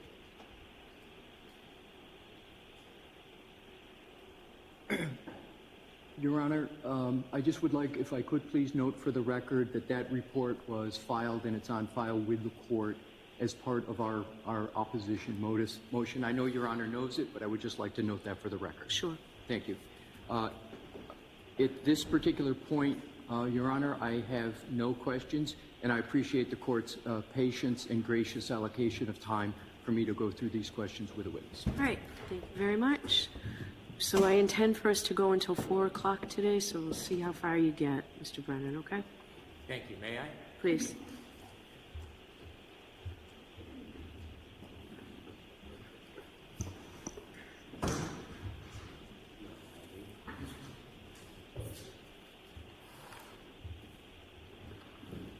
I just want to look. Sure.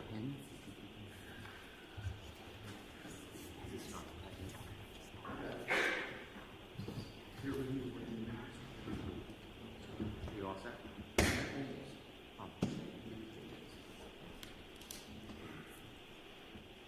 I'm all set, Mr. Brennan. Thank you.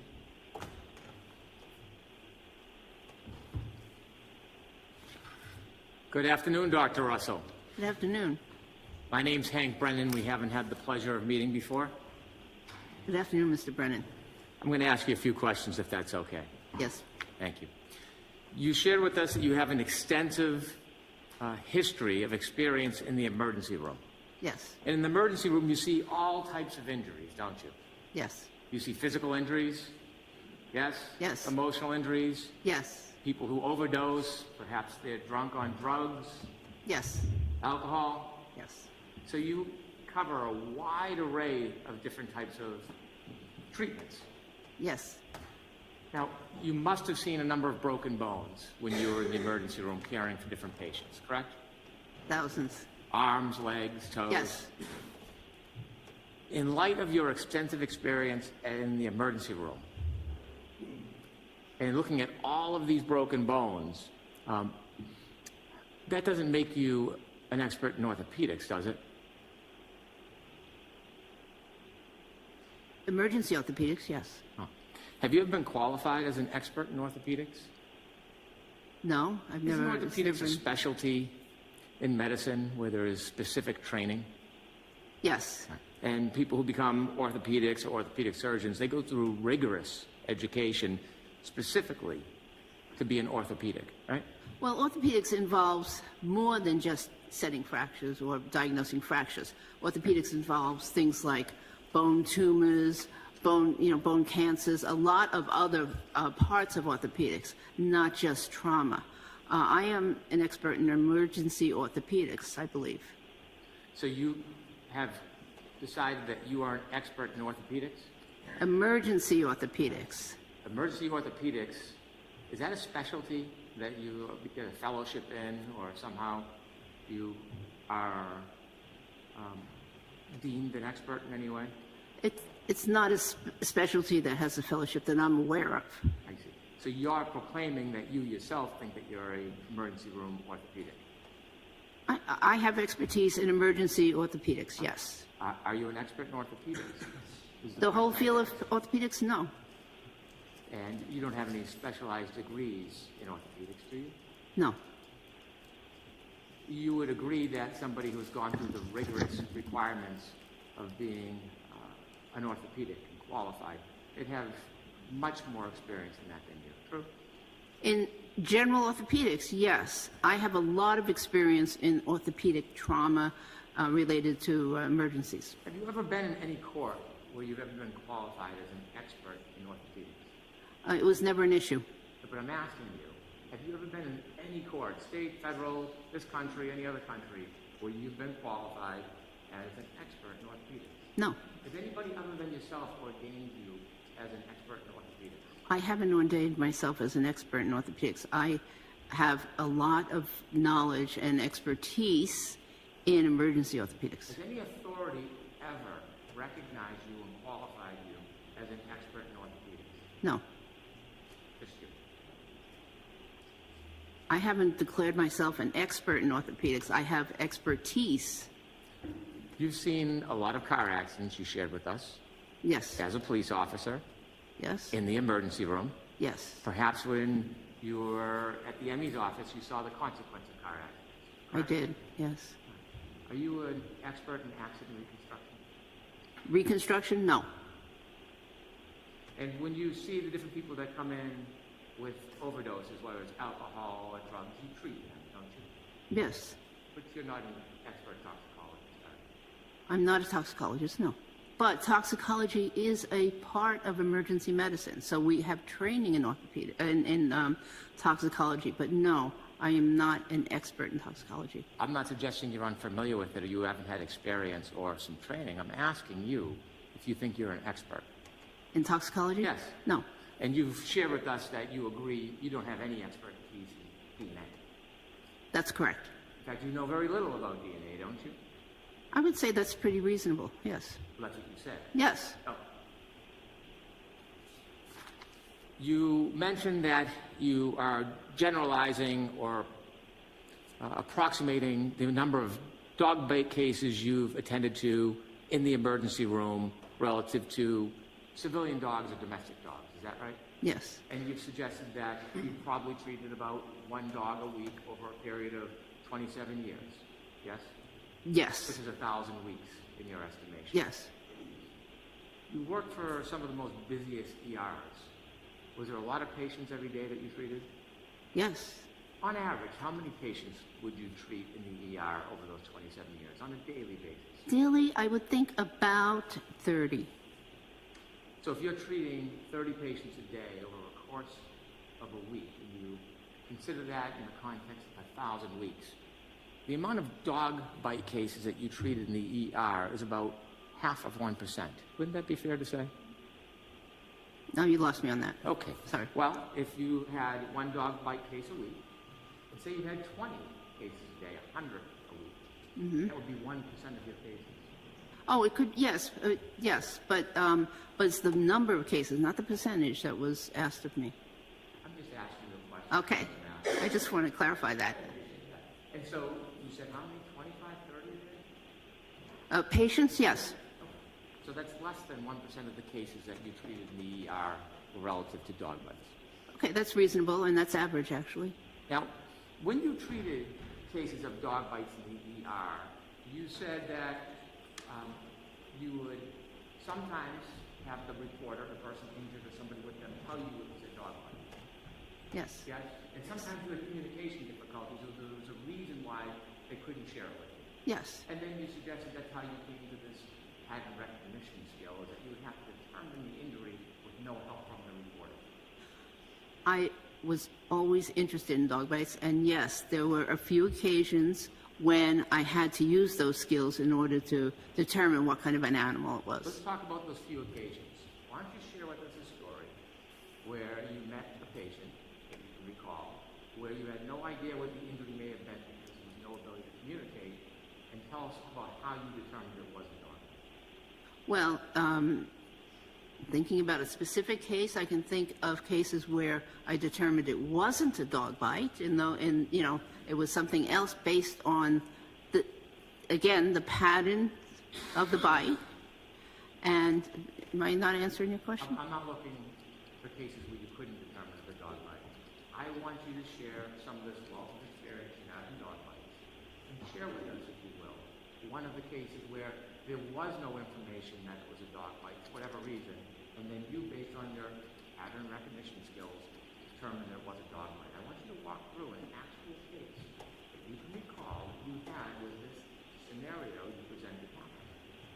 I can't give you a specific case because, again, in the overall scheme of emergency medicine and the frequency that dog bites are to other cases, it's just not a case that I would remember, that kind of the specifics of the case. It's interesting in supporting your vast experience you shared with us, the size of these past experiences, and presenting yourself as an expert in pattern recognition.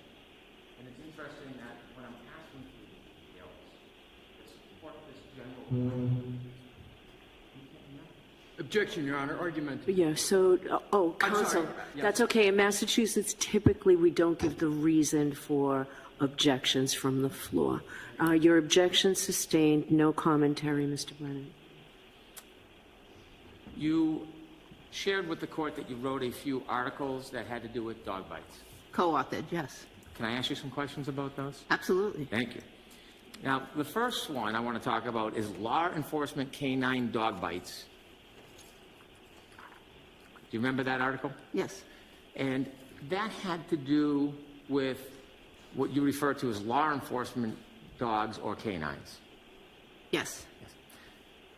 In that article, you talk specifically about a technique that you believe law enforcement or canine dogs utilize, which is bite and hold. Yes. And what you have suggested is that the bite and hold technique is different than typically a domestic dog or a civilian dog. Yes. Because it's a trained learning for the dog, correct? Yes. There are certain injuries you would expect from a canine dog using a bite and hold technique. Yes.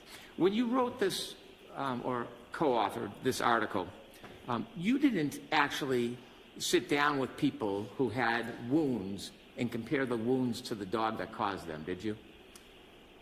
To the actual dog? Yes. I didn't, but I didn't. Just want to know if you did. No. Okay. And when you looked at these different cases, there was 700 cases. This was what you called or the authors called a retrospective analysis? Correct. That means you were looking back at old files. Yes, but I participated in some of those files. We were just looking back at the data from those files. Mm-hmm. I participated in the care of some of those patients. I understand. Okay. And so when you went through the files, you didn't have the opportunity then to follow up and speak to any of the participants or the injured victims, did you? I spoke to many of the victims while I was treating them. When you decided to write this article, did you go back and speak to anybody? No. There's no mention in this article about pattern recognition in any way. That's not what this article was about, was it? No, that's not what the article's about. It was about something entirely different than what you've suggested today as your pattern recognition skills. Yes? That's correct. I recognized the patterns because I saw the wounds and I saw the injuries and I saw them over and over and over again. And I recognized those patterns throughout my career. And so it's just hard to unrecognize something. I'm trying to ask you about the significance of your study because this is actually something that you published. Yes. And I'm trying to determine, or I want you to be able to discuss, the relevancy of this article to what you're testifying today. So the really narrow question I have for you is, in this study, it had nothing to do with trying to engage in pattern recognition. The purpose of the study was not to teach people pattern recognition. It was to alert them to the dangers of this different type of dog bite so that they weren't undertreating them. But in the process of seeing all those patients, I developed the pattern recognition. Okay. And so there was another article, Managing Law Enforcement Canine Dog Bites in the Emergency Department. Yes. Now, that only comprised of 4 cases, yes? It was a case description. Of 4 cases? Yes. And do you know most studies usually include over 30 cases? It's not a study. I see. You reviewed types of injuries relative to civilian or domestic dogs, or just canine? Those were canine dogs. And again, your position is that the injuries by canine dogs, law enforcement dogs, are different in kind than domestic or civilian dogs? In general, when they bite and hold, those injuries are different. Sometimes they don't get a complete bite. And so this article didn't deal with civilian or domestic dogs, it dealt with only canine dogs. That's correct. Exclusively on the idea or the perspective of bite and hold injuries. It was on the perspective of you need to learn how to treat these. Bite and hold injuries. These dog bite injuries. Bite and hold. Yes, yes, yes. Okay. Now, again, in this article, there was no effort to identify wounds or use pattern analysis. It was the treatment of bite and hold injuries from canines. That's correct. Law enforcement canines. Yes? Yes, yes. Okay. And then you also shared with us, in addition to these 2 articles on law enforcement dogs and bite and hold injuries, that you did some revising, editing of a book for a Dr. Is it Vati? I'm sorry, say again? You said that you revised or edited a book of a Dr. friend. Vail. Dr. Vail, I'm sorry, Dr. Vail. And when you were asked about what actually you recall about the topics, you don't really remember the topics of that book, you just remembered you edited it? No, I remember the topics of the book. In the topics of the book, it was dealing with human teeth, wasn't it? Yes, but in the article itself, if you read it, there's mention about dog dentition. There's a mention of it. Yes. Tell us what that mention was. Well, the mention is that the dog dentition looks different and dog bites look different because of the triangular shape of the dog's mouth versus a rounded shape of the human's mouth. Well, when they talk about the shape of a dog's mouth, it's not really triangular, it's like an hourglass. Well, but that was the quote. Those were the words that were used in the article, and it's relative triangular shape. It's as opposed to a round shape of a human. Well, in most studies, professional studies by experts, isn't it routinely referred to as an hourglass shape? I haven't seen that at all. Well, have you read books on dog bites? I've read articles on dog bites. Have you read books on dog bites? No, I have read articles on dog bites. Have you ever read this book? Do you recognize this as an authority? No. No? So for the record, you need to say what you just showed the witness. I'm showing Dr. Russell a book called Dog Bites, a Multidisciplinary Perspective, edited by Daniel S. Mills.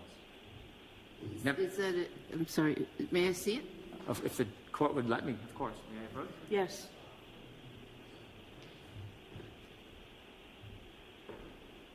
Thank you.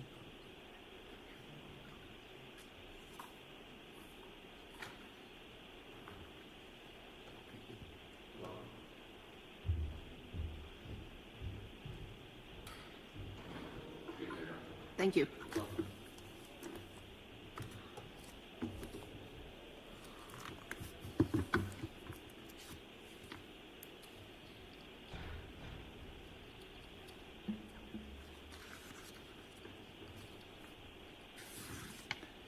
It doesn't mention if any of these people have degrees of I'm any. sorry, Your Honor, I don't believe a question's pending. Sorry, Mr. Alessi, I couldn't hear you. Thank you. I don't believe a question Oh, I'm is sorry. pending for the witness. Okay, are you moving to strike that? Yes, I am. All right, I'll strike that. So, Doctor, I know it's been a long day. Wait for a question, please, okay? Okay, All right. thank you. Are you done reviewing the book? Yes.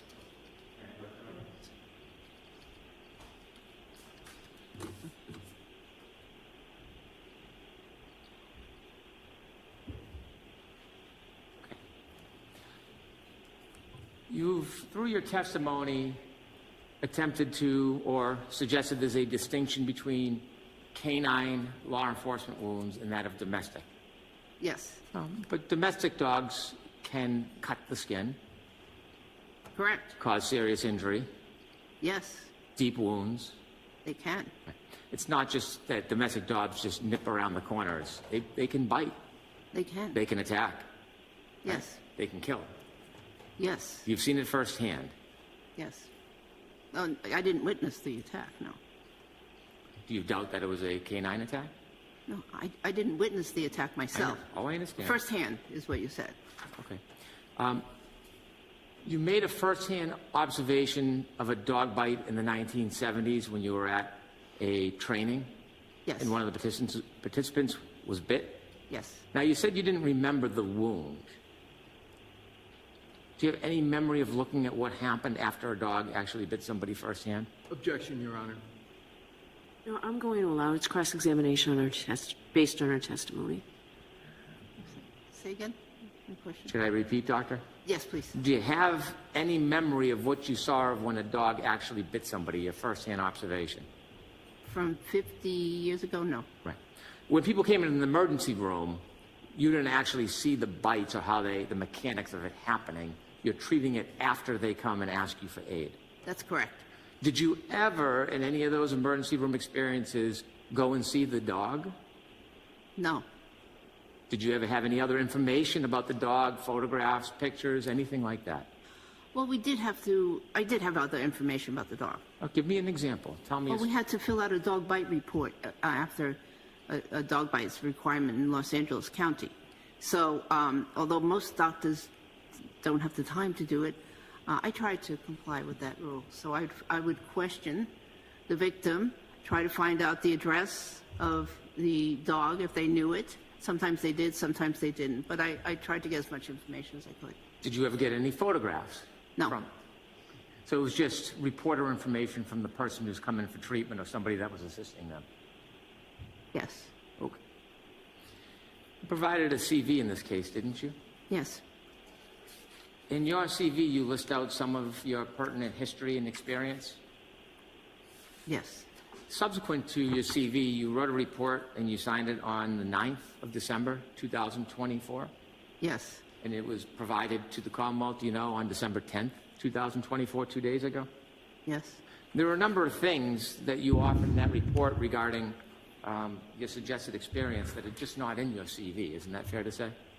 That could be, yes, of course. You can't put everything in the CV. Well, you didn't say anything really about dog bite experience in your CV other than your 2 articles, did you? No, I didn't. Okay. And you didn't mention anything about this specialized training or expertise in pattern recognition analysis. You didn't mention anything about that in your CV, did you? Can't mention everything. I didn't ask if you could mention anything. I'm asking if you mentioned that. Well, it says brief CV on the top. Okay. I'll ask you again. Okay.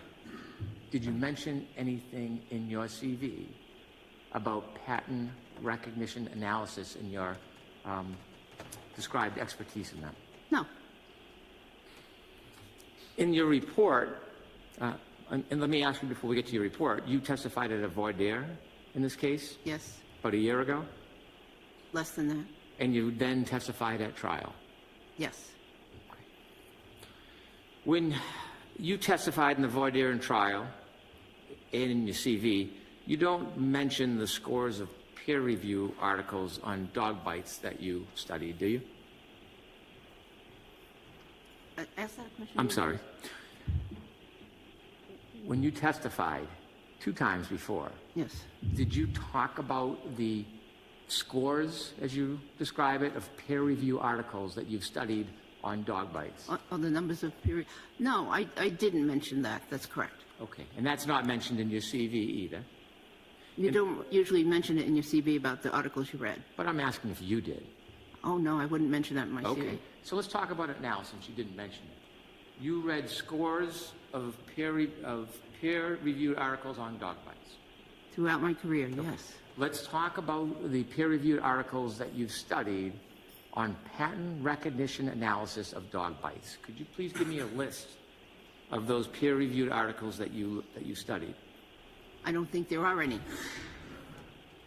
Well, you There said- are some mentions of pattern recognition in some articles. However, I don't think there's a dedicated article on pattern recognition of Well, dog bites. you said in your report that you reviewed scores of peer-reviewed articles on dog bites. Dog bites, yes. Okay, so those didn't really include pattern recognition as you've described your expertise today. Some of them did, some of them didn't, but that might not have been the major focus of the article. Which ones did? Can you reference us the ones that you've read and relied upon, in your opinion today, that have to do with pattern recognition analysis? May I look at my report or my CV? Sure. Of course. Sure. Go ahead and take your time, Doc. Thank you.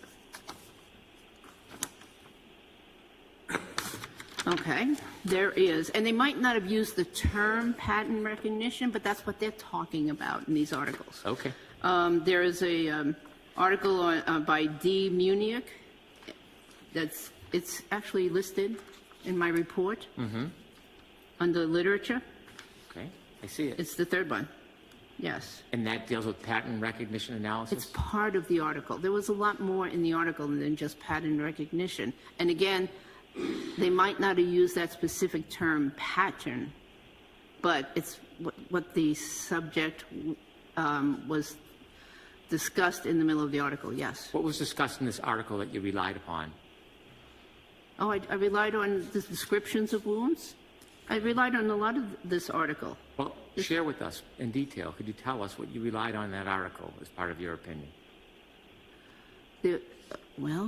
There was a description. There was an area that described wounds and fatal wounds in dog bites, and how to approach them. You know, how to investigate them. There was an area that described what some of these wounds looked like. And there was actually an area that I believe it was this article that said that if you have this plus this plus this, that it is pathognomonic for a dog bite. Now, I believe that was the article that said that. One of these articles did. But anyways, so yeah. So I think maybe you might want to look at them. Oh, I did. Okay. That's why I'm asking you. Okay. That's why I'm confused about which one you're talking about.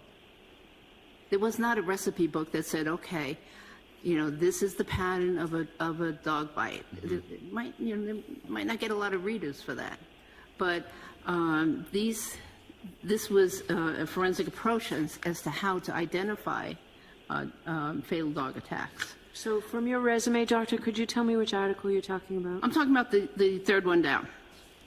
What's the title? The title of the article is Forensic Approach of Fatal Dog Attacks, a Case Report and Literature Review. Okay. Fatal dog attacks oftentimes involve vulnerable areas like the neck. Absolutely. Abdomen. Neck, face, head, yes. Sometimes the abdomen, yes. Okay. No cases cited in there that deal with wounds on an arm. Because it's a fatal... Right. Right. But that doesn't mean that there weren't wounds on the arm. It's that the fatal wounds, like in the case I autopsied, the fatal wounds generally were in the areas that had organs that could be damaged, like or major vessels like a carotid artery, neck. But there could be a lot of other wounds. For instance, in my case, there was probably about 60 wounds. I understand. Okay, but some of, you know, you're not going to talk about every single one of them because they're not worthy of describing. Okay. You said that you attended multiple seminars, talks, and lectures regarding wound identification. Yes. Okay. When did you attend seminars on wound identification? Intermittently throughout my career. I can't give you any dates. Okay. Were any of those wound identifications dog bite wound identification seminars? No, they were general wound identifications, and they may mention bites. Okay. Was there any of these seminars that focused on dog bite wounds? That focused on dog bite wounds? Yes. No. How about the talks you went to? Any of the talks focus on dog bite wounds? There were several. talks that focused on bite wounds. I'm going to ask again. Were there any talks that focused on dog bite wounds? No. Lectures. You've cited that you've attended lectures as part of this experience. Can you recall specific lectures that focused on dog bite wounds? Not entire lectures. There were lectures in emergency department, training sessions, but dog bites were usually mixed in with other kind of animal bites, and discussion would occur because it's not you have to use up an hour usually when you go to one of these lectures, and there were other animals to talk about besides dogs. In these lectures that you went to that didn't focus primarily on dog bite wounds, did they talk about pattern recognition analysis of dog bite wounds? Generally not the emergency medicine ones, because that's actually not really a major focus. The focus in emergency medicine is treatment. I'm a bit unusual because I have this interest that I've had for many years. So it's fair to say none of the multiple seminars, talks, lectures that you attended had any focus on pattern recognition analysis of dog bite wounds? None of them had any focus. That's correct. Okay.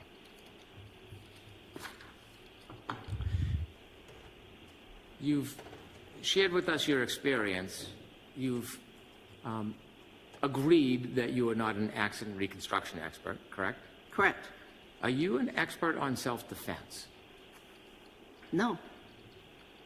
So when you give opinions about self-defense, I know you have experience and you have observations of what you believe are defensive wounds, but do you have any actual experience as a self-defense expert? No. Do you have any specialized training, certificates, degrees in self-defense? No. Self-defense wounds? No. When you went to these lectures, talks, seminars, group meetings, do you have any memory of particular trainings that you had on self-defense wounds? You mean defense wounds? Sure, defense wounds.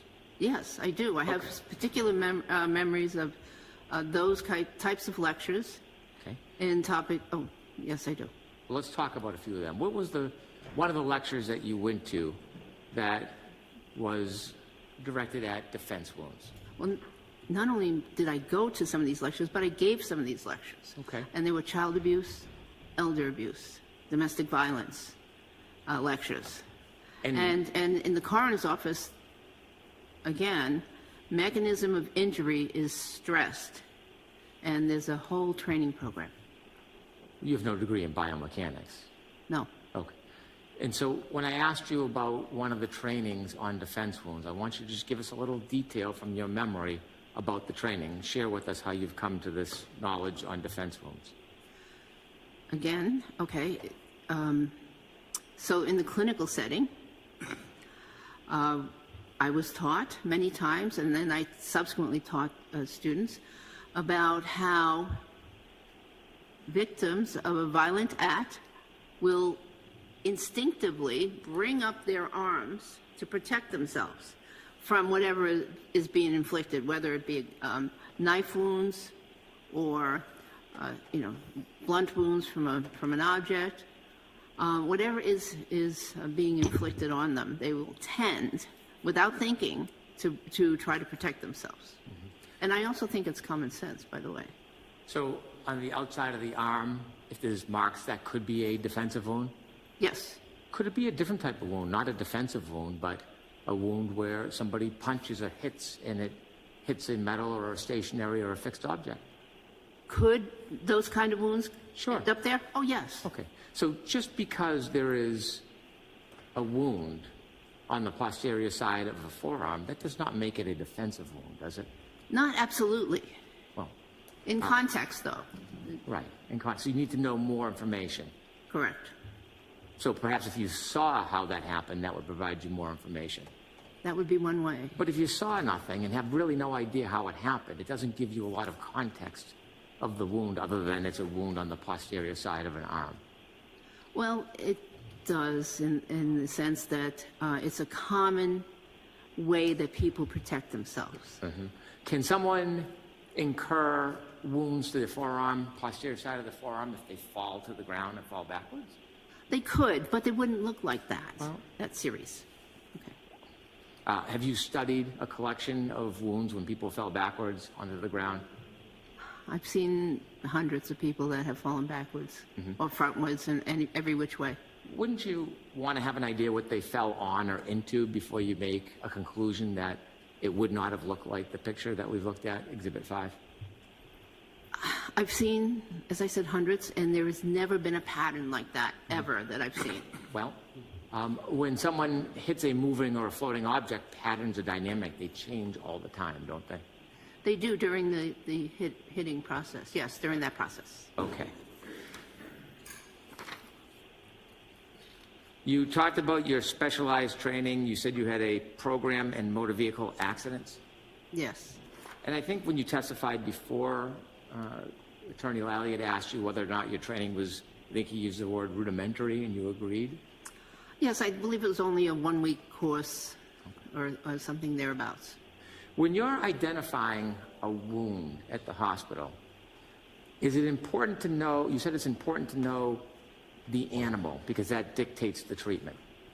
It may dictate the treatment. What if you can't identify the animal? Then then you have to go on clinical judgment, and sometimes we even have to call up the Board of Health. But you go on clinical judgment to determine, well, what was the worst possibility? That's the way I approach measurement. What is the worst? Could it have been a rabid animal, an animal with rabies? Or was it an animal that doesn't carry rabies? And then based my treatment on that, sometimes you have to treat broadly, and sometimes you have to, treat people for conditions, even if you don't know 100% that they exist. Are there times when you saw injuries that you just didn't know how they happened? Yes. Many times. Yes? Yes. Okay. And many times you thought what you saw were bites, but you couldn't articulate the animal, right? That happens sometimes. Okay. Suffice to say, you have never, ever been qualified in a federal court to testify as a dog bite expert, have you? No. And other than this trial a year ago, have you ever been qualified to testify in any state court in the entire country as a dog bite expert? No, the issue never came up. That's not what I asked, Okay, though. no. No. You wrote a report in this case? Yes. Did anybody help you write this report? I wrote the report. I had some help with some minor edits and rearranging, some paragraphs or whatever, but putting things in the right category. Okay. But no, I wrote the report. Who helped you with your report? Mr. Alessi. So did you write a preliminary or draft report, send it for input, and then change it? No, I didn't change it. I wrote the report, and I would have things in the wrong categories, for instance, like training experience or whatever. Who said they were the wrong category? Well, I think that was my conclusion, actually. I see. And so how would you go through this editing process? How did that work on this report? Would you send it back and forth? It got sent back and forth a couple times. Okay. Now, this report you signed, right? Did I sign it? Yes. Nobody else signed it. You. I wrote it. Okay. And the reason why I asked if you had help, a lot of your statements and conclusions in this report are different than the testimony that you gave at both the voir dire hearing a year ago and at the trial. Is that fair to say? I don't think it's fair to say. Okay. I think that Tell me. I don't think it's fair. Okay. I was convinced, if we would get into specifics, I was convinced of of my opinion back in the voir dire and in the trial. But I think I stated it wrong. I stated it as if I was talking to other doctors. They say in medicine that nothing is 100%. in medicine. That's what we learn, when we go up through medical school and residency and whatever. And in my teachings, I always told people nothing is 100%. And that was the number that I was, that I thought I was being asked for, basically. It was 100%. So that's why I stated my opinion the way I did. But anyways, as I went through material again, I was convinced back then, and I am still convinced right now, that these are caused by dog bites. And not only that, but dog attack. If you were testifying honestly and earnestly before and you're using doctor speak, why would you need to change it for today, for this report? Why not just continue to offer a natural, honest, thorough opinion that you had before? Why did you have to change it? I came up with this. I became clearer and clearer every single time that I looked at the pictures, and I just realized that I understated the last time, that I misunderstood the question that was asked of me, regarding my opinion, and so I felt that I had to be clearer. Did anybody point out to you that it'd be more helpful to the defense case if you had a more assertive opinion? No, absolutely not. So when you went through these days and months since the trial, did you have any new information that you looked at that made you realize you underscored the confidence in your opinion? No. Okay. Because in your earlier testimony, it's quite different. I know. I want to do this gently, but I want to go through some of that. Okay. Okay. When you first testified, you had, how should I say this? You offered opinions that were less than certain about the genesis and cause of the wounds, didn't you?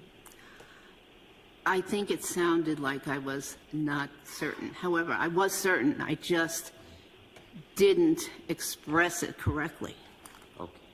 When you first testified in the voir dire about some of these wounds, you were asked what kind of animal you thought caused the wounds, and you said, most likely a dog. Correct. Right. You didn't say beyond a reasonable degree of dog bite certainty, did you? Objection, Your Honor. What's the basis of the The question? objection is, he said beyond a reasonable doubt, and that No, he didn't say doubt. He said degree of medical certainty. He said beyond, Your Honor. Right, beyond a reasonable degree of medical certainty. So I heard you didn't get to the certainty. You just heard beyond reasonable and objected. So based on that, the objection's overruled. Let me phrase to make it clear. You didn't say to a reasonable degree of medical certainty that the bites you looked at were a dog. I did in one of the okay, maybe in the next one. Okay. But yeah, if I wasn't asked about reasonable degree of medical certainty, I may not have expressed it. The court herself asked you, do you know what kind of animal? And you said, yes, most likely a dog. Yes. Is that fair to say? Yes. So you didn't express certainty at that point? Yes, but again, thinking as a doctor and not a lawyer or a judge or someone, I'm thinking as a doctor, I'm thinking that it's never 100%. And so that's what I was going by. If I was going to be teaching medical students what those wounds were, another group of wounds, I tell people never 100% in medicine. So that's where that came from. And I apologize if I confused the court. I don't think there's any confusion. You used the word likely. The word possibly is even less certain than likely, isn't it? I don't know. Well, when you're a doctor and you look at something and you say, well, the likelihood is this is the cause of this. Oh, yeah, okay. That would be a stronger opinion than saying, possibly this. Correct. Possible is even less certain, isn't it? At trial, when you were asked about the cause of the injuries, I'm going to quote you, and I can show you if you'd like. It's the trial transcript, page 19, line 21. What you said is, I believe that these injuries were sustained by an animal, possibly a large dog, because of the patent injuries.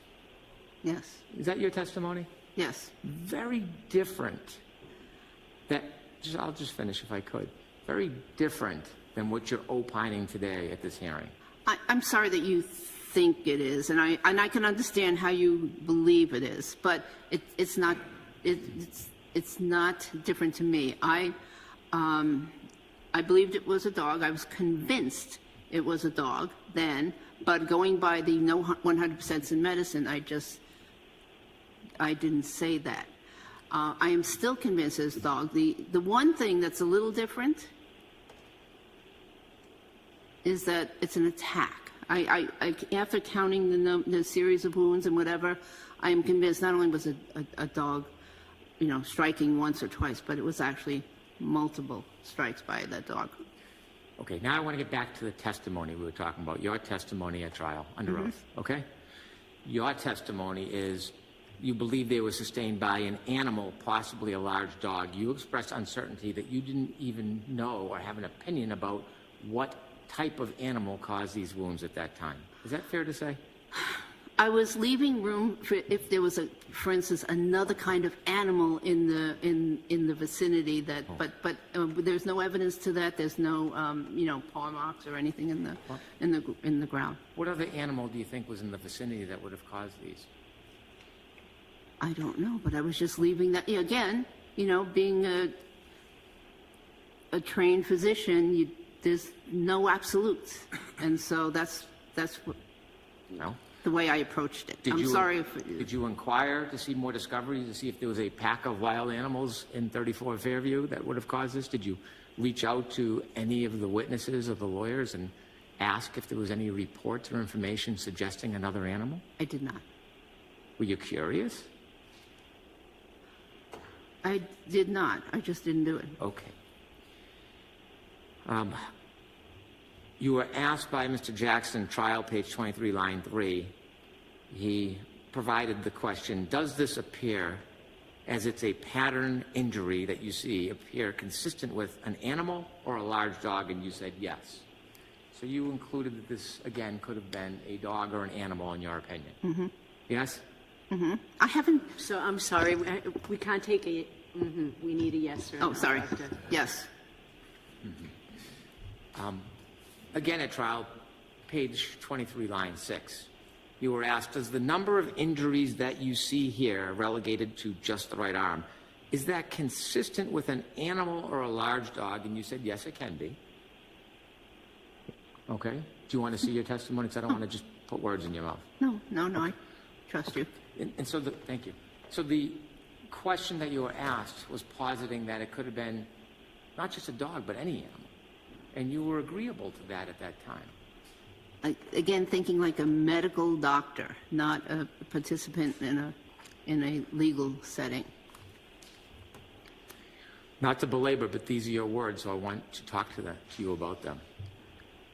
You were again asked, page 23, line 18, by Mr. Jackson, based on everything that we've discussed today, doctor, is it your opinion, based on a reasonable degree of medical certainty, that these injuries were from an animal attack, possibly a large dog? And you said yes. Correct? Yes. Okay. And so your opinions today that this was exclusively an animal attack caused by a large dog, that is much different in kind than the uncertainty and possibility that you admitted under oath during trial, in this case, the first time, or actually the second time you testified about it. Wouldn't that be fair to say? It sounds like it, yes. Okay. I think this is a good point to stop because we need to get another date. You're not going to finish in 3 minutes, right? No, okay. All right. So, Mr. McDermott, was the date you and I looked at? Was it Jim? Okay.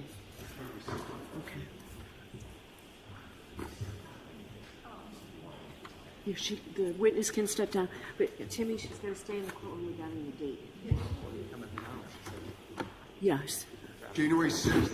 Okay. January 6th. Doc there. Oh, yeah. Mhm.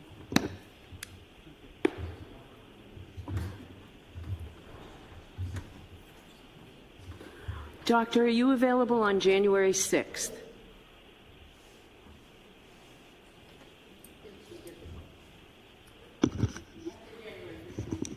I'd be available. I think after January 15th is cutting it a little too close. You do earlier, that's far out. So, I mean, the best date for the court is January 6th. No dates in December, Your Honor? Will be available. Tomorrow. Actually, I don't know that we'd be able to do it. We suspended a jury trial today that we told the jurors they'd have tomorrow, and we still have testimony.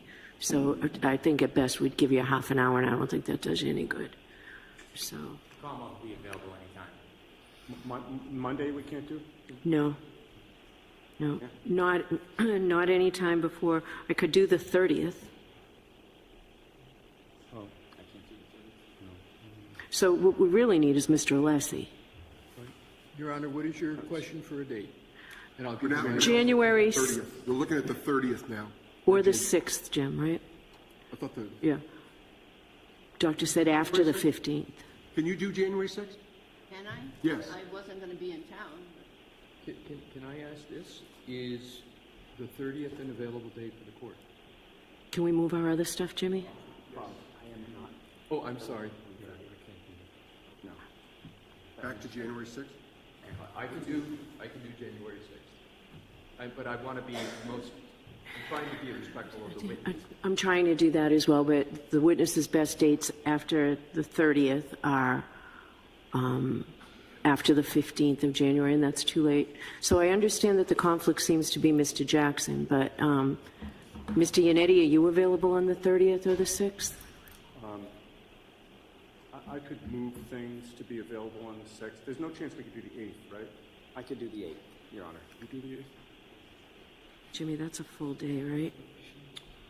The 8th? I think it doesn't matter to her. Jim. 6th or the 8th. Yes. I have stuff. Actually, I could do the 7th, the 8th.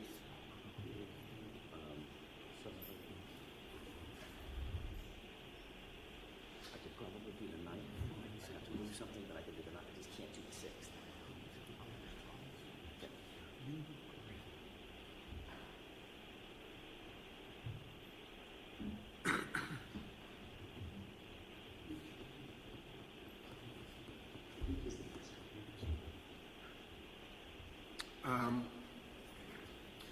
Where are we up to now? The 8th?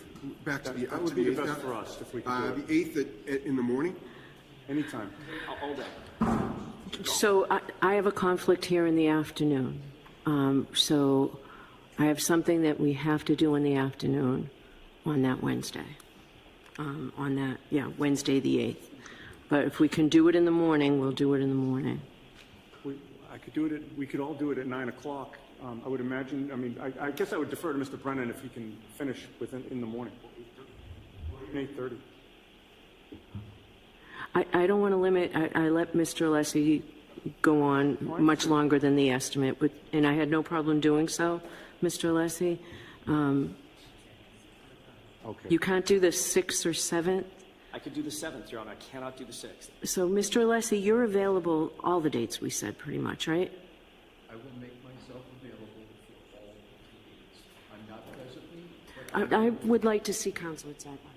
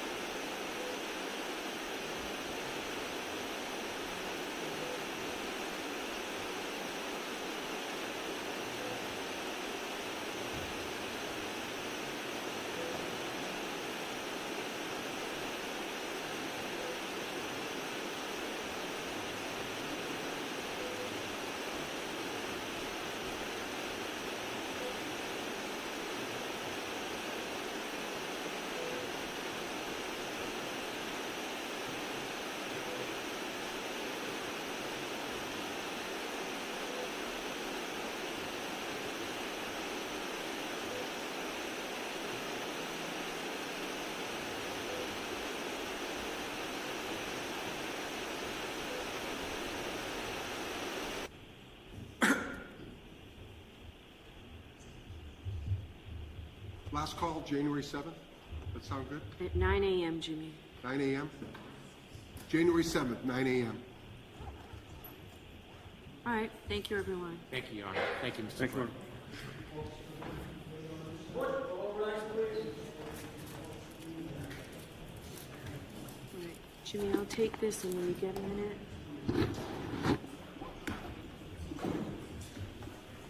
No, I'm good for now. Thank you. I'll come back up. Do you want to come in? Thank you very much. Goodbye. We got a race. I don't think we're gonna make it. We're not gonna make it. No, we're not gonna make it. Nah. Like, all it's gonna do is stress us out.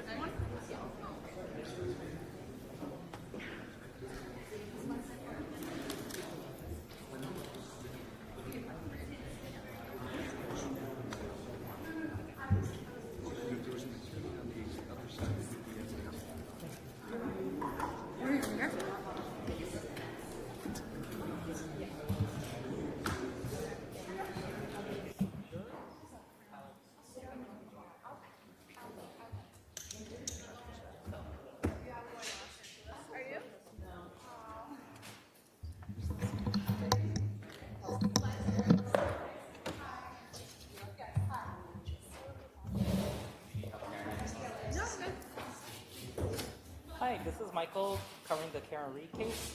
Take care. How are you? They just wrapped. The Karen Reed case? Oh, no. Yeah. Sorry. Yeah, just wrapped. The judge just left.